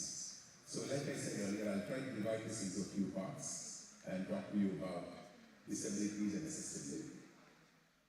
The first part would be on where Kerala stands. Actually, Kerala is a leader in the services and support that is provided to the disability sector. We've continued to be a leader for the last decade plus.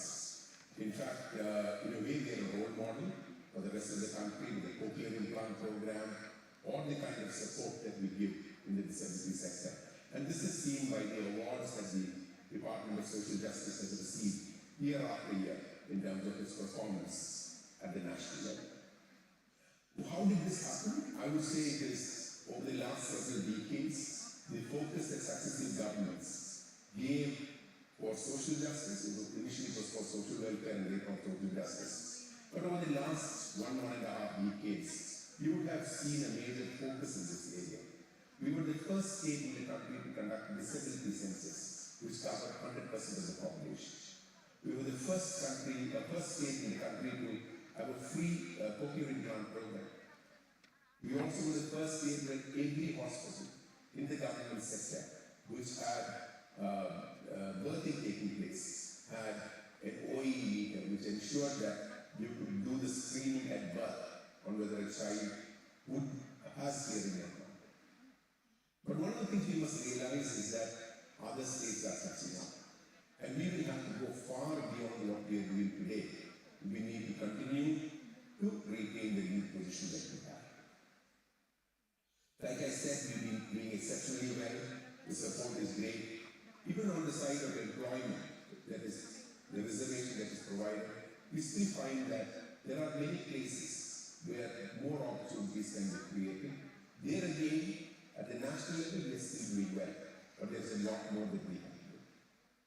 Then we come to specific areas and the reasons of why this kind of developments have happened. NISH, the National Institute of Speech and Hearing, which was to have been made in National University, its contribution in the area of speech and hearing has been tremendous. In fact, a lot of the programs for the hearing impaired actually started off from there. We were the first institution in the country to have a degree program for the hearing impaired. The first when there was a computer science diploma program that was held, which the government recognized to be equivalent to a diploma that's being given at the government level. So you would find that we have focused on early detection, we focused on rehabilitation and healing, we've also focused on continuing education. But what we have not focused on, and which not many states in the country are doing, but around the world you will see a lot of work happening, is in the area of research and applied research in the area of disability. So this is one big area that we definitely need to be doing some work. Another big change that has happened is, I remember when we started WISH nearly 2.5 decades ago, sign language was not very popular. But over the last 1.5 decades, sign language has become important to the extent that many of the meetings that government conducts has sign language interpreter also available. The other area where we have done well, and that's something which has happened for several decades, is in the area of the visually impaired or the blind. And there, because there were several blind schools that came up, and the opportunities that government gave for jobs for those who are visually impaired. However, an area where there's not much of work happening, or has not happened enough, is in the area of intellectual disabilities. We do have a few institutions which work in that area, but unfortunately, a lot of what we do is just keeping them engaged, not fruitfully engaged. So you would find that there would be a place where you would have a person with intellectual disability, you would have a person with autism, a person with cerebral palsy, children of similar age group all in the same room together, or all in the same institution together. And that is not going to be helpful for any of them. In fact, what would happen is all of them would actually suffer. So it is necessary that we have separate institutions for each disability area. I know a lot of people would talk about integration, and integration is possible, but it is possible only for a small number of people. Those who are severely disabled, those who are severely autistic, or severely with intellectual disability will not be able to get accommodated in our regular schools in spite of the efforts that we are doing in terms of the resource centers, etc. So it is necessary that we will need to have specialized institutions focusing on each of these areas. Now, coming to the resource centers at the schools, there again, in a way, what we are doing is not fair. You would have a person who has been educated or who's going to be trained in educating the deaf, or a person who is trained in educating the intellectually disabled, who's actually working with the deaf, the intellectually disabled, the blind, all of them together. So really what is happening there is, again, we are saying that we are doing something, but we are really not finding out whether it has had the impact or not. So this is something which is necessary to have specialized institutions. And as far as resource centers are concerned, one of the ways to solve this problem is that in any town, we would have 3 or 4 such resource centers. And what which should be done is each school can focus on one area of disability. So you would have one school where the deaf children would go to. You would have another school where the children who are with autism would go to. Another one where other intellectual disabilities would go to. One school where the children who are blind would go to. So that would be the only way by which you can really have an impact in those areas. The other major area in the area of disabilities, and this is something which we really need to learn from the West, is that in our system today, in our education system, if a person needs to complete class 10 or class 12, the kind of subject the person needs is not something which a person with autism or a person with a certain level of intellectual disability would be able to get through. So I know of universities around the world or education systems around the world where a student who is good at mathematics can actually study mathematics alone and write multiple papers in mathematics and select 1 or 2 other subjects of a general nature, but does not need to learn history and geography and physics and chemistry. What is really happening in our system is somebody who could have been very good at mathematics, I'm talking mainly of individuals on the autism spectrum, are actually thrown out of the education system because they are not able to write English or write Hindi or write Malayalam or write history. So clearly there is a necessity for us to relook at the education system in such a manner that we are able to bring out the best among those with disabilities in a manner by which we are able to get the best out of them in a way that it serves society in a big manner. Let me go on further to look at one more area on the disability sector before I talk about assisted living, and that is the area of autism, which, as many of you know, is an area that I've been working on for the last several years. In fact, when I was in the planning board and when the disability survey census was done, we actually found that autism was in a way an area that was neglected. And that is how I thought we should be doing something in that area. And for the last 6 to 7 years, I have been with private support and donations by individuals running the Center for Autism and Other Disabilities, Rehabilitation, Research and Education. We actually have a very focused approach there. We only look at individuals on the spectrum and we provide them the support that is required. And in many cases, we've been able to mainstream children, especially those who come in at a very young age, into mainstream schools. But many of them cannot get into mainstream schools, and that is why we continue with programs there till they become young adults. For the young adults on the autism spectrum, in 2021, we launched a pilot program which was supported and was given totally free to the participants called the Employability Training Program. We selected young adults on the spectrum who had completed a minimum of the 12th grade, and we trained them for several months on life skills, on working in an office environment. And I'm very happy that the results have been very encouraging. 2 of them work in one of the top 4 consulting firms in the world.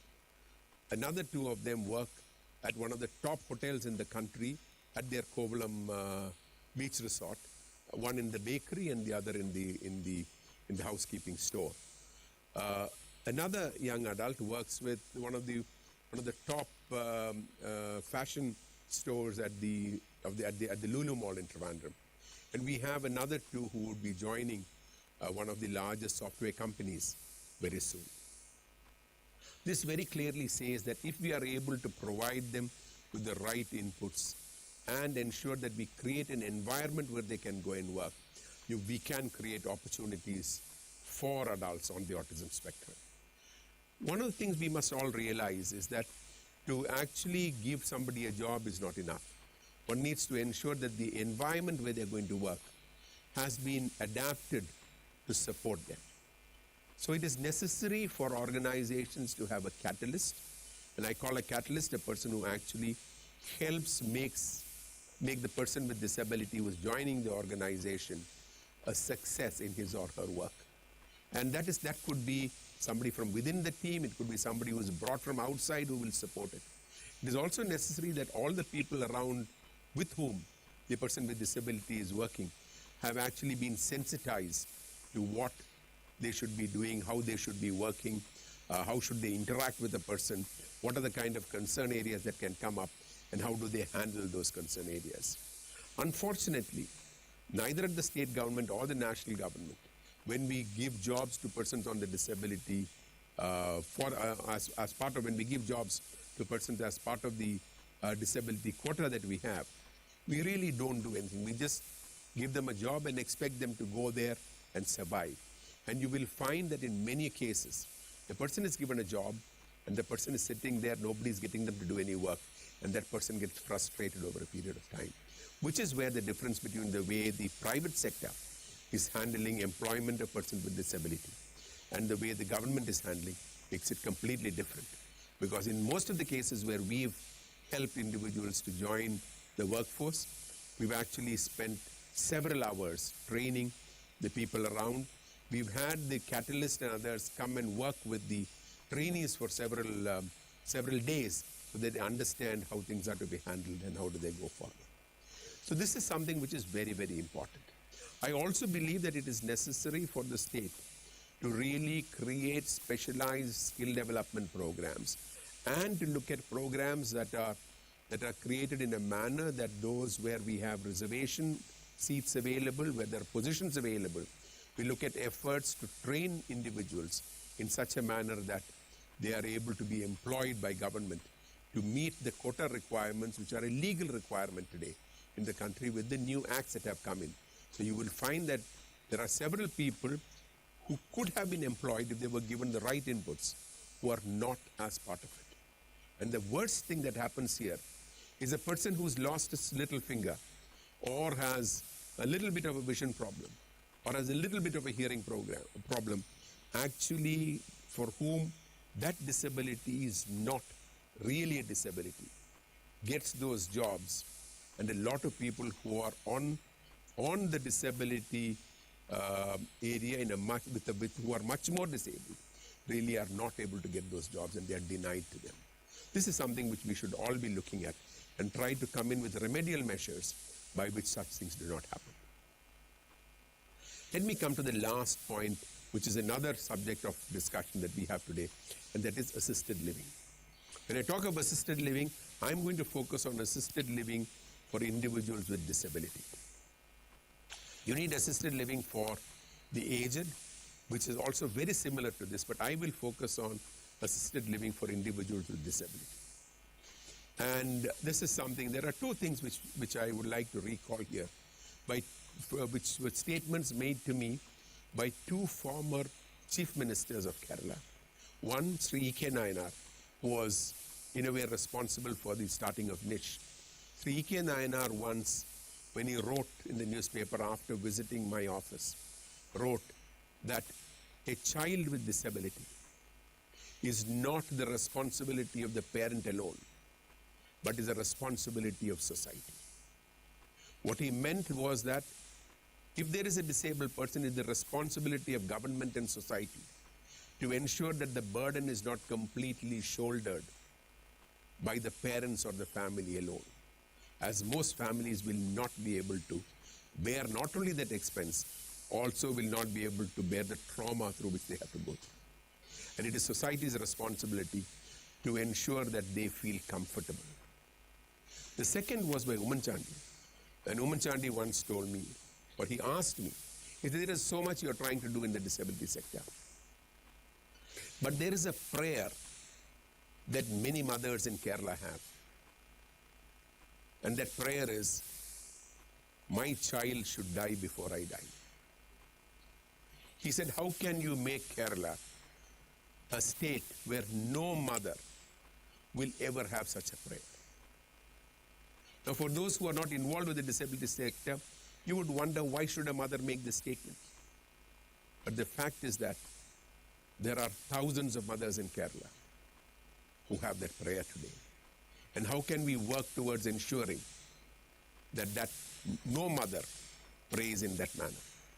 And this is mainly because there are many children, young adults, who actually have disabilities which need continuous support. People with cerebral palsy, very severe. People with other disabilities, orthopedic, where they can't move, they're totally wheelchair ridden, they really can't move at all, they need somebody's support. People who are on the autism spectrum, who are non-verbal, need continuous support. And many on the intellectual disability area. Now, there is always a question, is there a way of getting over this? There is. And there are models around the world where this has happened and has happened well. In fact, when I was in the planning board, we actually brought together some of the best experts in the country. And 9 models for assisted living for persons with disability were created. It was over a 3-day workshop that we did it. We brought the best experts and we created 9 models. And those models are available with government. Government will not be able to implement it on its own.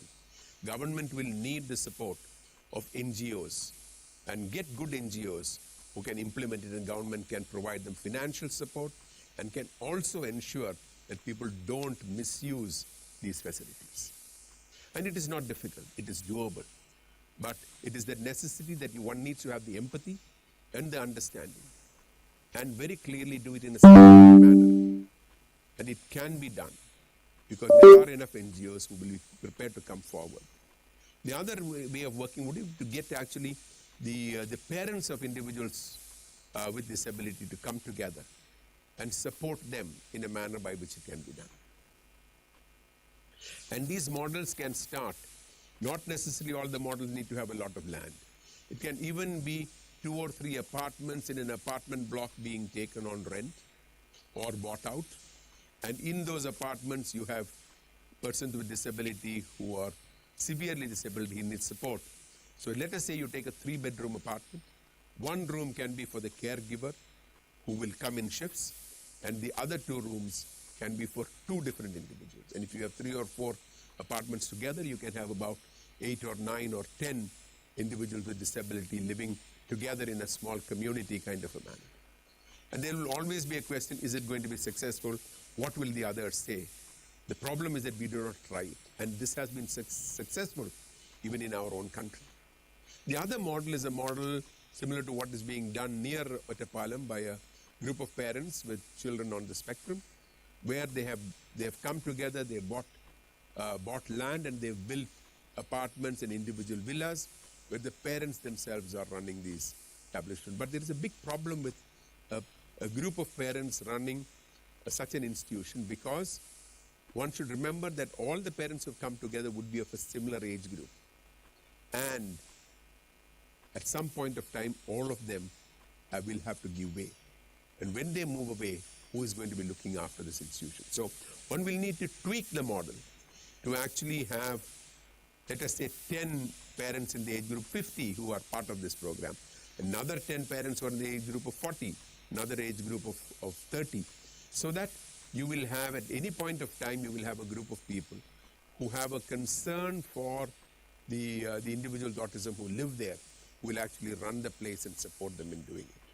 The other option is basically to build up facilities and then actually run them with the financial support with the parents themselves give. But that is not a solution, because a very large number of those with disability cannot afford to actually buy out or live in facilities where the costs are very, very high, which is where governmental support for this would be required. Let me conclude by raising a few important questions. One, it is necessary for us to have high-quality institutions working in each area of disability. We also need very high-quality professionals, occupational therapists, speech therapists, psychologists, special educators, and social workers. And they have to be people who worked with individuals with disability so that they are able to provide quality services. The other area which is important is we also need to ensure that there are enough courses that Kerala conducts. It is unfortunate, but till 3 years ago or 4 years ago, we did not have a single batch of occupational therapists coming out of the state, while many of the other states had occupational therapy courses for the last several decades. But it's good that a few years ago, the government took that initiative, and there are 2 institutions where we have occupational therapy courses. But one thing is important is that even if we create a lot more of them, they will all get job opportunities around the world. Let them work here for a few years, gain the experience and go abroad, it is okay. But we will need to ensure that we have quality graduates coming out of our institutions who will be able to provide the required service that is there. The last thing which I did mention earlier, the necessary for doing research in this area. There is a lot of work happening around the world. In fact, some of the leading researchers in universities, including the MIT, are of Indian origin, and they do work in cutting-edge areas in the area of disabilities, trying to find out cures, trying to find out methods by which they can make the lives of individuals with disability much better. Thank you for inviting me, and sorry again that I could not attend in person. Thank you.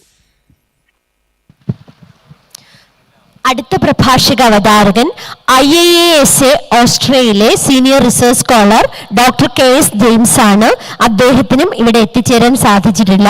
അദ്ദേഹം നൽകിയ വീഡിയോയും ഇവിടെ പ്രദർശിപ്പിക്കുന്നു. വിഷയം കേരളത്തിലെ വാർദ്ധക്യ നിരക്ക്, ആശങ്കകളും ഭാവി സാധ്യതകളും.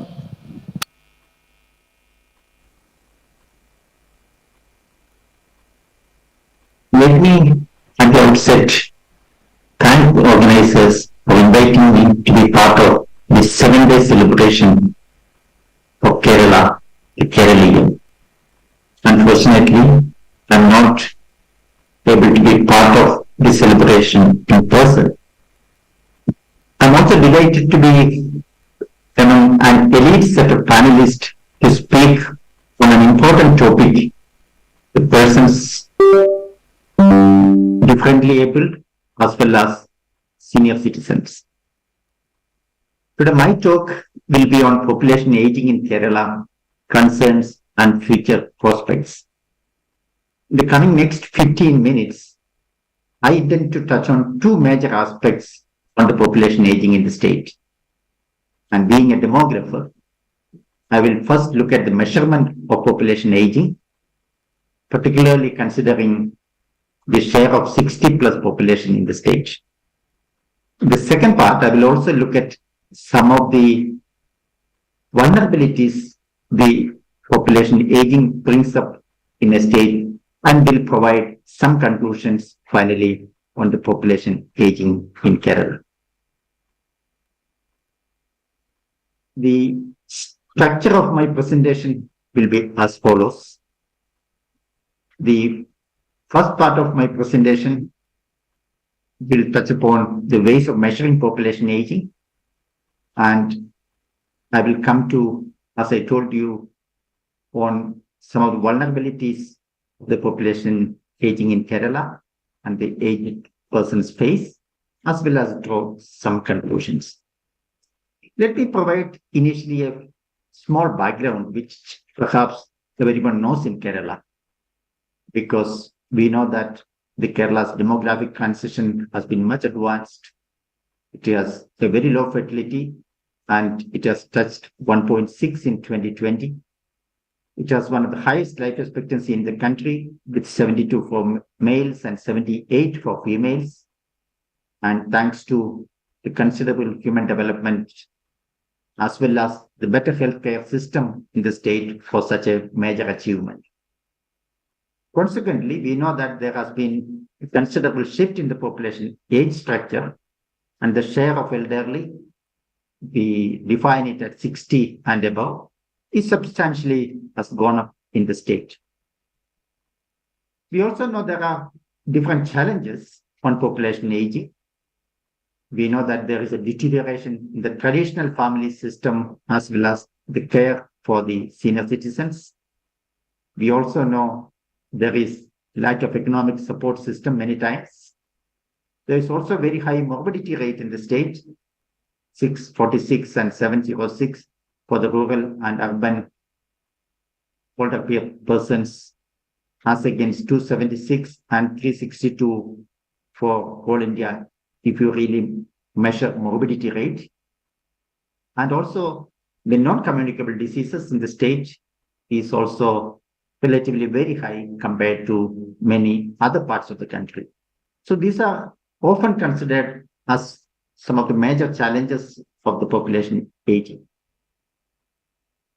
I was just mentioning about the share of population, aged population in the state, which is around 16.5% now. I think if you can see the below bottom, the bar, we see, and it is expected to increase to 22.8% by 2036. So that is a considerable proportion of older people. That is what we anticipate in the future. That's why population aging is considered as a concern. But the question we need to really ask, is it a really concern? An increasing share of senior citizens, the concerns. So what is actually the experience from other countries we need to draw?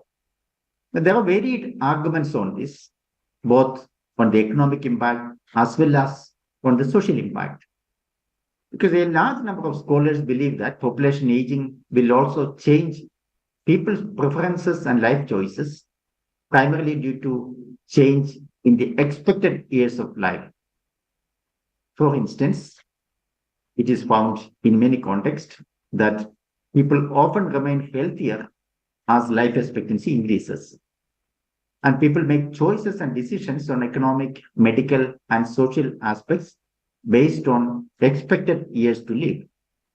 And more time is spent on early life education among demographically advanced population. So there are different ways the population itself adjusts to the population age. That is what the experience from many countries have shown. A large number of scholars has really also worked on such changes which is happening in a society. And more importantly, a question is often asked whether being 60 in 1950 same as being 60 today. Because we measure population aging based on share of population 60 and above. So if the current generation is more healthier and therefore old age also needs to be redefined, that is what another argument. So sheer looking at the share of older people perhaps is not sufficient enough to really to understand in a given situation where there is rapid increase in the life expectancy. So what is the way, an alternative ways of measuring population aging? If population today at a particular age, say for instance 60, are healthier and have higher cognition and human capital and are physically and financially more independent, and they cannot be equated with the same age persons in the past. That is the major argument. So the existing traditional measures, which we have already seen, the share of population, are retrospective measures based on how long you have survived. Because based on how many years you have already survived, you will be defined whether you are an older person or whether you are an adult population or we are an younger population. And depending upon a particular cutoff age called share of 60 normally. But an alternative ways of measuring population aging is through what is known as remaining life expectancy, which is called RLE. What is remaining life expectancy? RLE is a prospective measure. It means that how long you will likely to survive as compared to how many years one has already lived. That is primarily the concept of the measurement of remaining life expectancy.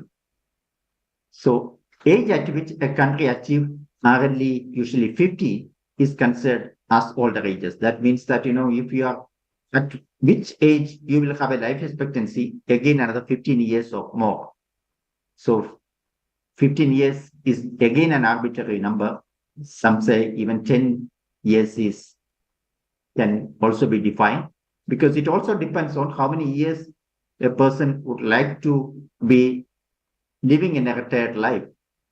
So it is that way this measurement is being combined.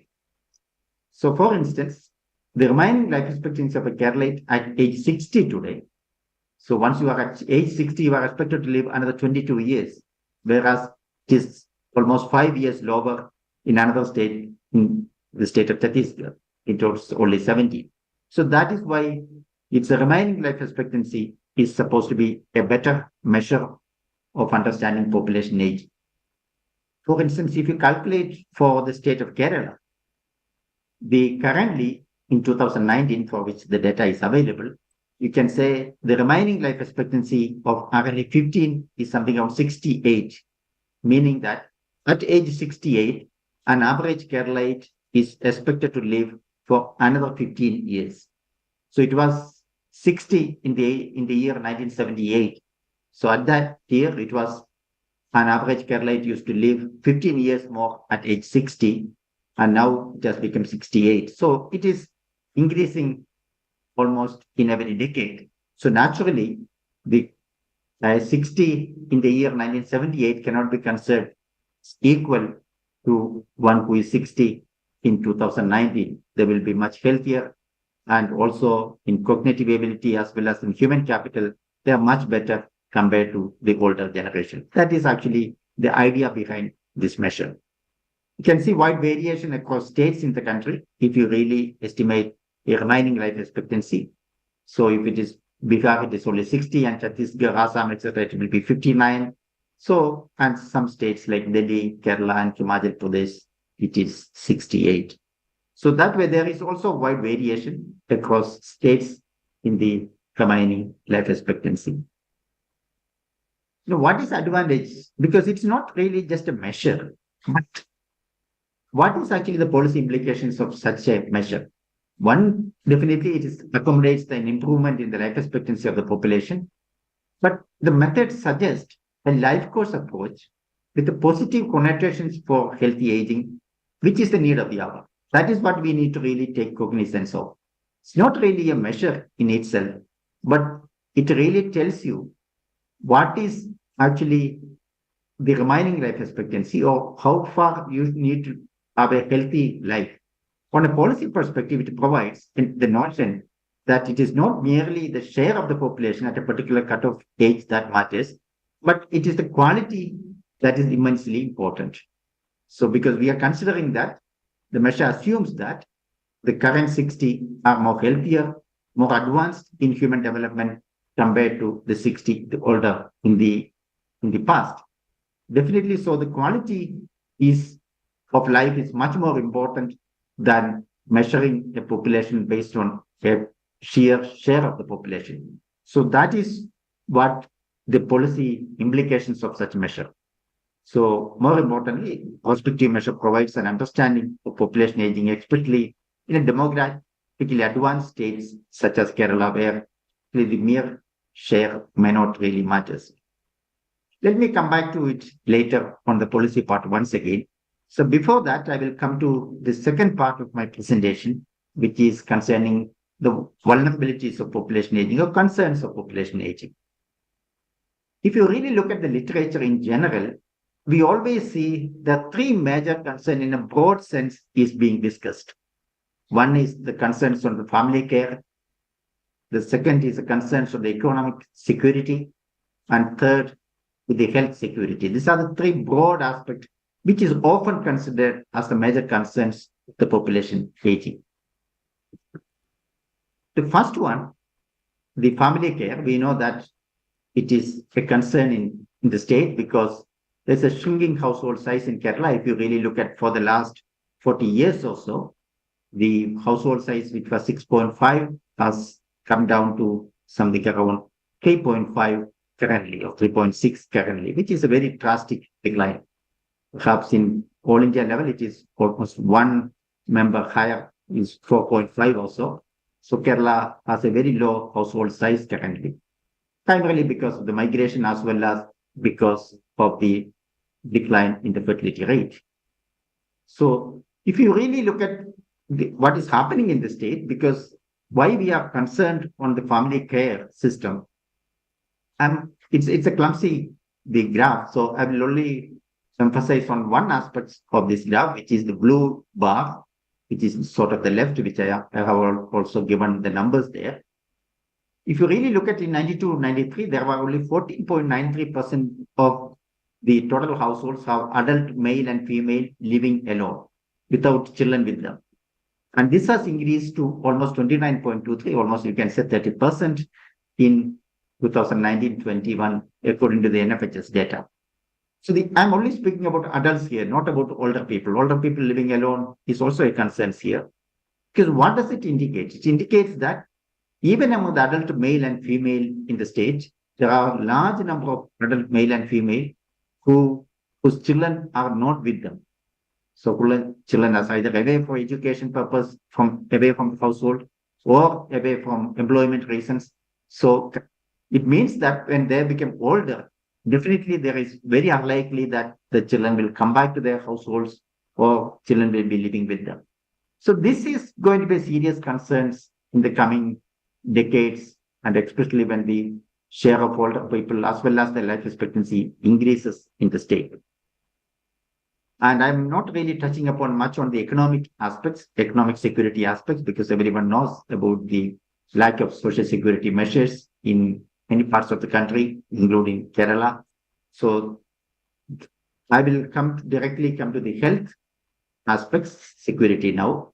Because if you really look at the longitudinal aging study, which is conducted in 2017-18, there are two graphs I'm presenting from that study. One is on the prevalence of the diabetes, which is a self-reported diabetes, as well as prevalence of CVD, cardiovascular diseases, which is relatively very, very high in Kerala compared to all India average. 27.4% of the self-reported diabetes, as well as 43.3% of the cardiovascular diseases. And we also see there are several other vulnerabilities. If you really look at undernutrition, is only 6.8%, but overweight is 42.1% among the older persons.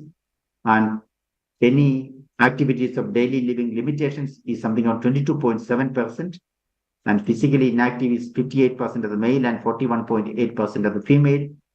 And even percentage reporting severe constraints on household food availability is 5.2%. So we also see large amount of vulnerability, whether it is at the family system or whether it is the economic vulnerability or with the health vulnerability in the state. With all these things, what is that we can really conclude on the population aging in the state? As I mentioned first, the sheer size of senior citizens need not be the cause of concerns.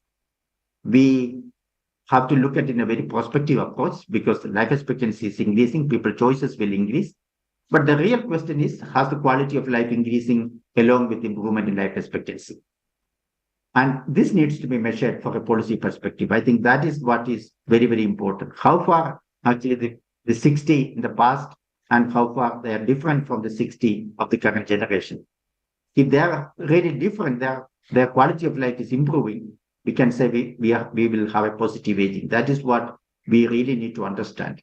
So on a demographic perspective, it's very, very important that these are measured, these are really understood.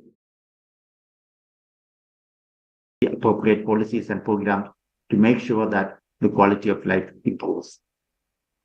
And among the three major concerns which we discussed, we have already seen that the family care is likely to diminish with considerable migration of children. And even among the adults, it is very, very high, the migration of children. So naturally, when they become older, it will be much higher. So how do they address them effectively? Aging in place is what is very, very important of late.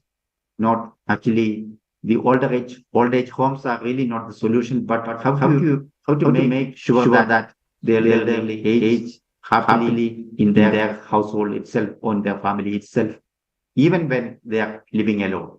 That is what actually the major ways we need to really have the policy interventions. The third is economic vulnerability, which I have not touched much, but we know that there is a concerns everywhere. We need to address them at various levels. And the health concerns are also mainly promotive in nature, not only the curative, because if the diabetes is increasing, the cardiovascular disease is increasing, it also shows that we also need to have a promotive health and our lifestyle needs to be changed, and there should be much more information on how to have a healthy life. I think that is what is very, very important for the state of Kerala with rapid increase in the diabetes and cardiovascular diseases. So I know that there are several other issues which I have not addressed in this presentation, suppose gender dimension, the widowhood issues, etc., which are outside the scope of this presentation. Finally, let me also tell you that Kerala has been one of the pioneering states to introduce a policy for senior citizens. This policy has many major elements which needs to be taken cognizance of. So many of my presentation and slides are also go in line with what has been mentioned in the policy formulation. Thank you for your kind attention. എല്ലാ പ്രഭാഷണങ്ങളുടെയും ഒരു സംഗ്രഹമാണിനി. അതിനായി നിപ്മറിൻ്റെ executive director Shri ചന്ദ്രബാബുവിനെ ആദരപൂർവ്വം ക്ഷണിച്ചുകൊള്ളുന്നു.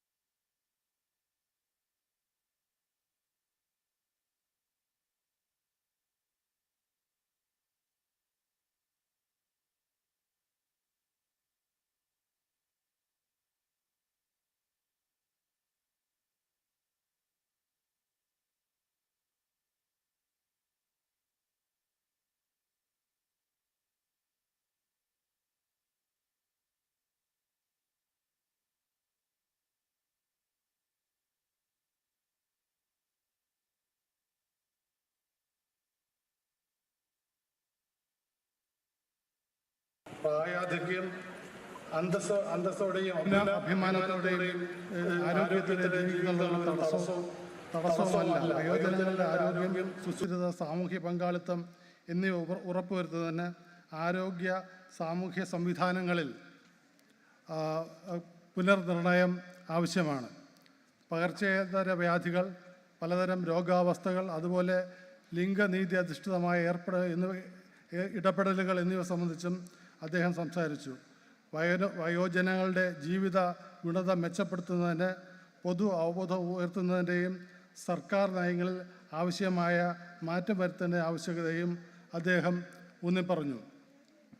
ഇപ്പം നമുക്കറിയാം, വയോജനങ്ങളുടെ എണ്ണം കൂടിക്കൊണ്ടിരിക്കുമ്പം തീർച്ചയായിട്ടും ഈ പകർച്ചേതര വ്യാധികൾ ധാരാളമായി വർദ്ധിച്ച് വരുന്ന അവസ്ഥയുണ്ട്. അതൊക്കെ തന്നെ ഒരു സാമൂഹ്യ വെല്ലുവിളിയാണ്. അതിന് എല്ലാ പ്രഭാഷകരും അക്കാര്യങ്ങൾ എടുത്ത് പറയുകയും ചെയ്തിട്ടുണ്ട്. അതുപോലെ തന്നെ ശ്രീമതി അനുപം ദത്ത ഇവിടെ പറഞ്ഞ വളരെ ഇതുമായി ബന്ധപ്പെട്ട ഹെൽപ്പേജ് ഇന്ത്യയുടെ അനുപം ദത്ത പറഞ്ഞ കാര്യവും വളരെ പ്രധാനപ്പെട്ട പ്രശ്നമാണ്.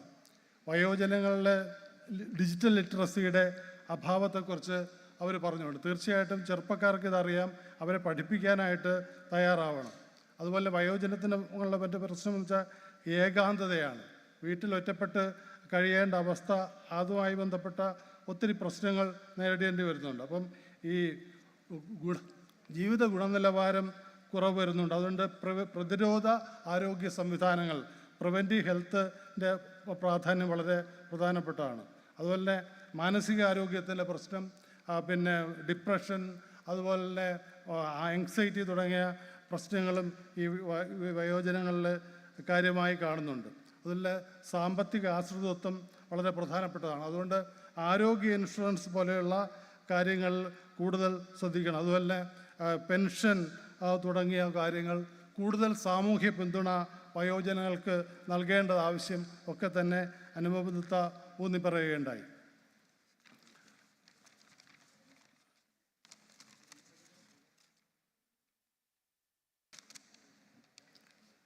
നമ്മൾ മീനാക്ഷി ബാലസുബ്രഹ്മണ്യ ശ്രീമതി പറഞ്ഞ വളരെ പ്രധാനപ്പെട്ട ഒരുപാട് കാര്യങ്ങളാണ്. ഈ ഭിന്നശേഷിക്കാർ നേരിടുന്ന വെല്ലുവിളികൾ നേരത്തെ പറഞ്ഞു. സാമ്പത്തികം, വിദ്യാഭ്യാസം, തൊഴിൽ തുടങ്ങിയ എല്ലാ മേഖലകളിലും അവർ പ്രതിസന്ധി നേരിടുന്നുണ്ട്. ഇതിലൊക്കെ സാമൂഹ്യ തടസ്സങ്ങൾ, സാമ്പത്തിക തടസ്സങ്ങൾ, തൊഴിൽ മേഖലയിലെ തടസ്സങ്ങൾ, ഇവയൊക്കെ തന്നെ ഭിന്നശേഷിക്കാർ നേരിടുന്ന വെല്ലുവിളികളാണ്. ഈ ഭിന്നശേഷിക്കാരുടെ അവകാശങ്ങൾ സംബന്ധിച്ച അന്താരാഷ്ട്ര കൺവെൻഷനിൽ തുല്യ പങ്കാളിത്തം, അവകാശങ്ങൾ എന്നിവ ഉറപ്പ് നൽകുന്നു. നമ്മൾ ഈ എക്സ്ക്ലൂഷന്, പുറംതള്ളലിന് പകരം ഉൾച്ചേർക്കലും സാമൂഹ്യ സുരക്ഷയും സാർവത്രികമായ രൂപകൽപ്പന, യൂണിവേഴ്സൽ ഡിസൈനും ഒക്കെ തന്നെ ഈ രംഗത്ത് തീർച്ചയായിട്ടും ആവശ്യമായ ഘടകങ്ങളാണെന്ന് അവർ ചൂണ്ടിക്കാണിക്കുകയുണ്ടായിട്ടുണ്ട്. അതുപോലെ തന്നെ ഈ നമ്മൾ ദാരിദ്ര്യരേഖ എന്ന് പറഞ്ഞാൽ വളരെ യാന്ത്രികമായ ഒരു സങ്കല്പത്തെ അവർ കാര്യമായി ചോദ്യം ചെയ്യുന്നുണ്ട്. ഈ സാധാരണ ദാരിദ്ര്യരേഖ എന്ന കൺസെപ്റ്റ് വച്ചുകൊണ്ട് ഭിന്നശേഷിക്കാരുടെ ദാരിദ്ര്യം അളക്കാനായിട്ട് കഴിയില്ല. ഭിന്നശേഷിത്വം തന്നെ ഒരു വലിയ തടസ്സമെന്ന നിലയിലും, അപ്പോൾ അതുമായി ബന്ധപ്പെട്ട് അത് മറികടക്കുന്നതിന് വേണ്ടി ചെലവിടേണ്ട പണം, സമയം, സൗകര്യങ്ങൾ, ഇവയ്ക്ക് വേണ്ടിയുള്ള ചിലവ്, കെയർ ഗിവേഴ്സിന് വയ്ക്കുന്ന ചിലവ്, ഇതെല്ലാം കൂടി കണക്കിലെടുത്തുകൊണ്ട് ഭിന്നശേഷിക്കാർക്ക് ഒരു പ്രത്യേക ദാരിദ്ര്യരേഖ എന്ന സങ്കല്പം വേണം. അതും ഓരോ ഡിസബിലിറ്റിക്കും ഓരോ തരത്തിൽ തന്നെ കണക്കാക്കിക്കൊണ്ട് അവരുടെ ചെലവ് കണക്കാക്കിക്കൊണ്ടുള്ള ഒരു വലിയ ഈ നയപരമായ ഇടപെടലിന് ഉതകുന്ന ഒരു വലിയ നിർദ്ദേശമാണ് മീനാക്ഷി ബാലസുബ്രഹ്മണ്യം മുന്നോട്ട് വച്ചിട്ടുള്ളത്. അതുപോലെ തന്നെ സബ്രിയെ സെർക്കിയൻ മുന്നോട്ട് വെച്ച വളരെ വൈകാരികമായ ചില വിഷയങ്ങൾ കൂടിയാണ്. ഞങ്ങൾ വികലാംഗരാകുന്നതിന് മുമ്പ് ഞങ്ങളെ ശാക്തീകരിക്കുക എന്ന് പറഞ്ഞുകൊണ്ട് അവർ ഈ ശരിക്കും പറഞ്ഞാൽ കാഴ്ച പരിമിതിയുള്ള ഒരാളിനെ നമ്മൾ തീർച്ചയായിട്ടും അവരുടെ പരിമിതിയെക്കുറിച്ച് മാത്രം അവർ നിരന്തരം പറഞ്ഞുകൊണ്ടിരിക്കുകയും അവരെ കഴിവുകളെക്കുറിച്ച് കൂടുതൽ ബോധവൽക്കരിക്കാതിരിക്കുകയും അവരെ തടസ്സപ്പെടുത്താതിരിക്കുകയും ഒക്കെ ചെയ്യണം. അവരെ റിസ്ക് എടുക്കാനായി പ്രേരിപ്പിക്കണം. നമ്മൾ ഈ ഒരുപക്ഷെ കൂടുതൽ പ്രൊട്ടക്ഷൻ നൽകുന്ന ഭിന്നശേഷിക്കാരെ സംരക്ഷിച്ച് അതരുത് ഇതരുത് എന്ന രീതിയിൽ പറഞ്ഞുകൊണ്ട് കൂടുതൽ സംരക്ഷണം നൽകുന്നവരും കൂടുതൽ കാര്യങ്ങൾ ഏറ്റെടുക്കാൻ അവരെ പ്രാപ്തരാക്കുന്ന തരത്തിലുള്ള ഒരു സാഹചര്യം സൃഷ്ടിക്കണം. അതിൽ 2 ഉദാഹരണങ്ങൾ, ഒന്ന് ടിബറ്റിലെയും അതുപോലെ അഫ്ഗാനിസ്ഥാനിലെയും 2 ഉദാഹരണങ്ങൾ ചൂണ്ടിക്കാണിച്ചുകൊണ്ട് ഈ കാന്താരി എന്ന് പറയുന്ന പ്രസ്ഥാനത്തിൻ്റെ നേതാവ് കൂടിയായവർ എങ്ങനെയാണ് മുന്നോട്ട് കൊണ്ടുപോകണമെന്ന് പറഞ്ഞു. നമ്മളിപ്പം രക്ഷിതാക്കൾ, അധ്യാപകർ, സാമൂഹ്യ നേതാക്കളൊക്കെ തന്നെ ഇവരെ അമിതമായി പ്രൊട്ടക്ഷൻ നൽകിക്കൊണ്ട് അവരുടെ പ്രവർത്തനങ്ങളെ, അവരുടെ കഴിവുകളെ ചുരുക്കിക്കാണാനും നിയന്ത്രിക്കാനും ശ്രമിക്കുന്നതിൻ്റെ ഒരു തെറ്റായ പ്രവണതയെ തീർച്ചയായിട്ടും കാര്യമായി അവർ വിമർശിക്കുകയുണ്ടായിട്ടുണ്ട്.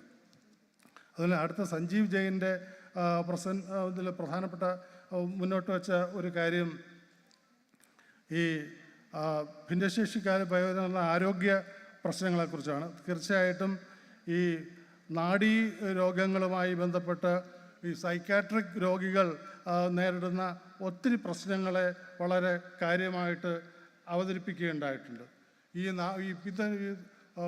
ഇതിൻ്റെ മാനസിക രോഗങ്ങളും നാഡീ സംബന്ധമായ രോഗങ്ങളെയും തീർച്ചയായിട്ടും 2 തരത്തിലാണ് ഇന്ത്യയിൽ കാണുന്നത്. മറ്റ് രാജ്യങ്ങൾ അങ്ങനെയല്ല, അത് രണ്ടും ഒന്നായിട്ട് തന്നെ കണ്ടുകൊണ്ടുള്ള ഇടപെടലുകളൊക്കെ നടത്തുന്നുണ്ട്. അപ്പോൾ ആ അർത്ഥത്തിൽ അതുപോലെ കണക്കുകളിൽ ഒരുപാട് പ്രശ്നങ്ങളുണ്ട്. നമ്മളിവിടെ ഇത്തരത്തിലുള്ള നാഡീ രോഗികളെ സംബന്ധിച്ചും മാനസിക രോഗികളെ സംബന്ധിച്ചുള്ള കണക്കുകളെ സംബന്ധിച്ച് കാര്യമായ ഇടപെടലുകൾ ഉണ്ടാകുന്നില്ല എന്ന കാര്യവും ചൂണ്ടിക്കാണിക്കുകയുണ്ടായിട്ടുണ്ട്.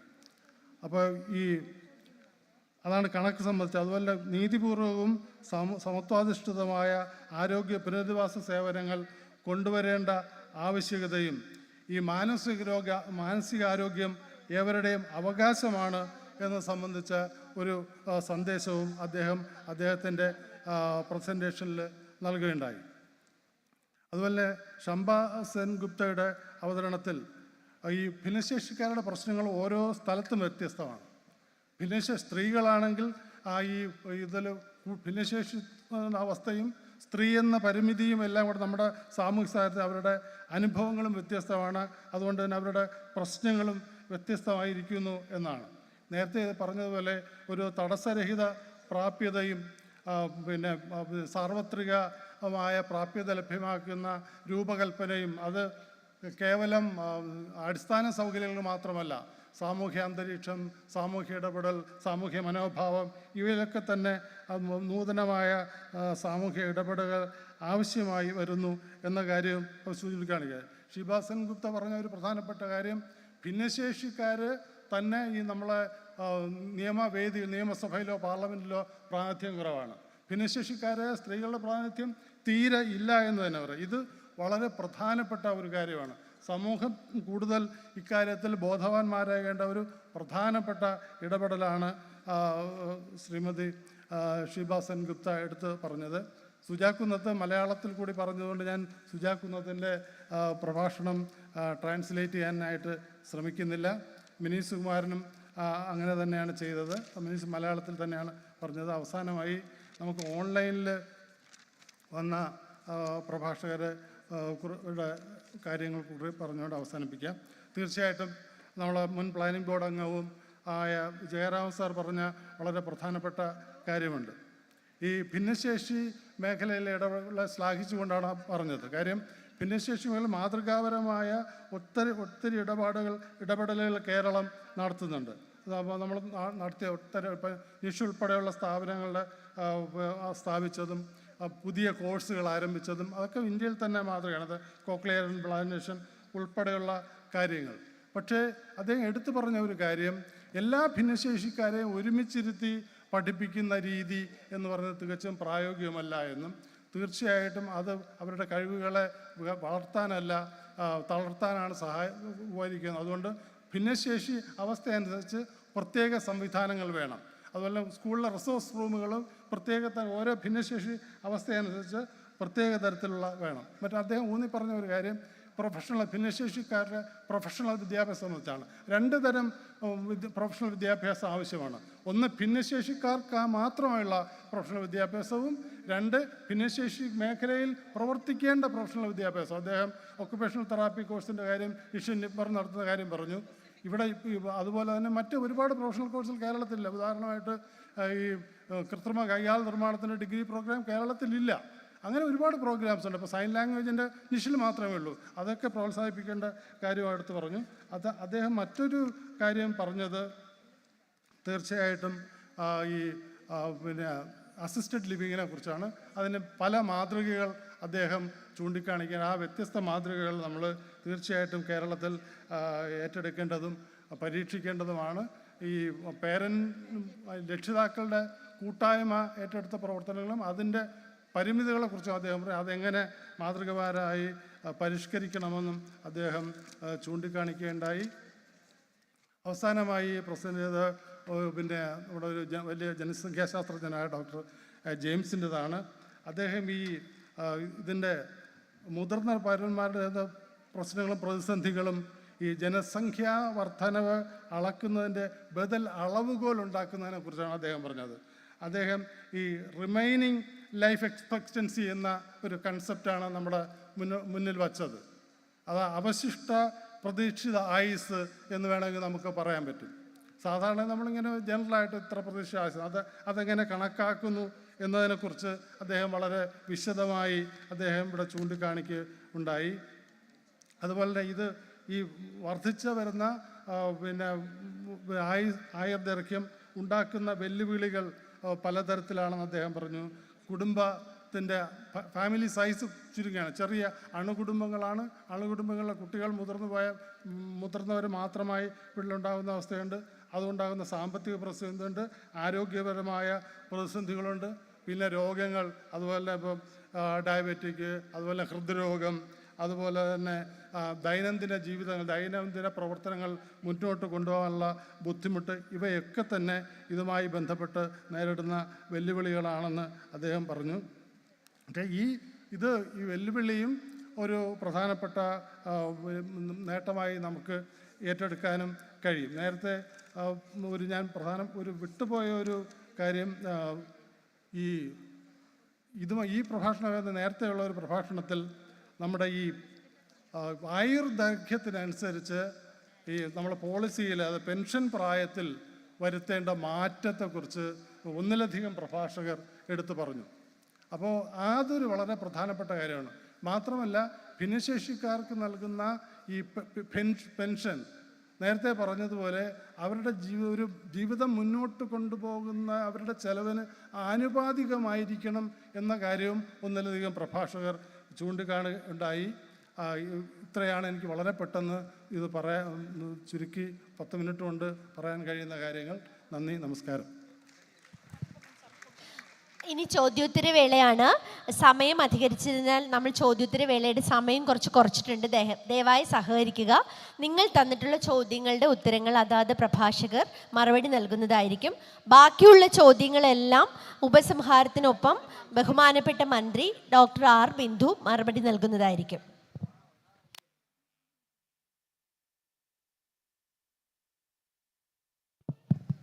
I request the speakers to limit the answers to the briefest time possible.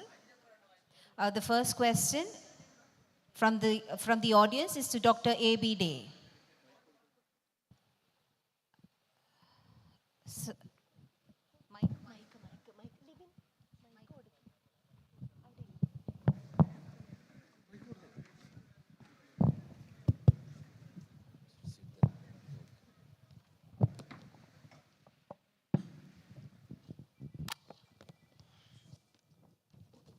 Comment has come from Mr. R. Rajan, Secretary, Senior Citizen Friends Welfare Association. He asks about free health care for older people, irrespective of APL, BPL, and some of the measures in recent times which has affected badly older people. I agree with the second part that national helpline number and train travel concession have been withdrawn in recent times. I hope good sense prevails and Government of India starts them again, because the train travel concession has affected older people very hard. Probably this will be reinstated before the election. And about the free insurance, some of the states like say Rajasthan has been trying out with healthcare facility, both APL and BPL.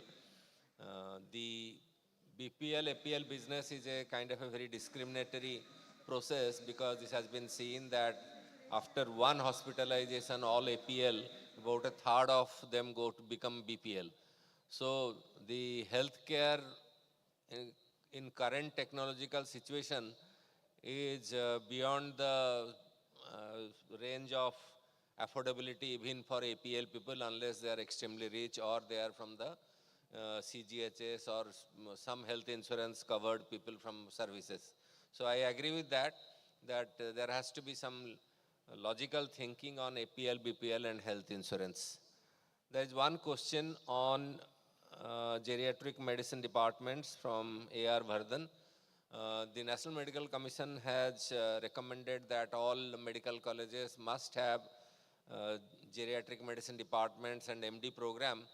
But as you know, these are recommendations which the state governments will take their own time to implement, because there's a cost involved. At this point of time, there are 18 medical colleges in the country with a department and MD program, and in Kerala, Amrita Institute of Medical Sciences, Kochi has a department and MD program.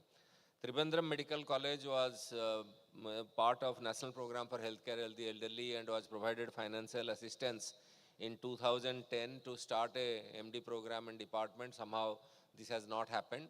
But I believe sooner or later, because of NMC requirement, the departments will come up. And after that, the treatment for older people, the overall supervisory treatment will be better. There is a question from Mr. Krishna Kumar that how to improve mental health in older people. We need to distinguish mental health issues into three issues: the old age stresses that happen with all of us. Once we retire, things start happening around us, how we react to them. Some people take it their own stride, others don't.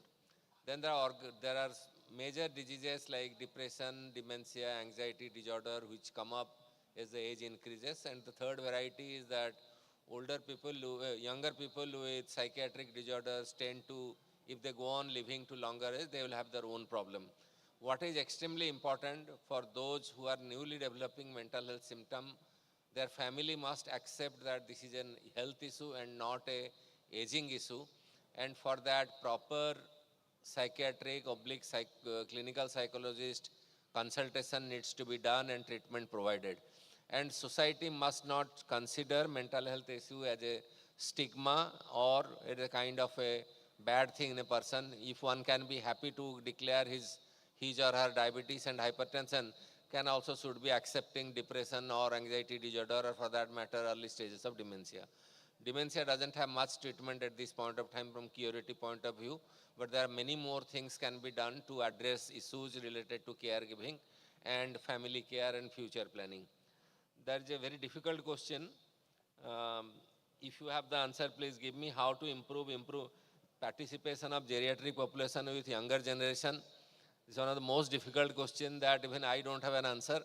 But I feel this is a societal response, that there must be a positive image of older people being developed in the audiovisual media, so that younger people do not consider that these people are good for nothing, boring, waste our time.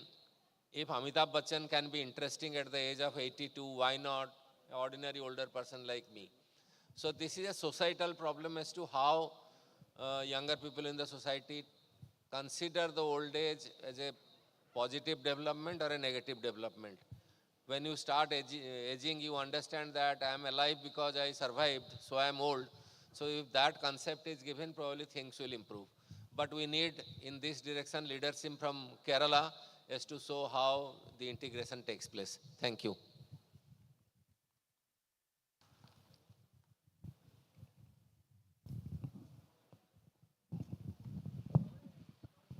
The next question is to Srimati Anupama Datta. Yeah, thank you for the questions. And before I answer the questions, I must compliment the person who has written the questions. This is a very rare handwriting that I have seen, because my writing is so bad that I can't even read my own after 5 minutes. So compliments to whoever wrote it. There are two questions here. One is, the question is that how can the youngsters improve their digital literacy skills?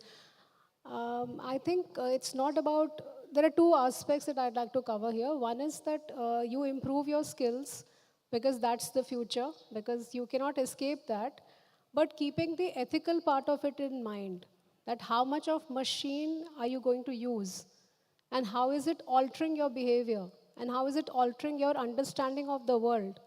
Because if you interact too much with the machine, then you're likely to have certain behavioral traits.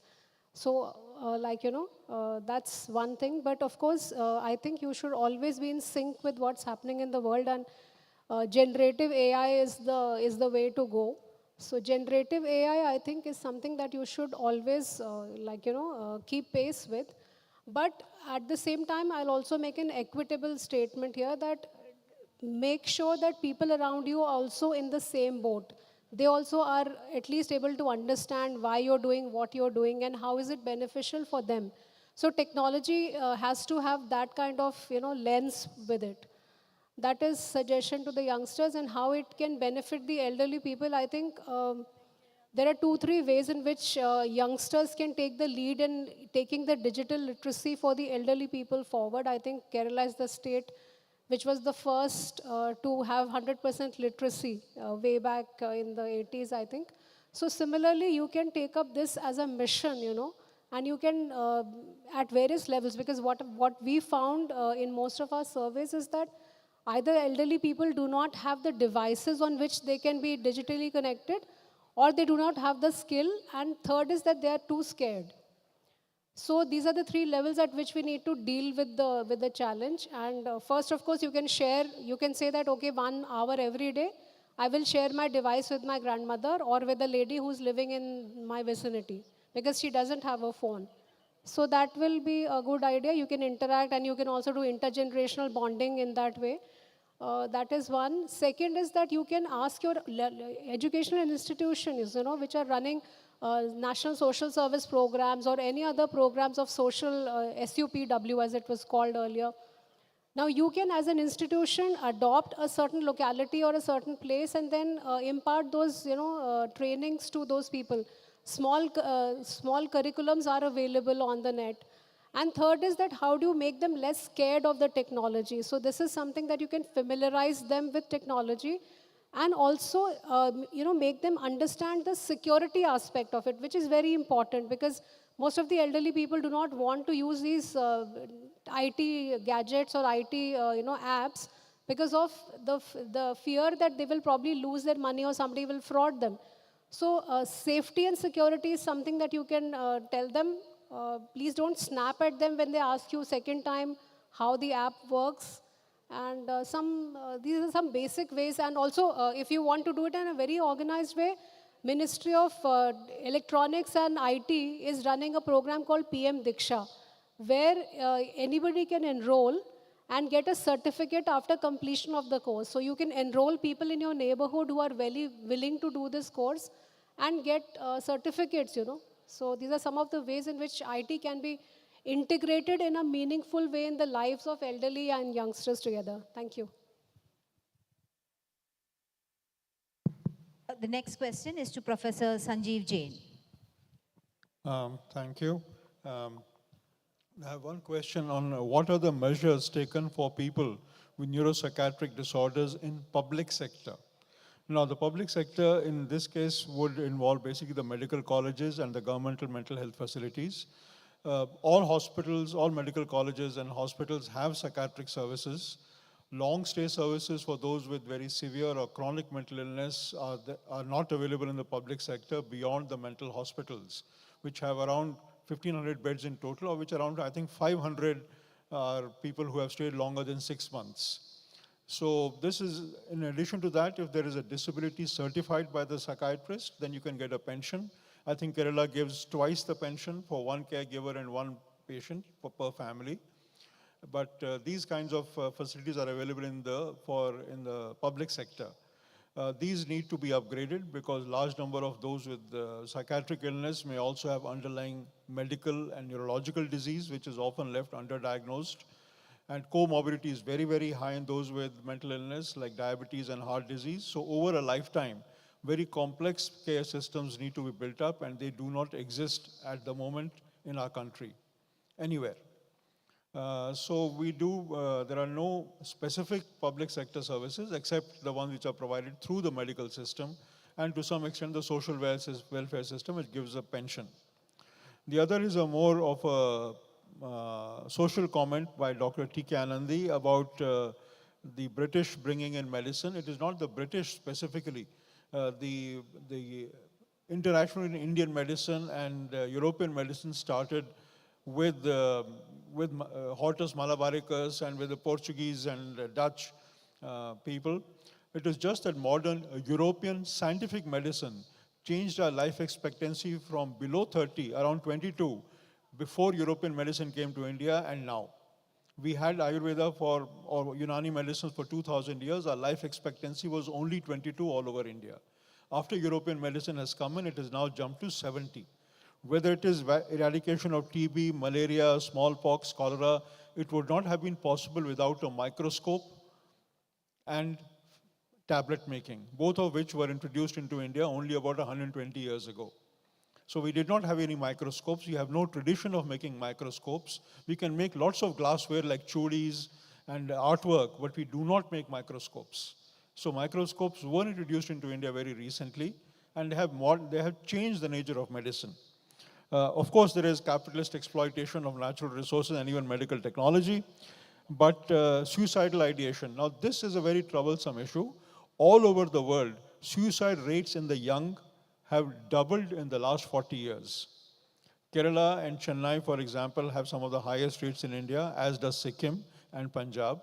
But so does Finland, and so does Japan, and so does Philippines. So high rates of suicide are especially in the under 30 group, have increased dramatically. Now, whether economic advancement of the world is also linked to greater social impoverishment, we have no idea. But it is quite likely that economic growth per se does not really guarantee happiness. Money can't buy you happiness is an old song, and that probably is true. We really don't know the reason. That is, in most society, it is the relative disparity between populations which drives the depression rates. So more equitable societies seem to have lower rates of depression than highly unequal societies. And that is something we need to worry about. Can you please give me an idea how to rehabilitate for mental illness, how to prevent occurrence without stigma? Major Pillai. Now, this is the ultimate bedside problem for psychiatrists, because most mental illness will start before the age of 25. Almost all of them will have a recurrent or a chronic cause. Ensuring continuity of care and regular contact with the psychiatrist is the only acceptable method to prevent a relapse. But that is often out of reach, so that relapses happen. In addition, of course, there are lots of lifestyle changes that need to occur. There needs to be regular engagement, social engagement, regular lifestyle, avoidance of addictions to prevent relapses. But medication and regular supervision by a psychiatrist and a full engagement in social life, which cancels out the stigma, is very, very important. Unless patients feel validated, they will always feel invalid. So validation of the person is the most important thing to actually occur. So that even if you have, just as been mentioned all over this session, ability and disability, valid and invalid, both have very loaded meanings, as has the burden of disease. So words with negative connotations, invalid, burden, disability, need to be erased from our day-to-day vocabulary so that we can understand people much better. Thank you. Thank you sir. എല്ലാ പ്രഭാഷണത്തിൻ്റെയും മലയാള സംക്ഷിപ്തം Shri NC Pillai ആവശ്യപ്പെട്ടിട്ടുണ്ട്. എല്ലാ പ്രഭാഷണത്തിൻ്റെയും ഇംഗ്ലീഷിലും മലയാളത്തിലുള്ള സംക്ഷിപ്ത രൂപം സാമൂഹ്യനീതി വകുപ്പിൻ്റെ വെബ്സൈറ്റിൽ ലഭ്യമാക്കുന്നതാണ്. അടുത്തതായി ദേശീയ റോൾ മോഡൽ അവാർഡ് ജേതാവും കേരളീയത്തിൻ്റെ അവതരണ ഗാനത്തിൽ പങ്കാളിയും ഗായികയുമായ കൺമണി എസ് കാലുകൾ ഉപയോഗിച്ച് തയ്യാറാക്കിയ നെറ്റിപ്പട്ടം സാമൂഹ്യനീതി വകുപ്പിൻ്റെ ഉപഹാരമായി പ്രഭാഷകർക്ക് സമർപ്പിക്കാൻ ബഹുമാനപ്പെട്ട മന്ത്രി ക്ഷണിച്ചുകൊള്ളുന്നു.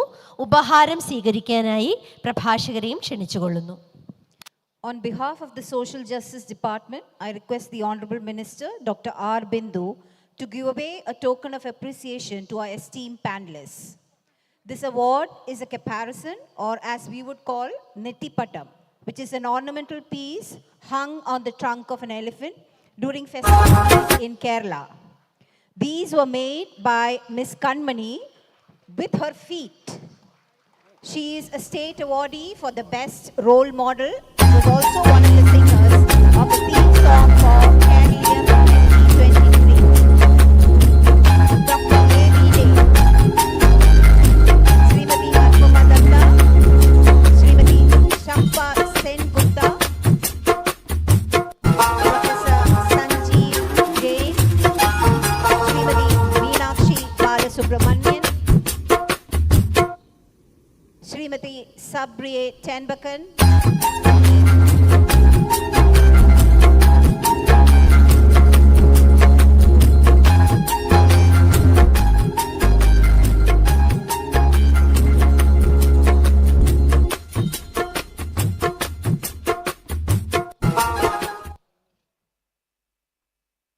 Dr. Suja Kunnat, Srimati Mini Sugumar.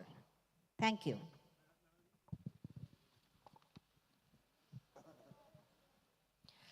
എല്ലാ ചോദ്യങ്ങളും ഇതിൽ നമുക്ക് ഉൾപ്പെടുത്താൻ സാധിച്ചിട്ടില്ല. ബാക്കിയുള്ള ചോദ്യങ്ങളുടെ ഉത്തരങ്ങൾ ബഹുമാനപ്പെട്ട മന്ത്രി ഉപസംഹാര വേളയിൽ നൽകുന്നതായിരിക്കും. ഉപസംഹാരത്തിനായി ബഹുമാനപ്പെട്ട ഉന്നത വിദ്യാഭ്യാസ സാമൂഹ്യനീതി വകുപ്പ് മന്ത്രി ഡോക്ടർ ആർ ബിന്ദുവിനെ ആദരപൂർവ്വം ക്ഷണിക്കുന്നു. ബഹുമാന്യരെ, വിഷയത്തിൽ വിദഗ്ധരായവർ നൽകിയ സമർത്ഥമായിട്ടുള്ള പ്രഭാഷണങ്ങൾ ക്ഷമയോടെ കേട്ടിരുന്ന ഏവർക്കും സാമൂഹ്യനീതി വകുപ്പിൻ്റെ അഭിവാദ്യങ്ങൾ അർപ്പിക്കുകയാണ്. ഇവിടെ ഉയർന്നു വന്ന എല്ലാ ചോദ്യങ്ങൾക്കും മറുപടി പറയാൻ നമുക്ക് സാവകാശമില്ല. മുന്നോട്ട് വയ്ക്കപ്പെട്ട എല്ലാ നിർദ്ദേശങ്ങളും സാമൂഹ്യനീതി വകുപ്പ് തീർച്ചയായും പരിഗണിക്കുമെന്നാണ് സന്തോഷപൂർവ്വം എനിക്ക് അറിയിക്കാനുള്ളത്. പരമാവധി നിങ്ങളുടെ ഭാഗത്തു നിന്ന് ഉയർന്നു വന്നിട്ടുള്ള എല്ലാ പോസിറ്റീവായിട്ടുള്ള നിർദ്ദേശങ്ങളും കൃത്യമായി പരിഗണിക്കാനും നടപ്പാക്കാനും പരമാവധി പരിശ്രമിക്കുമെന്ന് ഉറപ്പു തരികയാണ്. പകൽ വീടുകൾക്ക് സംസ്ഥാന തലത്തിലൊരു നിയമാവലി ഉണ്ടോ എന്നൊരു ചോദ്യം ലഭിച്ചിട്ടുണ്ട്. പകൽ വീടുകൾക്കായി സംസ്ഥാനതല നിയമാവലിയുടെ കരട് തയ്യാറാക്കിയിട്ടുണ്ട്. ഉടനെ തന്നെ അത് പ്രസിദ്ധീകരിക്കുന്നതിനുള്ള നടപടികൾ സ്വീകരിക്കുന്നതാണ്. അതുപോലെ ഒരു പ്രത്യേക കോർപ്പറേഷനിൽ ഇത് നടപ്പാക്കുന്നതുമായി ബന്ധപ്പെട്ട് പ്രായത്തിൻ്റെ പരിധി സംബന്ധിച്ച കാര്യങ്ങൾ അവിടെ സൂചിപ്പിച്ചിട്ടുണ്ട്. സംസ്ഥാനത്ത് മുഴുവനായി തന്നെ ഈ നിയമാവലി നടപ്പാക്കുമ്പോൾ അതിന് ഒരു ഐകരൂപ്യം ഉണ്ടാകും എന്നാണ് അതുമായി ബന്ധപ്പെട്ട് പറയാനുള്ളത്. എല്ലാ ചോദ്യങ്ങളിലേക്ക് ഞാൻ കടക്കുന്നില്ല. ഭിന്നശേഷിത്വമായാലും വാർദ്ധക്യമായാലും അത് ബാധ്യതയല്ല സാധ്യതയാണ് എന്ന് തിരിച്ചറിവുള്ള ഒരു സമൂഹമായി കേരളത്തെ രൂപപ്പെടുത്തുക എന്നുള്ളതാണ് നമ്മളേവരും ഏറ്റെടുക്കുന്ന വലിയ ദൗത്യം എന്നാണ് ഇതിന് ഉപസംഹാരം കുറിച്ചുകൊണ്ട് സൂചിപ്പിക്കാനുള്ളത്. വാർദ്ധക്യം ഒരു പ്രശ്നമല്ല, മറിച്ച് അതൊരു അസറ്റാണ്. വലിയ വിപുലമായിട്ടുള്ള അനുഭവ സമ്പത്തുള്ളവരുടെ ജീവിത പരിചയവും അനുഭവങ്ങളുമൊക്കെ തന്നെ സമൂഹത്തിനു വേണ്ടി പ്രയോജനപ്പെടുത്താനുള്ള ശ്രമമാണ് നടത്തേണ്ടത്. അതുപോലെ ഇവിടെ സൂചിപ്പിക്കപ്പെട്ടതുപോലെ ഭിന്നശേഷിത്വം എന്നുള്ളതായാലും വാർദ്ധക്യമായാലും അത് വ്യക്തിയുടെയോ കുടുംബത്തിൻ്റെയോ മാത്രം ബാധ്യതയല്ല, മറിച്ച് സർക്കാരിനും സമൂഹത്തിനും വലിയ ഉത്തരവാദിത്തം ഇവരുടെ പരിപാലനത്തിനും ശാക്തീകരണത്തിനും പുനരധിവാസത്തിനുമൊക്കെ ഉണ്ട് എന്നുള്ള കാഴ്ചപ്പാടാണ് സാമൂഹ്യനീതി വകുപ്പ് ഉയർത്തിപ്പിടിക്കുന്നത്. അടിസ്ഥാന സൗകര്യങ്ങളെല്ലാം ഒരുക്കുന്നതിന് സാമൂഹ്യനീതി വകുപ്പ് പ്രതിജ്ഞാബദ്ധമാണ്. ഭക്ഷണം, പാർപ്പിടം, വിദ്യാഭ്യാസം, സ്കില്ല്, തൊഴിലവസരങ്ങൾ, സ്വയം തൊഴിൽ, ഉൽപ്പന്നങ്ങളുടെ വിപണനം, സംരംഭകത്വ പ്രോത്സാഹനം, ഇതെല്ലാം വകുപ്പിൻ്റെ ആഭിമുഖ്യത്തിൽ ഏറ്റെടുക്കുവാൻ തന്നെയാണ് തീരുമാനം. ഇപ്പം നമ്മൾ പല പദ്ധതികളിലൂടെ ആ ഉത്തരവാദിത്തങ്ങളെല്ലാം ഏറ്റെടുക്കുന്നുണ്ട്. കൂടുതൽ മികവാർന്ന നിലയിൽ ആ ഉത്തരവാദിത്തങ്ങൾ നിറവേറ്റാനുള്ള ശ്രമങ്ങളുണ്ടാവും. സംരംഭകത്വ താൽപ്പര്യങ്ങൾ സ്വാശ്രയത്തിൽ അധിഷ്ഠിതമായൊരു ജീവിതത്തിലേക്ക് ഭിന്നശേഷിക്കാർക്ക് പോകുന്നതിന് സഹായകരമാണ്. യങ് ഇന്നോവേറ്റേഴ്സ് പ്രോഗ്രാം എന്ന സർക്കാരിൻ്റെ അഭിമാന പദ്ധതിയുടെ ഭാഗമായിട്ട് ഭിന്നശേഷി വിദ്യാർത്ഥികൾക്കും ഒരു കമ്പോണൻ്റ് ഉണ്ട് എന്നുള്ളത് സന്തോഷപൂർവ്വം ഞാൻ അറിയിക്കുകയാണ്. സംരംഭങ്ങൾ ആരംഭിക്കുന്നതിനുള്ള ധനസഹായം വിവിധ പദ്ധതികളിലൂടെ നൽകി വരുന്നുണ്ട്. അതുപോലെ നിഷ്, നിപ്മർ ഈ 2 സ്ഥാപനങ്ങളും സാമൂഹ്യനീതി വകുപ്പിന് കീഴിലുള്ള മികവിൻ്റെ കേന്ദ്രങ്ങളാണ്. അവയെ ദേശീയ അന്തർദേശീയ നിലവാരത്തിലുള്ള മികവ് കേന്ദ്രമാക്കി വളർത്തുന്നതിനാണ് ഉദ്ദേശിക്കുന്നത്. നിഷിനെ ഒരു യൂണിവേഴ്സിറ്റിയായി വികസിപ്പിക്കുന്നതുമായി ബന്ധപ്പെട്ട നടപടികൾ സ്വീകരിച്ചു വരികയാണ്. അതുപോലെ തെറാപ്പിസ്റ്റുകൾക്കും കെയർ ഗിവേഴ്സിനും സ്പെഷ്യൽ എഡ്യൂക്കേറ്റേഴ്സിനുമെല്ലാം പരിശീലനം നൽകുന്നതിനുള്ള നടപടികൾ ഇതിനകം സ്വീകരിക്കാനായിട്ടുണ്ട്.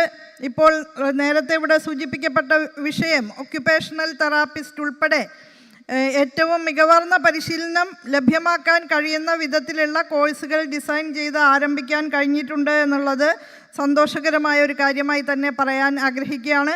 അസിസ്റ്റീവ് വില്ലേജസ് 4 സ്ഥലം കണ്ടെത്തുകയും അതിൻ്റെ പ്രാരംഭ നടപടികളിലൂടെ കടന്നു പോകുകയുമാണ് ചെയ്യുന്നത്. ഈ സർക്കാരിൻ്റെ കാലാവധി കഴിയുമ്പോഴേക്കും 4 അസിസ്റ്റീവ് വില്ലേജുകൾ യാഥാർത്ഥ്യമാക്കണം എന്നുള്ള പ്രതീക്ഷയാണ് നിങ്ങളോടൊപ്പം പങ്കുവയ്ക്കുന്നത്. വയോജന പാർക്കുകൾ, വയോജന ക്ലബ്ബുകൾ, അങ്ങനെ മാനസിക ഉല്ലാസത്തിന് വേണ്ടിയിട്ടുള്ള പ്രത്യേക പദ്ധതികളും സജീവമായിട്ട് തദ്ദേശ സ്വയംഭരണ സ്ഥാപന തലത്തിൽ മുന്നോട്ട് കൊണ്ടുപോകണമെന്ന് നിർദ്ദേശം നൽകിയിട്ടുണ്ട്. വയോജനങ്ങളായാലും ഭിന്നശേഷിക്കാരായാലും തടസ്സരഹിതമായിട്ടുള്ള ജീവിതം ഉറപ്പുകൊടുക്കണം എന്നുള്ളത് തന്നെയാണ്. മനുഷ്യ ജീവിതത്തിൻ്റെ സമസ്ത മേഖലകളിലേക്കും ആത്മവിശ്വാസത്തോടെ കടന്നു വരാനുള്ള അന്തരീക്ഷ സൃഷ്ടി തീർച്ചയായും നമുക്ക് നവകേരള സൃഷ്ടിയുടെ ഭാഗമായിട്ട് ഏറ്റെടുക്കണം. ഭിന്നശേഷിക്കാരെ സംബന്ധിച്ചിടത്തോളം, ഭിന്നശേഷിക്കാരായാലും വൃദ്ധജനങ്ങളായാലും അവർക്ക് ഒന്നാമത് പരിഗണന കൊടുക്കുക എന്ന നിലയിൽ മനോഭാവത്തിലുള്ള ഒരു മാറ്റം നമുക്ക് സൃഷ്ടിക്കേണ്ടതുണ്ട്. ഇതിൻ്റെ ഭാഗമായിട്ട് സ്കൂൾ തലത്തിലും കോളേജ് തലത്തിലും കരിക്കുലം പരിഷ്കരണത്തിൻ്റെ ഭാഗമായി സമഭാവനയുടെയും സാമൂഹ്യനീതിയുടെയും അന്തരീക്ഷ സൃഷ്ടിയെ സംബന്ധിച്ച് ഫൗണ്ടേഷൻ കോഴ്സുകളിലൂടെ അറിവും ബോധ്യവും പകരുന്ന നിലപാടുകൾ സ്വീകരിക്കപ്പെട്ടിട്ടുണ്ട് എന്ന കാര്യം സന്തോഷപൂർവ്വം അറിയിക്കുകയാണ്. പൊതുഗതാഗത സംവിധാനങ്ങളിൽ പൂർണ്ണമായി മാറ്റം വരുത്താൻ നമുക്ക് ഇനിയും കുറേ കാലം പിടിക്കും. എന്നാലും ആ ആശയം നമ്മൾ ഏറ്റെടുത്ത് കഴിഞ്ഞിട്ടുണ്ട്. അസിസ്റ്റീവ് ടെക്നോളജിയുടെ മേഖലയിൽ ഏറ്റവും ശാസ്ത്രീയമായിട്ടുള്ള ഏറ്റവും പുത്തനായിട്ടുള്ള കണ്ടുപിടുത്തങ്ങളെയൊക്കെ ഉപയോഗിക്കാവുന്ന വിധത്തിൽ IIT ചെന്നൈ ആയിട്ട് ബന്ധപ്പെട്ടുകൊണ്ട് ഒരു കൊളാബറേറ്റീവ് സംവിധാനം നമ്മൾ ഡെവലപ്പ് ചെയ്ത് കൊണ്ടുവരികയാണ്. അസിസ്റ്റീവ് ഡിവൈസസും കൃത്രിമ അവയവങ്ങളുടെ നിർമ്മാണവുമെല്ലാം ഏറ്റവും ആധുനികമായ രീതിയിൽ ഏറ്റവും സംസ്കരിക്കപ്പെട്ട നിലയിൽ തന്നെ ഏറ്റെടുക്കണം എന്നുള്ളതാണ് ആലോചിക്കുന്നതായിട്ടുള്ള കാര്യം. വയോജനങ്ങളുമായി ബന്ധപ്പെട്ട് MWPSC ആക്റ്റും ഭിന്നശേഷിക്കാരുമായി ബന്ധപ്പെട്ട RPWD ആക്റ്റും നിർദ്ദേശിക്കുന്ന എല്ലാ വ്യവസ്ഥകളും നടപ്പാക്കുന്ന ഒരു സ്ഥിതി ഉണ്ടാകണം. അതിനുവേണ്ടി വളരെ ജാഗരൂകതയോടുകൂടി പ്രവർത്തിക്കണം എന്ന് തന്നെയാണ് കരുതുന്നത്. ഇവിടെ വന്ന ഒരു ചോദ്യങ്ങളിലൊന്ന് ഭിന്നശേഷിക്കാർക്ക് വേണ്ടിയുള്ള നിയമങ്ങൾ, ആ വ്യവസ്ഥകൾ പാലിക്കപ്പെടുന്നുണ്ടോ എന്ന് നോക്കുന്നതിന് ആരാണ് കേന്ദ്രം എന്നുള്ളതാണ്. യാതൊരു സംശയവുമില്ല, ഭിന്നശേഷി കമ്മീഷണറേറ്റാണ് ആ ഉത്തരവാദിത്തമുള്ള സ്ഥാപനം. അതുപോലെ നമ്മുടെ സാമൂഹ്യനീതി വകുപ്പിന് കീഴിലുള്ള മറ്റെല്ലാ ഏജൻസീസും ഭിന്നശേഷിക്കാരുടെ അവകാശങ്ങൾ ഉറപ്പുവരുത്തുന്നതിന് വേണ്ടി തന്നെയാണ് പ്രവർത്തിക്കുന്നത്. ഇനിയും പോരായ്മകൾ ഉണ്ടെങ്കിൽ ചൂണ്ടിക്കാണിക്കണം. Kerala federation of the blind വളരെ വിലയേറിയ നിർദ്ദേശങ്ങൾ സമർപ്പിച്ചിട്ടുണ്ട്. മറ്റ് ഒട്ടനവധി സംഘടനകളും എഴുതി സമർപ്പിച്ചിട്ടുണ്ട്. സമയപരിമിതി കൊണ്ട് ഞാൻ അതിൻ്റെ വിശദാംശങ്ങളിലേക്കൊന്നും പോകുന്നില്ല.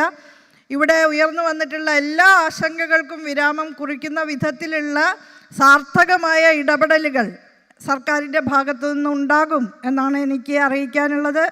മാനവികമായിട്ടുള്ള നീതിയും സ്നേഹവും ഒക്കെ പുലരുന്ന ഒരു നവകേരളം സൃഷ്ടിക്കാൻ നമുക്ക് കൈകോർത്ത് പിടിക്കാം എന്ന് പറഞ്ഞുകൊണ്ട് സാമൂഹ്യനീതി വകുപ്പിൻ്റെ മുദ്രാവാക്യം ഞാൻ ആവർത്തിക്കുകയാണ്. തനിച്ചല്ല നിങ്ങൾ, ഒപ്പമുണ്ട് ഞങ്ങൾ. അഭിവാദ്യങ്ങൾ.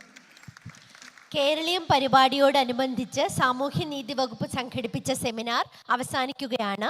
പങ്കെടുത്ത എല്ലാ പ്രഭാഷകർക്കും ഇത്രയും നേരം ക്ഷമയോടെ ശ്രവിച്ചിരുന്ന നിങ്ങൾ ഓരോരുത്തർക്കും സാമൂഹ്യനീതി വകുപ്പിൻ്റെ നന്ദി അറിയിച്ചുകൊള്ളുന്നു. നന്ദി, നമസ്കാരം. On behalf of the Social Justice Department, I would like to thank all the speakers for engaging the audience and sharing your views and thoughts on